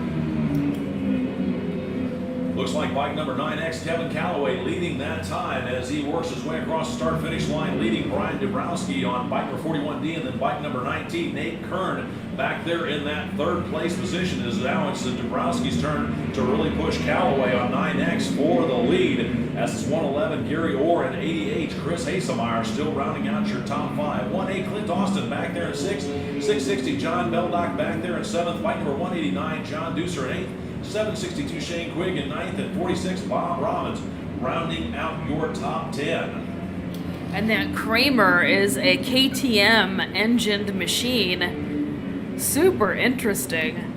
Looks like Callaway still holding on. Dabrowski starting to stalk him with about 4 or 5 bike lengths separating those two as the 9T Nate Kern slips back a little bit, but he's still solidly there in third as he watches Dabrowski go to work on Callaway as that duo working their way over through 14 and 15 now, waiting to see who it's going to be when they come back onto the front straightaway here in just a minute. Looks like the starter has green and white flags in hand. Here comes your leaders. Seeing the halfway point, looks like Dabrowski was trying to make a pass and couldn't quite pull it off as Callaway sweeps around to still hold on to the lead.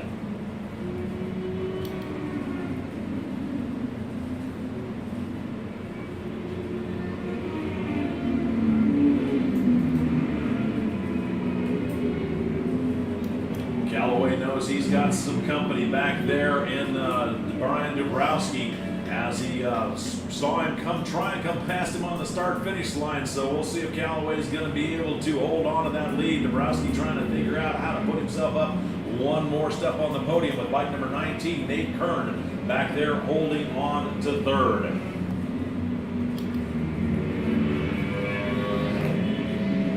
Attention in the paddock, attention in the paddock. First call, race number 15, Vintage Superbike Medium Weight, Next Gen Superbike Lightweight, FL Extreme, and Formula Lightning. You folks will be up here in just a moment. Again, it's first call. First call for race number 15, Vintage Superbike Medium Weight, Next Gen Superbike Lightweight, FL Extreme, and Formula Lightning. You guys will be up in just a moment. First call for race number 15. Let's take a look over at Race Monitor and see where we are at. Well, they just gave me the call that we've got to roll. So they said no back-to-back, so we're going to be rolling from here on out. Let's go It's ahead and already fire this guy 4. up again. And we got 3 more races. There we go. to get through. There you go, race fans. Sometimes you have to back out of Race Monitor and Looks go back like in. Kevin Calloway's still holding on, but they're working their way through traffic as Brian Dubrowski must have got hung up as 19, Nate Kern, up into that second place position on the podium. Then 41D, Brian Dubrowski, as they work there, he's holding on to that third place position. Here they come. Up over the crest of the hill, down into the braking zone for turn number 5. I believe traffic did come into play. So Nate Kern using that to his advantage, holding on to that second step of the podium. But here comes Dubrowski, rockets past him once again. Meanwhile, race leader Kevin Calloway having to pick his way through the slower riders as the trio disappears over into the turns 8, 9, and 10 area over by the museum one more time. 1A Clint Austin, AEH Chris Hasemeyer still holding on to the top 5 as we're waiting for Calloway, Dubrowski, and Kern to come back into view as they work their way out of turn number 10 over to 11. Looks like it is going to be Calloway still holding on, and I believe it's Dubrowski and then Nate Kern back there in third. Once again, as they work their way through the traffic, we'll get a confirmation for that in just a moment when they complete lap number 1, or the next lap here, waiting for them to work their way through the back of the course.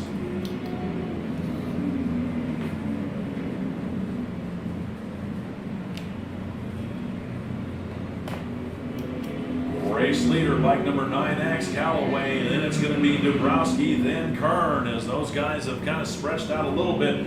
Looks like the slower riders are coming into play. Then it's going to be 1A Clint Austin and ADH Chris Hasemeyer still rounding out your top 5 as Calloway is using the traffic to his advantage greatly. They're going to come up on another pack of 4 riders as Calloway up over the crest of the hill down into the braking zone one more time. Then Dubrowski, then Kern, as Kern still within striking distance of Dubrowski as they work their way out of the exit of 5. Meanwhile, Calloway has got himself a bit of breathing room, so even if he gets checked up a little bit, I don't know that it's going to affect him as he reels in that pack of 4 over in the turn 8 and 9 area here right now as the laps continue to close down. Let's go take a look at Race Monitor.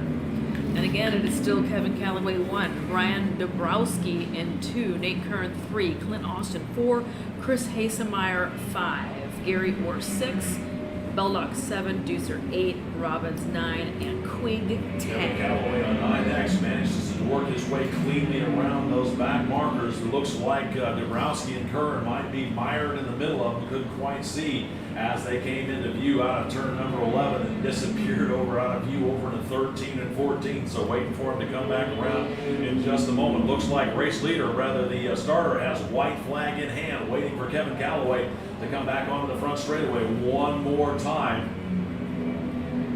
As there he goes, leading, letting him know he's got the final lap. Here's the battle for second as again Dubrowski gets checked up, and that allows Nate Kern to close right up on him. Attention to the paddock, attention to the paddock. Second call for race number 15. Vintage Superbike Medium Weight, Next Gen Superbike, FL Extreme, and Formula Lightning. You guys will be up here in just a moment. It is second call, race number 15. A Vintage Superbike Medium Weight, Next Gen Superbike Lightweight, Formula Extreme, or FL Extreme, and Formula Lightning. Second call, race number 15. White flag is out. Out Last on the lap. track, it looks like the battle is really heated up between Nate Kern and Dobrowski. Dobrowski had a lot of company with Nate Kern harassing him for that second step of the podium, but it looks like Dobrowski's put his head down and started to check out a little bit. Meanwhile, 9X Kevin Calloway holding a substantial lead as they're on their white flag lap, working their way over through turns number 8 and 9. I don't think they're going to have any lap traffic getting in front of them between now and then, as here comes bike number 9X, Kevin Calloway, then Dabrowski there with 9T, Nate Kern right there behind him, as they're working their way one more time over through turns number 14. Kern not determined to take that third step. He still wants to try and challenge Dabrowski as they're working their way through turn number 14 and 15, waiting to see how it's going to shape up. Waiting for him to come onto the front straightaway here in just a moment. Race leader, bike number 9X, Calloway across the start-finish line, and it's going to be 41D Brian Dabrowski's just nipping 9T Nate Kern for the unofficial top 3 here in the Sound of Thunder 2. It's a heck of a race. That is a heck of a race with a huge grid. Looks like somebody did run off course here towards the end of the race, but they're fine. They're pushing the bike off the track right now.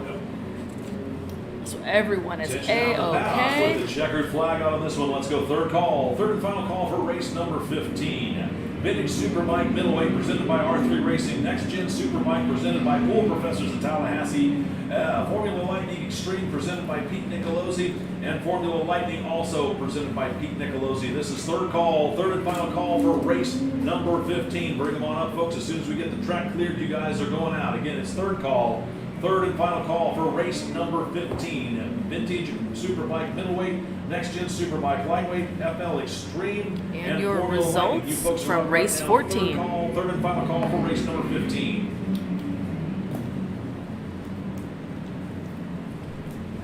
Alrighty, let's go back over here and get these graphics for the next race. Trying to fit everybody in. We still have one kind of unofficial race 13 we're going to try to run at the end. We still have a couple more to go as part of our regular program. This is race number 15, Vintage Superbike Middleweight.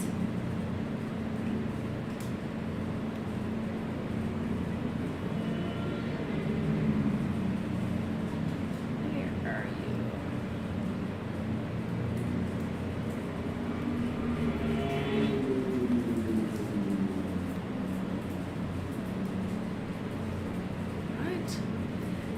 Next Gen Superbike Lightweight.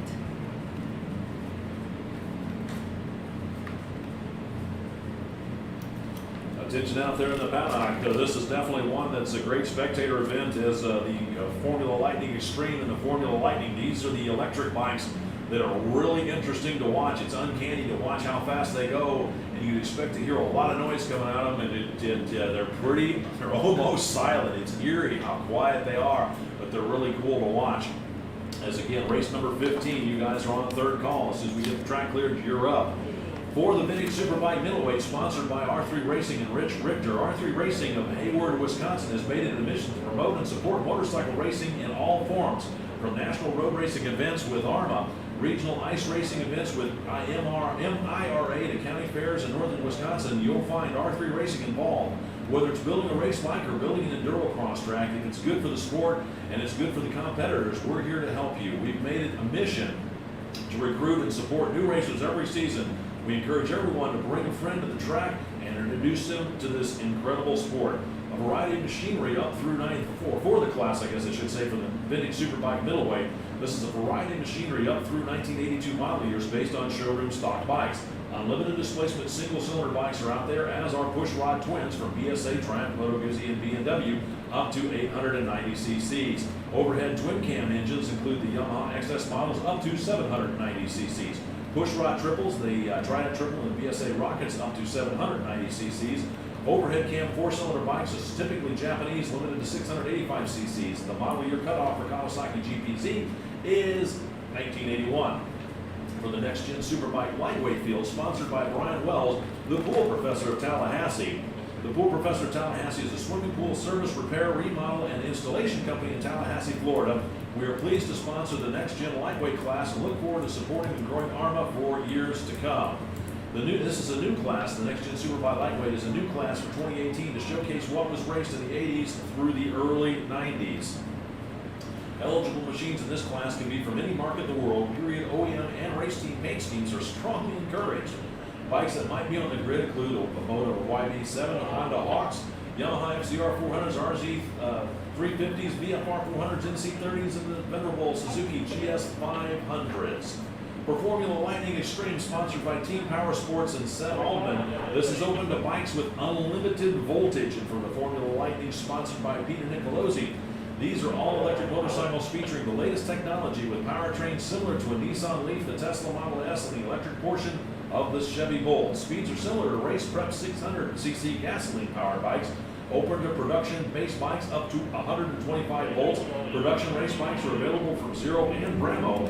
Arthur Cowitz was the 2020 national champion for that field. So as the racers take to the field for their warm-up lap, here's how they're going to grid up. For the medium vintage superbike middleweight, row number 1, 1B Kevin Rammer, 092 Alexander Cook, 515 Jeremy Madrill, and 1Z Matthew Joy. Row number 2, it's 427 Kyle Boys Claire, 51P Jim Ike, and 71Y Arch York. Row 3, it's 133 Paul Elledge, and 716 Stephen Fowler. For the next gen superbike lightweight, back on row number 5, it's X95 on Andrew Malk, 02 Jonathan Hollingsworth, and 32B Harry Vanderlinden with 700 Cameron Crockett. Row number 6, it's 181 Harry Sullinger, 224X Bill Howard, and 560X Scott Wilson.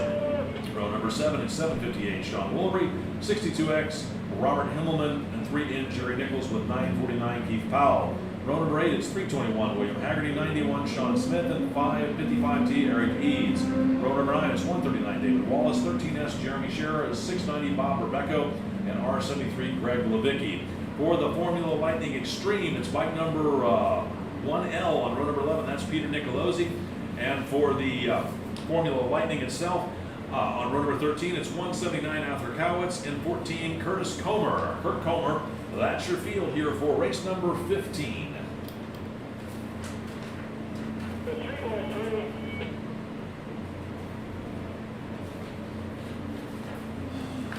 Alrighty. Let's go see where everybody's at.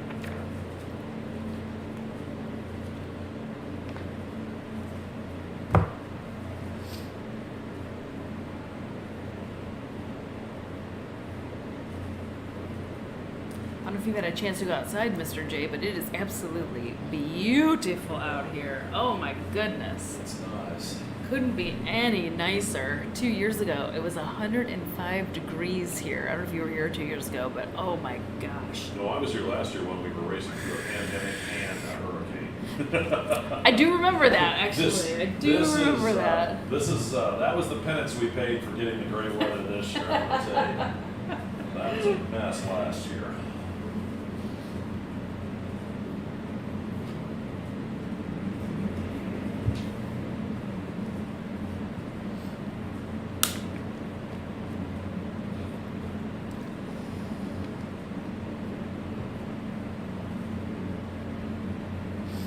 Alrighty, this is race 15. This is a little bit of everything. Vintage Superbike middleweight, next gen Superbike lightweight, and then 2 e-bike, e-motorcycle classes.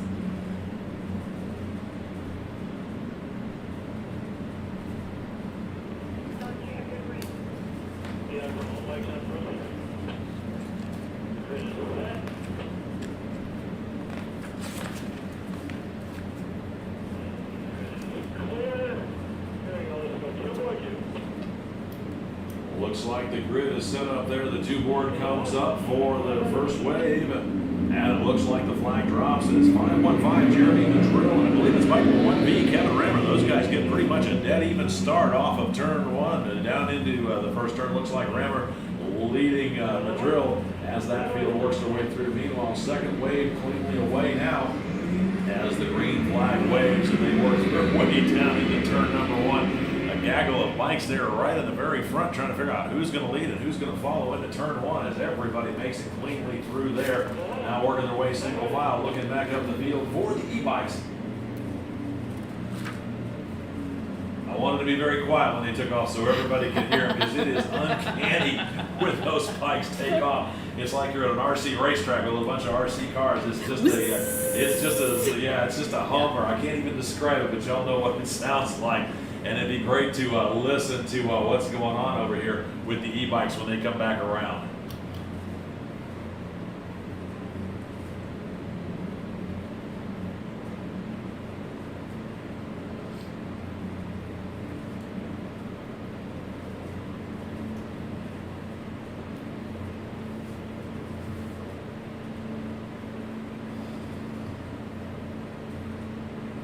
There we go. Our leaders, one of our leaders from the first wave, starting to make their way over to 15 and 16 in this vintage superbike middleweight class. Let's wait and see who's here.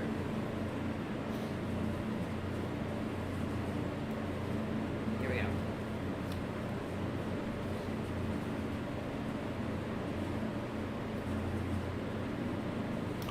Race leaders out of turn number 17 across the start-finish line. Out front, it's going to be bike number 1B, Kevin Rammer, pulling out a substantial lead here on this opening first fire lap. Then 515, Jeremy Madrill. Then 133, Paul Elledge round out your top three with 1C, Matthew Joy, and 51P, Jim Ike right there running out the top five. So it's anybody's guess who's going to end up third on back with bike number 092, Alexander Cook back there in sixth, 181, Randy Sullinger in seventh, 32B, Harry Vanderlyn, and over in that 8th place position.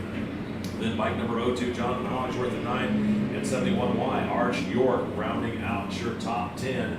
As it looks like there's a bit of passing going on there for that 3rd place position. I believe Madrill still holds on to that second with Elledge and Joy and Ike trying to figure out who's going to hold on to that 3rd step of the podium. While up front, bike number 1B, Kevin Rammer, wasting no time, putting his head down, checking out on the rest of the field.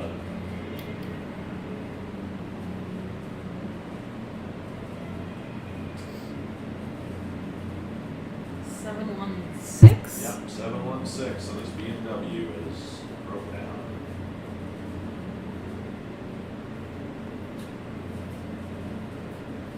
Stephen Fowler from Asheville, North Carolina, aboard a BMW R80, has had to pull off the track. Looks like he's having a little mechanical issue.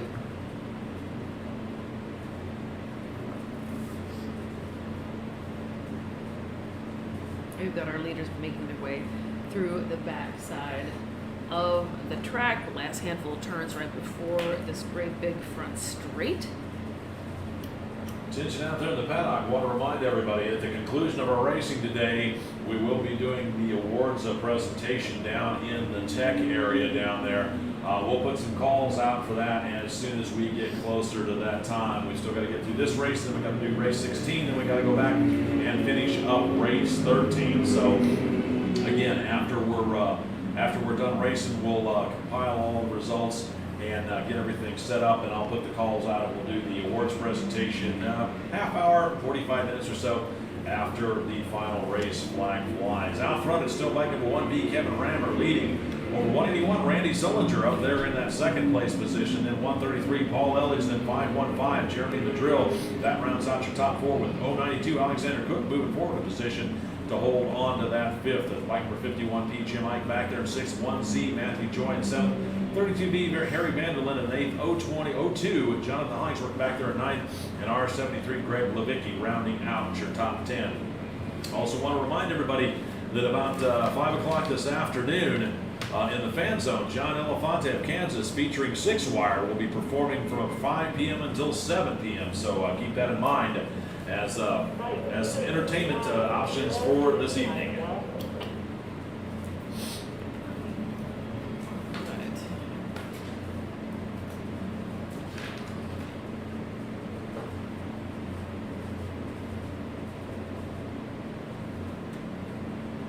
What part of this track are you calling Alabama roller coaster? 2 through 4. But I tell you, 13 and 14 and 15, you know, if you've ever been around this track, it's pretty dippity-doo over there too. Actually, I have been. About 1,000,000 years ago, I jumped on somebody's sidecar and raced as a passenger. Oh, really? Yep. Oh, that'd be cool. I'd Yeah, love it was to do that super here. cool. Bike number 1B, Kevin Rammer with a full front straightaway lead over second place rider, 181, Randy Sullinger. Then it's going to be bike number 32B, and Harry Vanderlinden really rolling forward, holding on to that third place position overall. Then it's 02, Jonathan Hollingsworth, and 133, Paul Elledge, rounding out your top 5. Halfway flag should be coming out this next time by. And let's go check race monitor. There you go, your current results. Kevin Rammer 1, Randy Sullinger 2, Harry Vanderlinden 3, Jonathan Hollingsworth 4, Paul Elledge in 5. However, those are some mixed grids because that's vintage superbike and next gen all mixed in together.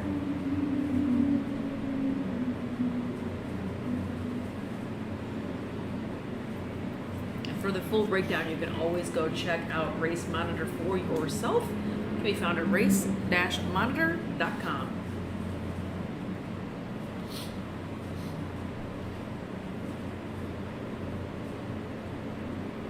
Pretty smooth sailing so far here for race 15. I don't want to jinx it out. Chase telling me to be quiet.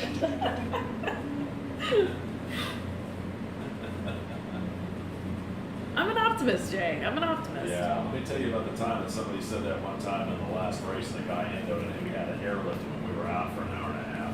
Well, I don't want We that were to 3 happen. laps from the end of the day, and somebody had to open their mouth, and that's what happened. So It's the end of the day, though. Well. Everybody gets jumpy. They're hot. They're tired. Race leader one more time. It's going to be bike number 1B, Kevin Rammer, across the start-finish line, still being chased down by 181, Randy Sullinger, and 32B, Harry Vanderlinden. Then 02, Jonathan Hollingsworth in that fourth place position. 133, Paul Elledge rounds out your top 5. 515, Jeremy Madrill back there in 6th. Then 092, actually it's 113S, Jeremy Scherer back there in 7th. R73, Greg Levicki in 8th. 092, Alexander Cook back there in 9th. And 51P, Jim Ike rounding out your top 10. With the halfway flags on this one, let's go first call. First call for race number 16, Formula Thunder and Battle of the Twins 2. You folks will be up here in just a moment. It's first call. First call for race number 16, Formula Thunder and Battle of the Twins 2. You guys will be up in just a moment. First call for race number 16.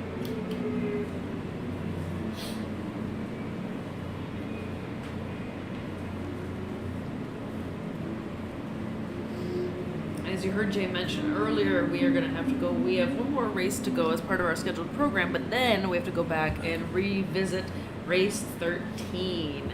So we actually have a couple more laps to this race number 15, and then we've got 2 more races to go.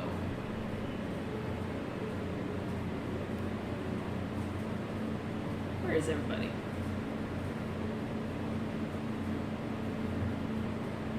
There they are.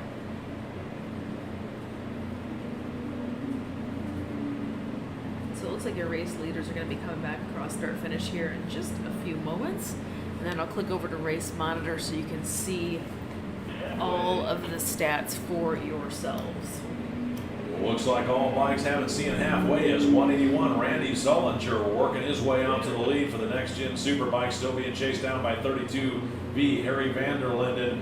Then it's going to be 02 Jonathan Hollingsworth. Bike number 1B Kevin Rammer. He was up front for the vintage superbikes, medium weight I believe. And he got a rocket start, but the second wave has catched him and now passed him. So he's running first in class, 4th overall with 133. Paul Elledge back there, second in class for the vintage superbikes. He's running 5th overall, and then 13S Jeremy Scherer out there. He's, I believe, running off the podium in 4th, 6th overall for the next gen superbikes.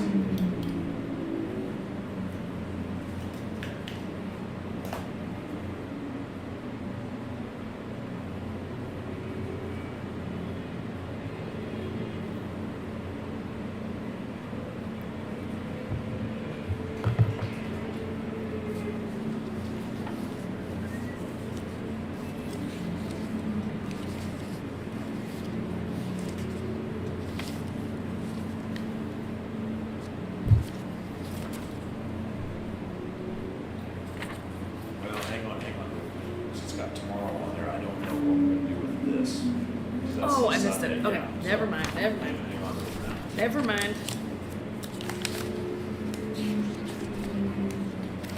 Attention out there in the paddock for those of you guys are holding the parade lap ticket holders. If you guys want to start about 15 minutes or so, if you want to start making your way over here to the Gate 5 staging area in the paddock, we'll send you out at the conclusion of our racing activities today. Again, for those people that hold the parade lap ticket holders, if you guys want to start making your way over here in about 10-15 minutes to the Gate 5, we'll get you started staging up and send you out after our final 2 races here. Again, for the parade lap ticket holders, you want to start making your way over here to the Gate 5 area in the paddock. We'll send you out at the conclusion of our last race of the day.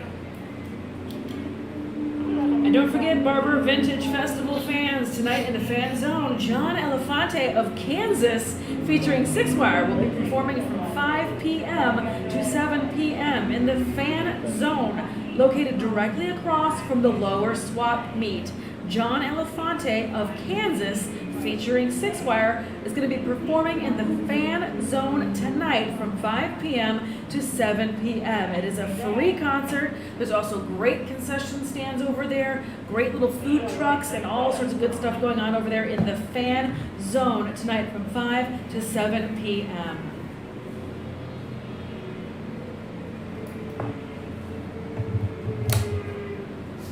I just wanted to say Elefante.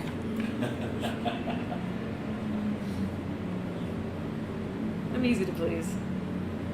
All right, let's go see where everybody's at.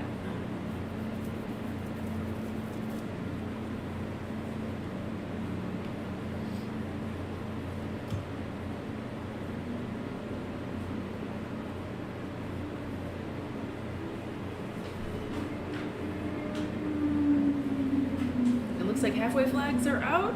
White flag.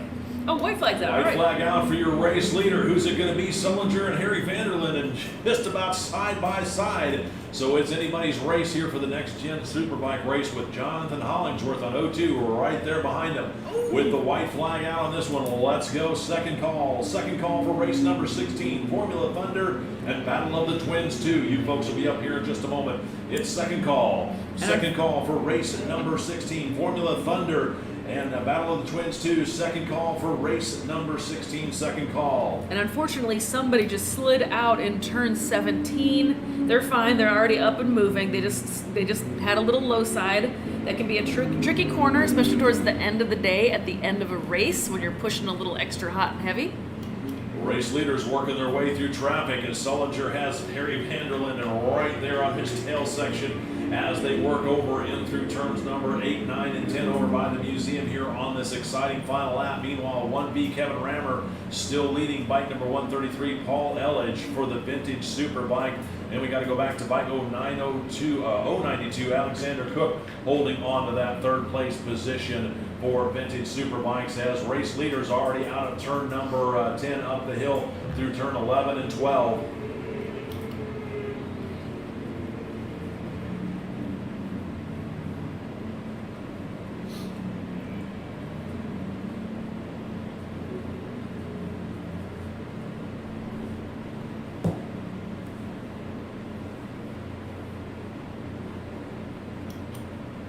Checkered flag out for your race winners. Here they come. Who's it going to be across the start-finish line? It's going to be 181, Randy Sullinger getting the better of his battle with 32V, Harry Vanderlyn, and 02, Jonathan Hollingsworth. Those guys were pretty much nose to tail across the start-finish line to finish the race. Then it's going to be bike number 1V, Kevin Rammer, taking home the unofficial win for the Vintage Superbike field. With the checkered flag on this race, let's go third call. Third and final call for Formula Thunder and Battle of the Twins 2. You guys are up right now against third call. Third and final call for race number 16, Formula Thunder and Battle of the Twins 2. You guys are going to be up here right now. It's third call, third and final call for race number 16, Formula Thunder and Battle of the Twins 2. Third call.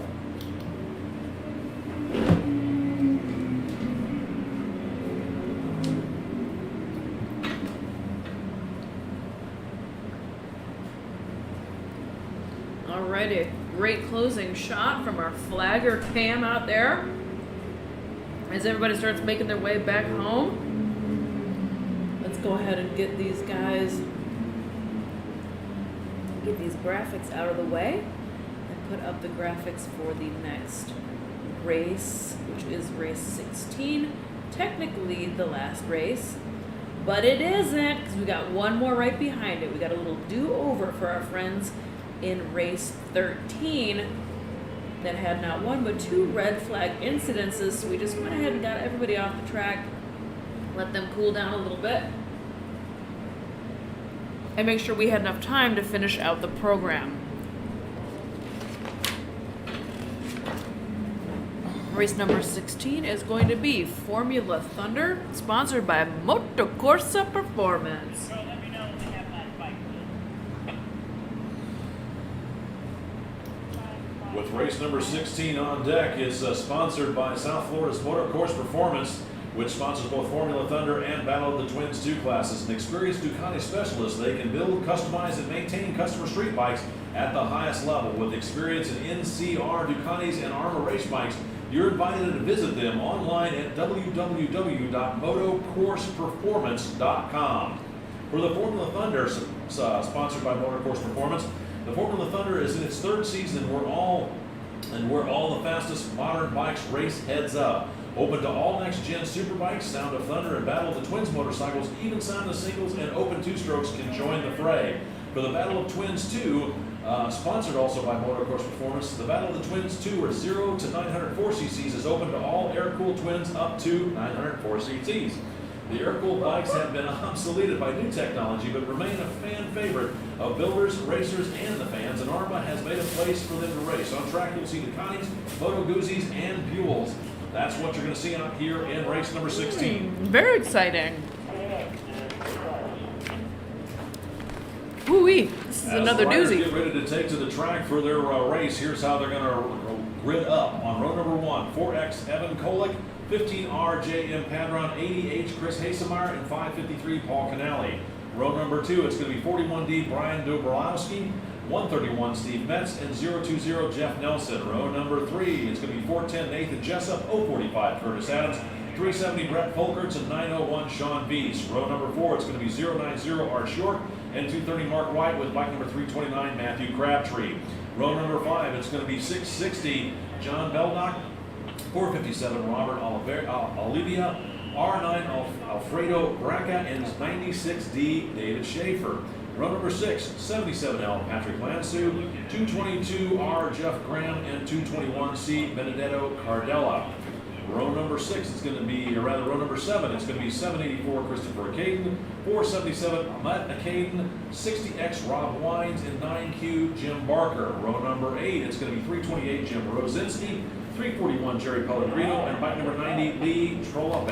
Then row number 9, 34R Ron Menke, 175 Matthew Canava, and 9X Kevin Calloway. And then for the Battle of the Twins, back on row number 11, 1A Clint Austin, 15X Tony Proust, 69B Matthew Estelle, and 46 Bob Robbins. And then rounding out your field on row number 12, 69A Carl Estelle, 79R Craig White, and 851 Sean Guy. That is your field here for race number 16. And one of those names sounds real familiar to me. It's my buddy Tony Prust. Tony Prust from Analog Cycles builds beautiful, beautiful, stunning custom motorcycles and aftermarket parts and all sorts of goodies. Again, that is my buddy Tony Prust out there racing. He got into racing with AHRMA just a handful of years ago, which is pretty cool. But is very fast and does a really good job out here. But these grids are huge. This class is so stacked. It's so rowdy. I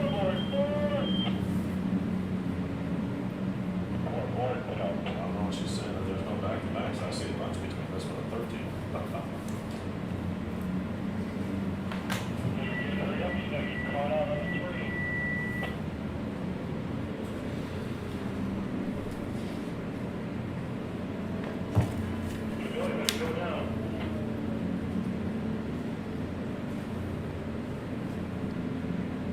Announce to control.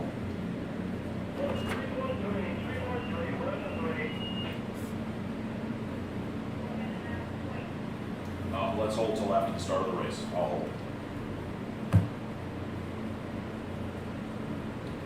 He's not going to make it in. He's going to go out up here.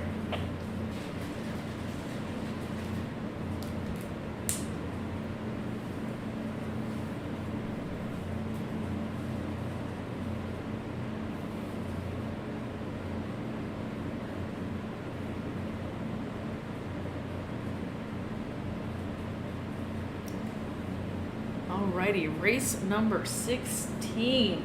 Jay, it has been a very action-packed day out here. Are you And how? Are you looking forward to these last two races? Yes, I am. I know, me too. And it's just the sun is starting to get long shadows. It is beautiful out here. I can't wait to wrap this up. We're gonna have a great award ceremony for all of our winners from today, and we're gonna do it all again tomorrow, starting at 8:30 a.m. Woo! Super long, very early day for your team announcers up here, but that's all right. We're gonna muscle on through. That's why they have two of us here, right? Attention in the paddock. Want to let everybody know that at the conclusion of our racing today, about 5 o'clock this afternoon, we are going to open registration for about a half an hour. So we're going to do that because racers that have had issues today that want to change their racing tomorrow, maybe change a class or change which bike they're riding, we need to give you guys the opportunity to do that because, of course, normally we would do that on Sunday morning when we had practice, but since we're going straight into the racing tomorrow,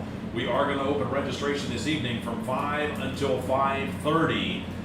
So if you want to make your way down there and let them know, hey, I need to change a bike, I need to withdraw from a class, I need to change the bike that I'm riding, you still have that opportunity to do that for tomorrow's races. So keep that in mind.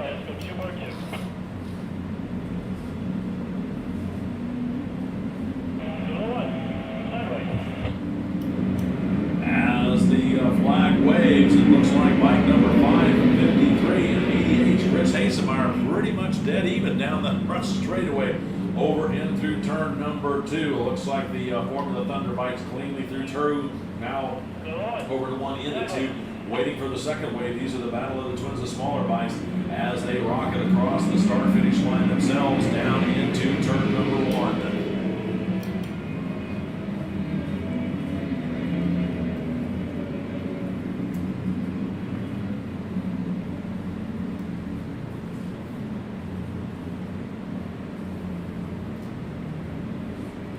Alrighty, that first great big huge wave of folks, that Formula Thunder class, all making their way through the Charlotte Webb turn 5, up and over.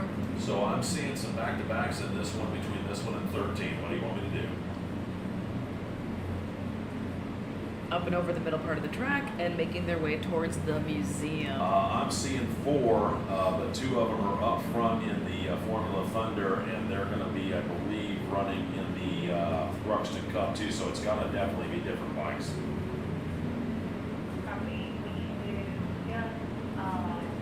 There's that lead pack again making its way through the backside of the track. You can see them towards the top of your screen. That great big huge freight train of very fast Formula Thunder bikes. And now they're making their way on the front straight.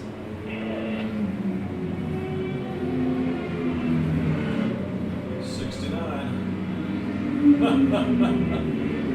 Well, there was one of our back-to-backs.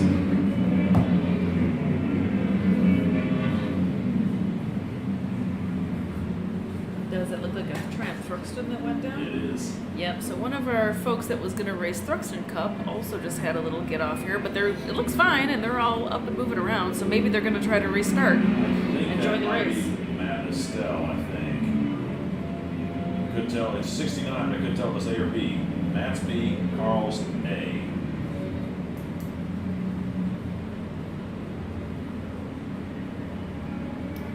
Out front on this one, bike number 131, Steve Metz leads. Bike number 41D, Brian Dombrowski, and bike number 80H, Chris Hasemeyer. Then it's going to be bike number 9X, Kevin Calloway, and 045, Curtis Adams. That rounds out your top 5. As got some riders off over in the turn 9 area over by the museum. The riders are up and okay, but still trying to get the numbers on those bikes as the field's starting to spread out single file here in race number 16. Want to remind the riders, race number 13, you guys will be up following this one for your 4-lap race. Again, race number 13, you'll be up following the end of this one for your 4-lap conclusion of your race. And I bet bet you they're gonna have to throw a flag here in a second because I think there's a couple little parts. Yeah, it's small enough. I don't think they'll have a problem with it. They might. Gotcha. Out front, 131, Steve Metz putting on a show, leading bike number 9X, Kevin Calloway. Didn't get the best of stars, but working his way up onto that second step of the podium with bike number 41D, Brian Dabrowski. Right there behind him with ADH, Chris Hasemeyer, and 77L, Patrick Lansu, rounding out the top 5 as we look back up the field here towards turn number 3, over to Cresta Hill to 4, and down into Charlotte's Web. Matt leading with Calloway charging hard, and Brian Dabrowski right there, rounding out Those your are top your 3 leaders. as they run through And then let's Charlotte's take a Web look at race one more monitor. time. So again, it's Metz in 1, Callaway 2, Dobrowalski 3, Hasemeyer 4, Lansu 5, and you can see all of the rest.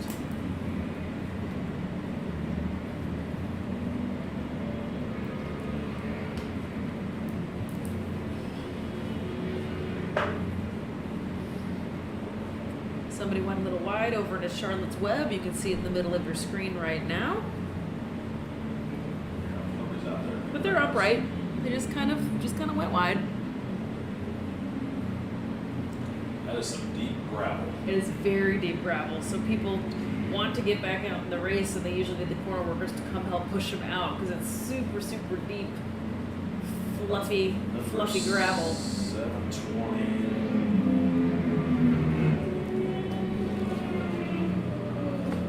Not seeing it. Excuse me. Out front, bike number 131, Steve Metz, still leading 9X, Kevin Calloway, and 41D, Brian Dabrowski, as they're working their way, coming up on halfway this next time by. Meanwhile, 77L, Patrick Lansu, coming up to that 4th place position with bike number 80H, Chris Hasemeyer, rounding out your top 5. So it looks like Metz has got a little bit of breathing room. Kevin Calloway's trying to hang on with him as they work their way around some of the back markers. They're going to start working their way into traffic here in just a little bit, so it'll be interesting to see how that's going to play in here in race number 16. Again, Dabrowski back there in that 3rd place position, Lance South 4th, Hasemeyer rounding out your top 5. Curtis Adams back here in 6th, Brett Foker on 370 and 7. 60X Rob Weens back here in 8th, bike number 553 Paul Canali in 9th, and 4X Urban Kolik rounding out your top 10. There's a lot of R's in there. I know, that was a tough one. Start skipping like a C. There's a lot of R's in there. All right, let's go check out Race Monitor again so you all can see those statistics. I know you love it. I know you love to see the Race Monitor out there.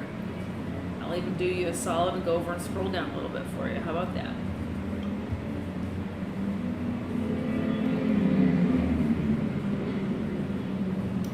Halfway flags out for your race leader, bike number 131, Steve Metz, with bike number 9X, Kevin Calloway. Calloway's definitely within striking distance. Then it's going to be 41D, Brian Dobrowski.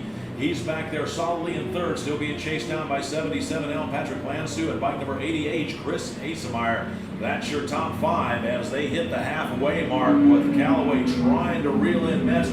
Pulls right down in his tail section into the braking zone through turn number 5. So it looks like Calloway sees the halfway flags and turns it up. But Metz gets a great drive out of 6th up over the crest of the hill and gaps it out back down that back straightaway to lead Calloway down into the turns over by the museum. Attention out there in the paddock. Parade lap ticket holders, we need you guys to start making your way over here to gate 5 to stage up for your parade laps here at the end of the day. Again, parade ticket lap holders, we need you guys to start working your way over here right now to gate 5 to start staging up for your parade laps here at the end of the day. Again, parade lap ticket holders, please work your way over here through gate 5 in the paddock to stage up for your parade laps at the end of the day. And our race leader, Steve Metz from San Francisco, aboard a 2012 Ducati Panigale 1199S. Explain why it's going so fast. No surprise there, huh? when you bring the right hardware, it's easy to take home hardware. Yeah, bike number 131, Steve Metz, still holding on to Slimmison's advantages over 9X Kevin Calloway. He's still right there within striking distance, so Calloway wasn't able to use the lap traffic to his advantage. In fact, it looks like Metz still holding on to the slimmest of leads, as they're got a couple of more riders that are going to be they're going to have to work their way around. Calloway once again closes down in on the tail section of Metz as they work their way through Charlotte's Web. Not quite the same distance as the last lap, as Metz gets another good drive. A lot of horsepower out of his Ducati as they're up over the crest of the hill there in turn number 6 and down the back straightaway towards 7, 8, and 9.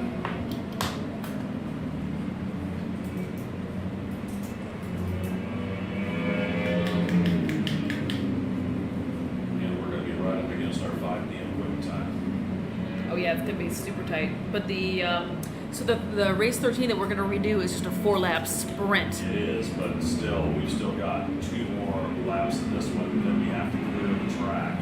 Oh yeah, for sure. Then we got back-to-backs too.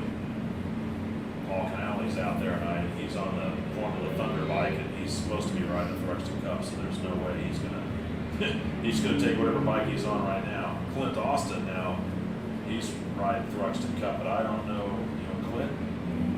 Well, what's Clint riding in this one? Is he out there on the 675 Triumph? Triumph Trimble?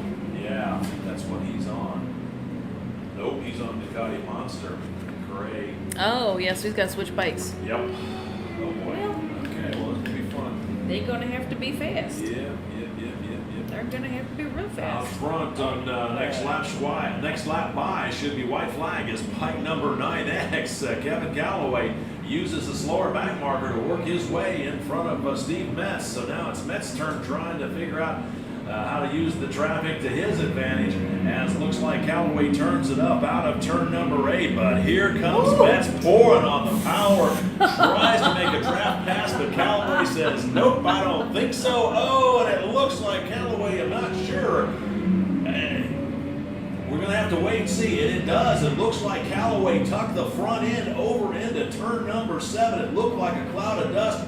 And sure enough, looking on the monitors, it is. Unfortunately, 9X Kevin Calloway loses the front end on a fast flyer lap. Got way too hot into turn number 7 and 8 over there, and tucks the front end of the gravel trap. The good news is he's up and okay, standing over against the wall, but I'm sure he's got to be dejected as he chased Steve Metz down the better part of this race. Finally managed to make the pass, and then his tires just gave up the ghost into the braking zone over into turn number 8 and 9. As you said, he's up and okay. That's good to see. But that puts Steve Calloway back up on the top step of the podium, move everybody up by 1. So 41D, Brian Dabrowski leading back in that second place with 77L. Patrick Lansu rounding out your top 3. Meanwhile, Steve Metz sees the white flag, letting him know he's on the final lap. With that one out, let's go first call. First call for race number 13, Thruxton Cup Challenge, Phillip Island Challenge, Formula 500, and Sportsman 750. You guys will be up here in just a moment. It's first call for race number 13. Now this will be a 4-lap race, guys. 4 laps for race number 13. Again, it's first call for race number 13, Thruxton Cup Challenge, Phillip Island Challenge, Formula 500, and Sportsman 750. First call for race number 13. So Steve Metz applying the Italian heat a little bit with that Panigale weapon, and unfortunately just forces an error upon that other machine. Who was that? Calloway that was in front of him? 9X Calloway. Unfortunately, but Calloway's fine. They're pushing his bike out of the gravel trap right now. He's up and moving around. He's A-okay.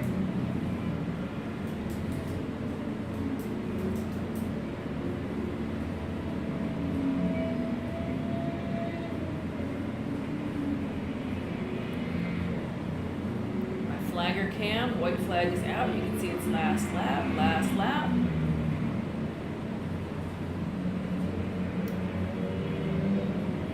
Checkered flag out for the unofficial race winner, bike number 131, Steve Metz, as he had a great battle going on out there with Kevin Calloway, but unfortunately Calloway having a moment in that next to last lap, and that allows Steve Metz to take the unofficial win. Then it's 77L, Patrick Lansu getting the better of his battle with 41D, Brian Dabrowski. So move Patrick Lansu up onto the second step of the podium with Dobrowski coming home third. Let's go second call. Again, second call, race number 13, Thruxton Cup Challenge, Phillips Island Challenge, Formula 500, and Sportsman 750. You guys will be up here in just a moment for your 4-lap sprint race. We're still trying to get this one finished up. Again, second call for race number 13, Thruxton Cup Challenge, Phillips Island Challenge, Formula 500, and Sportsman 750. You folks are up here in just a moment for your 4-lap sprint race. Second call for race number 13.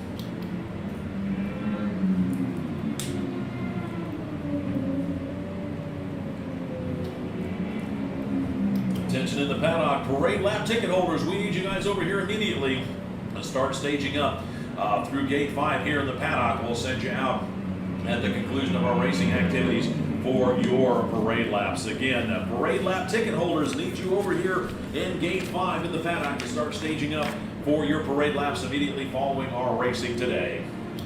All right, let's go get these graphics again.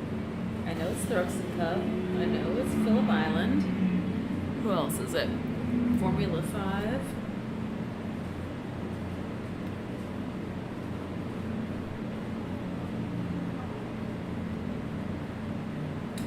That's 020. That's what is that guy?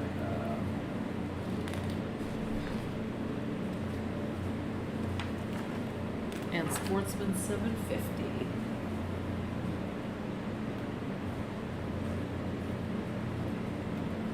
All right.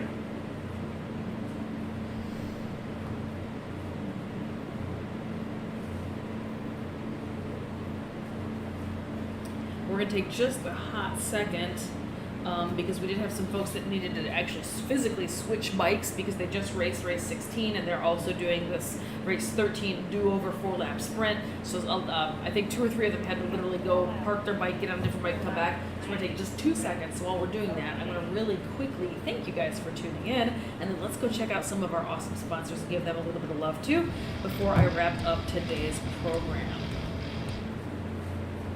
You can see all of our awesome title sponsors. The 2021 AHRMA National Title Partners, that is going to be Redwood Engineering, Haggerty Motorcycle Insurance, Bridgestone Tires, 4SR, Racetech, and then our AHRMA National Supporting Partners, Road Racing World, and RockAuto.com. You are watching one of our AHRMA Classic Moto Fests in action. This is the 16th annual Barber Vintage Motorcycle Festival, powered by BMW Motorrad. Attention out there in the paddock. Let's go third and final call for race number 13, the Thruxton Cup Challenge, Phillips Island Challenge, Formula 500, and Sportsman 750. You guys are coming up right now to finish up your race, a 4-lap sprint race. Bring them on up. Again, it's third and final call for the Thruxton Cup Challenge, Phillips Island Challenge, Formula 500, and Sportsman 750. Bring them on up. You're our final race here this afternoon. Again, third call for race number 13. Bring them on up. The track is now yours. Sorry about that. No worries. So we're supposed to be done by 5, and that's in 10 minutes. We're going to be close. It's gonna be close.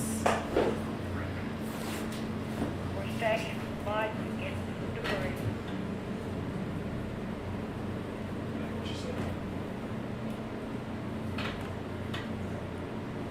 Well, I'm not seeing machines yet, which there definitely should be machines coming out, like right now.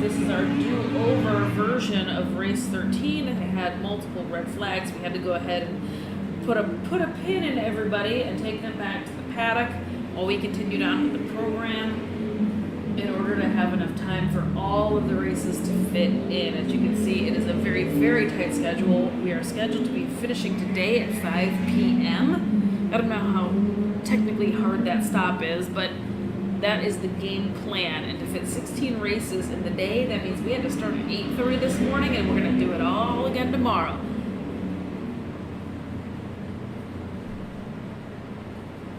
But we have just a handful of minutes left to make a 4-lap sprint happen for this do-over race 13. This is a Thruxton Cup, Phillip Island Challenge, Formula 500, and Sportsman 750.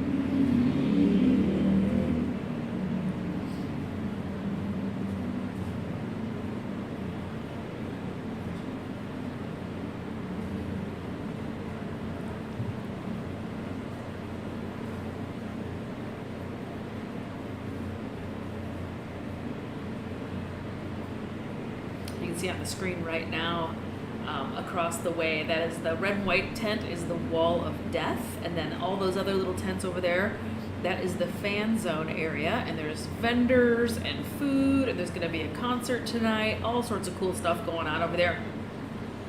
Aftermarket parts, accessories, and that is located directly across from the lower side of the swap meet, which is massive and awesome. If you've never been here, you definitely need to put Barber Vintage Festival on your to-do list for next season. It is always an exceptionally good time.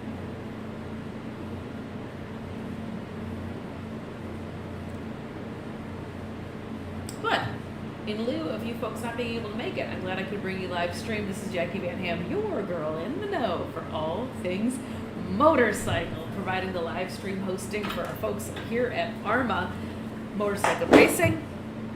My partner in crime up here, Mr. J, holding it down, doing the heavy lifting for me while I just play with the computer. As the racers take to the track, here's how they're going to grid up. Row number 1, 1A Clint Austin, 76X Patrick McGraw, 553 Paul Canale, and 69B Matthew Estelle. Row number 2 at 69A Carl Estelle, 044 Jonathan Devine, and 81X Wick Wilkinson. Row number 3 it's 851 Sean Guy, R73 Greg Levicki, 42 Scott Cuban, and 737 Alexander Nicol. Row number 4 it's 858 Charles Steinman, 36 Greg Gionis, and bike number 385 Edward Lount. And row number 5 it's bike number 593 Dustin Fortich. For the Phillips Island Challenge, back on row number 7, 515 Jeremy Madurell, 427 Kyle Boyce Clare, and W13 Warren Wilson. For the Formula 500, it's going to be on row number 9, 77 C Dan Sokolovich, bike number 1D Mark Morrow, 074 Eric Lukark, and 129 Ray Hickman. Row number 10, it's 808 Michael Wilson, 5S Martin Morrison, and 26 Y Arch York. Then row number 11, it's going to be 662 Mark Williams, 709 Joey Ackley, 304 Kevin Nismore, and 52 Kayla Thiesler. And for the 750 Sportsman field, back on row number 13, 237 Matt Esterline, 24 Grant Spence, 839 Michael Dixon, and 700 Cameron Crockett. And row number 14, 736 Stephen Pettinger, 451 Brandy Inglis, 171 Chris Marlowe. And row number 15, it's 92 Steve Enter, R58 Pete Bayer, and 42 in Nick Hargis. That is your field here for race number 13, a 4-lap sprint race to finish up our day.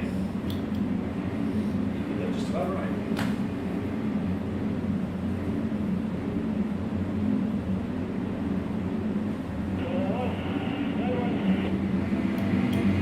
As the flag waves, 553 Paul Canale and bike number 76X Patrick McGraw get a great start as Canale leads the field down in through turn number 1. Looking back up the field here, waiting for the second wave to take off.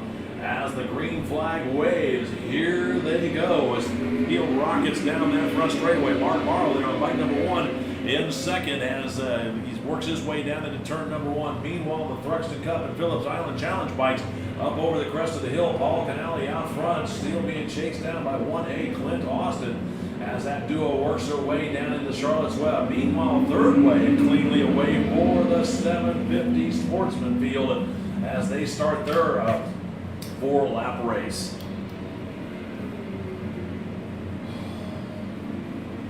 Four-lap sprint. That's right. They mean business out there. Yeah.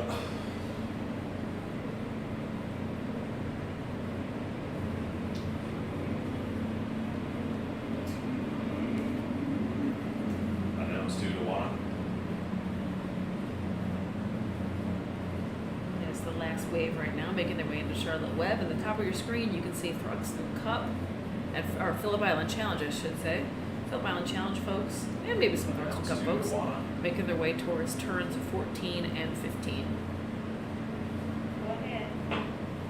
Are we still sticking with the 5 to 5:30 registration, or are we going to bump it back since this race is still going on?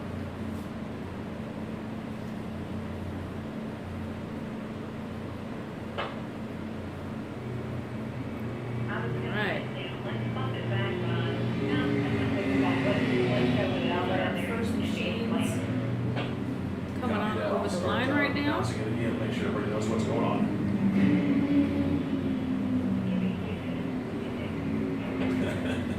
Copy that. At the completion of lap number 1, 5:53, Paul Canale still leading. Bike number 1A, Clint Austin. Then it's going to be bike number 385, Edward Blount. Rounding out your top 3 with 76X, Patrick McGraw back there in 4th, and 593, Dustin Fortich rounding out your top 5. I want to remind everybody that once we get done with this race, it's going to take us a little bit here to compile the results, and we'll start bringing everybody down for the award ceremony around, we'll call it 5:30-ish, more or less. It may be between 5:30 and 5:45, something like that.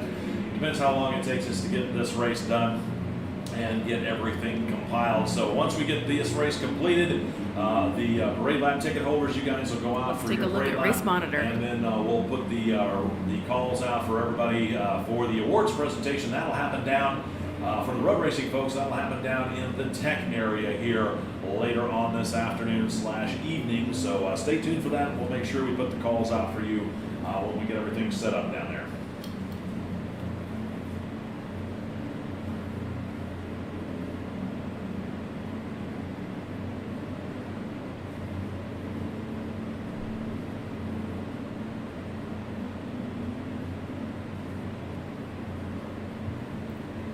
Leaders are now heading into turns 14, and they are going to start running into a little bit of lap traffic already. Race leader, bike number 1A, Clint Austin, out front with bike number 553, Paul Canale. So those two are pretty much running nose to tail that time. So now it's Canale's turn to try and figure out how to get back around Austin with 385. Edward Blount right there, rounding out your top 3. 515, Jeremy Madrill back there in that 4th place position with 76X. Patrick McGraw dropping back in position to round out the top 5. 593, Dustin Fortich back there in 6th. 1D, Mark Morrow looks like he's leading for the Formula 500 with 5S, Mark Morrison, and 69A, Carl Estelle right there. Then it's going to be 858, Charles Steinman, seeing your rounding out the top 10.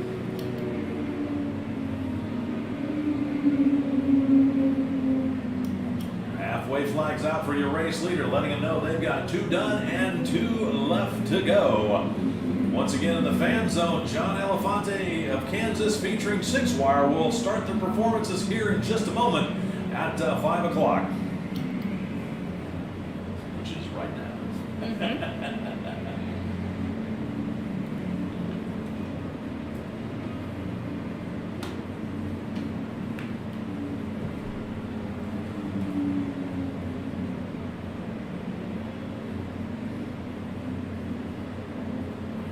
See Race Monitor, see where we're at.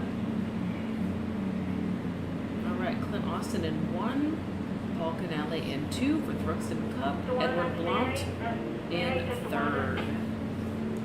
Jerry Madrill is your 1 Attention for up Phillip there in the Island. paddock. Want to let everybody know registration is open right now. If you want to make your way down there, if you need to change your bikes or make some adjustment for tomorrow's racing activities, registration will be open for 30 minutes this evening.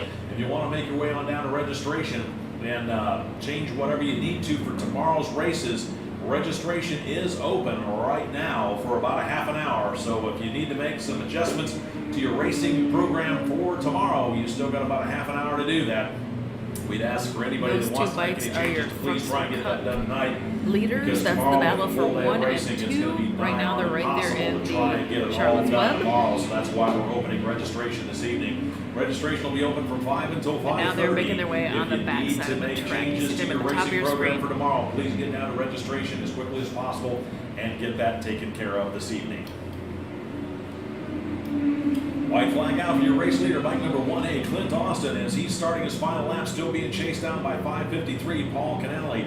Those two are running 1-2 for the Thruxton Cup. Then it's going to be 3:85, Edward Blunt. He's holding on to that third place for the Thruxton Cup. Then bike number 1D, Mark Morrow. He's fourth overall. He's leading for the Formula 500. Then it's going to be 515, Jeremy Madrill. He's leading for the Phillips Island Challenge, rounding out your top five. 76X, Patrick McGraw's back there at 6. He's a Thruxton Cup rider. Seventh at the moment is 57S, Martin Morrison. He's holding on to second for the Formula 500. Then 074, Eric Lucart right behind him rounds out your top three for the Formula 500 as the Checkers white out. flag still continues to fly. Checker out for your unofficial race winner. Nope. Not Sorry. yet. Not Wrong yet. bike. Not yet. Not yet. There's your checkered flag for your unofficial race winner. Bike number 1, Clint Austin with bike number 553. Of course Paul my GoPro Canale died. literally within about 3 bike lengths of him. Canale trying to make that draft pass and just pulls up a little too late. So Austin taking the unofficial win in the Thruxton Cup with Paul Canale and Edward Blount coming home unofficially in third. Then it looks like it's going to be Mark Morrow taking the unofficial win out there for the Formula 500. Then next across the line, 515, Jeremy Madrill taking the unofficial win out there for the Phillips Island Challenge. My GoPro. See, look at all the scores they've got up in the tower right now. Somebody just bonked into it just as they were coming across start finish. Sorry, race fans. Oh, man. Somebody on the tower or under the tower? No, see it? It's up. It's literally right next to Ed. But see how someone's standing right there? Okay. Anyway, All right. it's fine. I'm just gonna have to like tape it tomorrow or something because they keep kind of bonking into it, and I zip tied it, but it's not the enough. person with the blue hat is my wife. She's Yeah. the score. So Oh yes, so it's her. yeah, thanks. Sorry. Well, I tell her, hey, you screwed it up. Wait, I mean, I never saw that woman in my life. Yeah. Because I don't want to get No, taken it out. happens. I'll go throw some painter's tape on it tomorrow to give it like extra stability. And the sun is starting to set. Look at that beautiful golden hour we've got going on out there on the track. Absolutely Running down beautiful. through the grids or through the results, bike number 5S, Martin Morrison finished 6th overall, took it a second in class for the Formula 500. Then 76X, Patrick McGraw. Looks like he was 4th for the Thruxton Cup, 6th overall. Then 74, Eric Lucart, 8th in the position. Looks like he was 3rd for Formula 500. Then 77, Z. Dan Sokolich back there at 9th and 26 wide. Arch York rounding out your top 10 as the checkered flag waves on our final race this afternoon for the road race crew. Stay tuned, everybody. We'll get the calls going out for the trophy presentation, the award ceremony down here in the tech area for the road race group here. About 20 minutes, maybe half an hour or so. We've got a great area down there, plenty of seating available, so keep your ears peeled for that one. We'll start the calls as soon as we can get everything compiled and put together.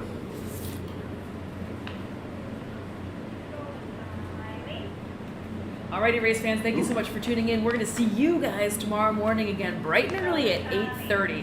Hit those notifications on. Go ahead and give the AHRMA page a like and share this thread, share this feed right now with all of your buddies that love watching awesome motorcycle racing. See you guys tomorrow. Thank you so much.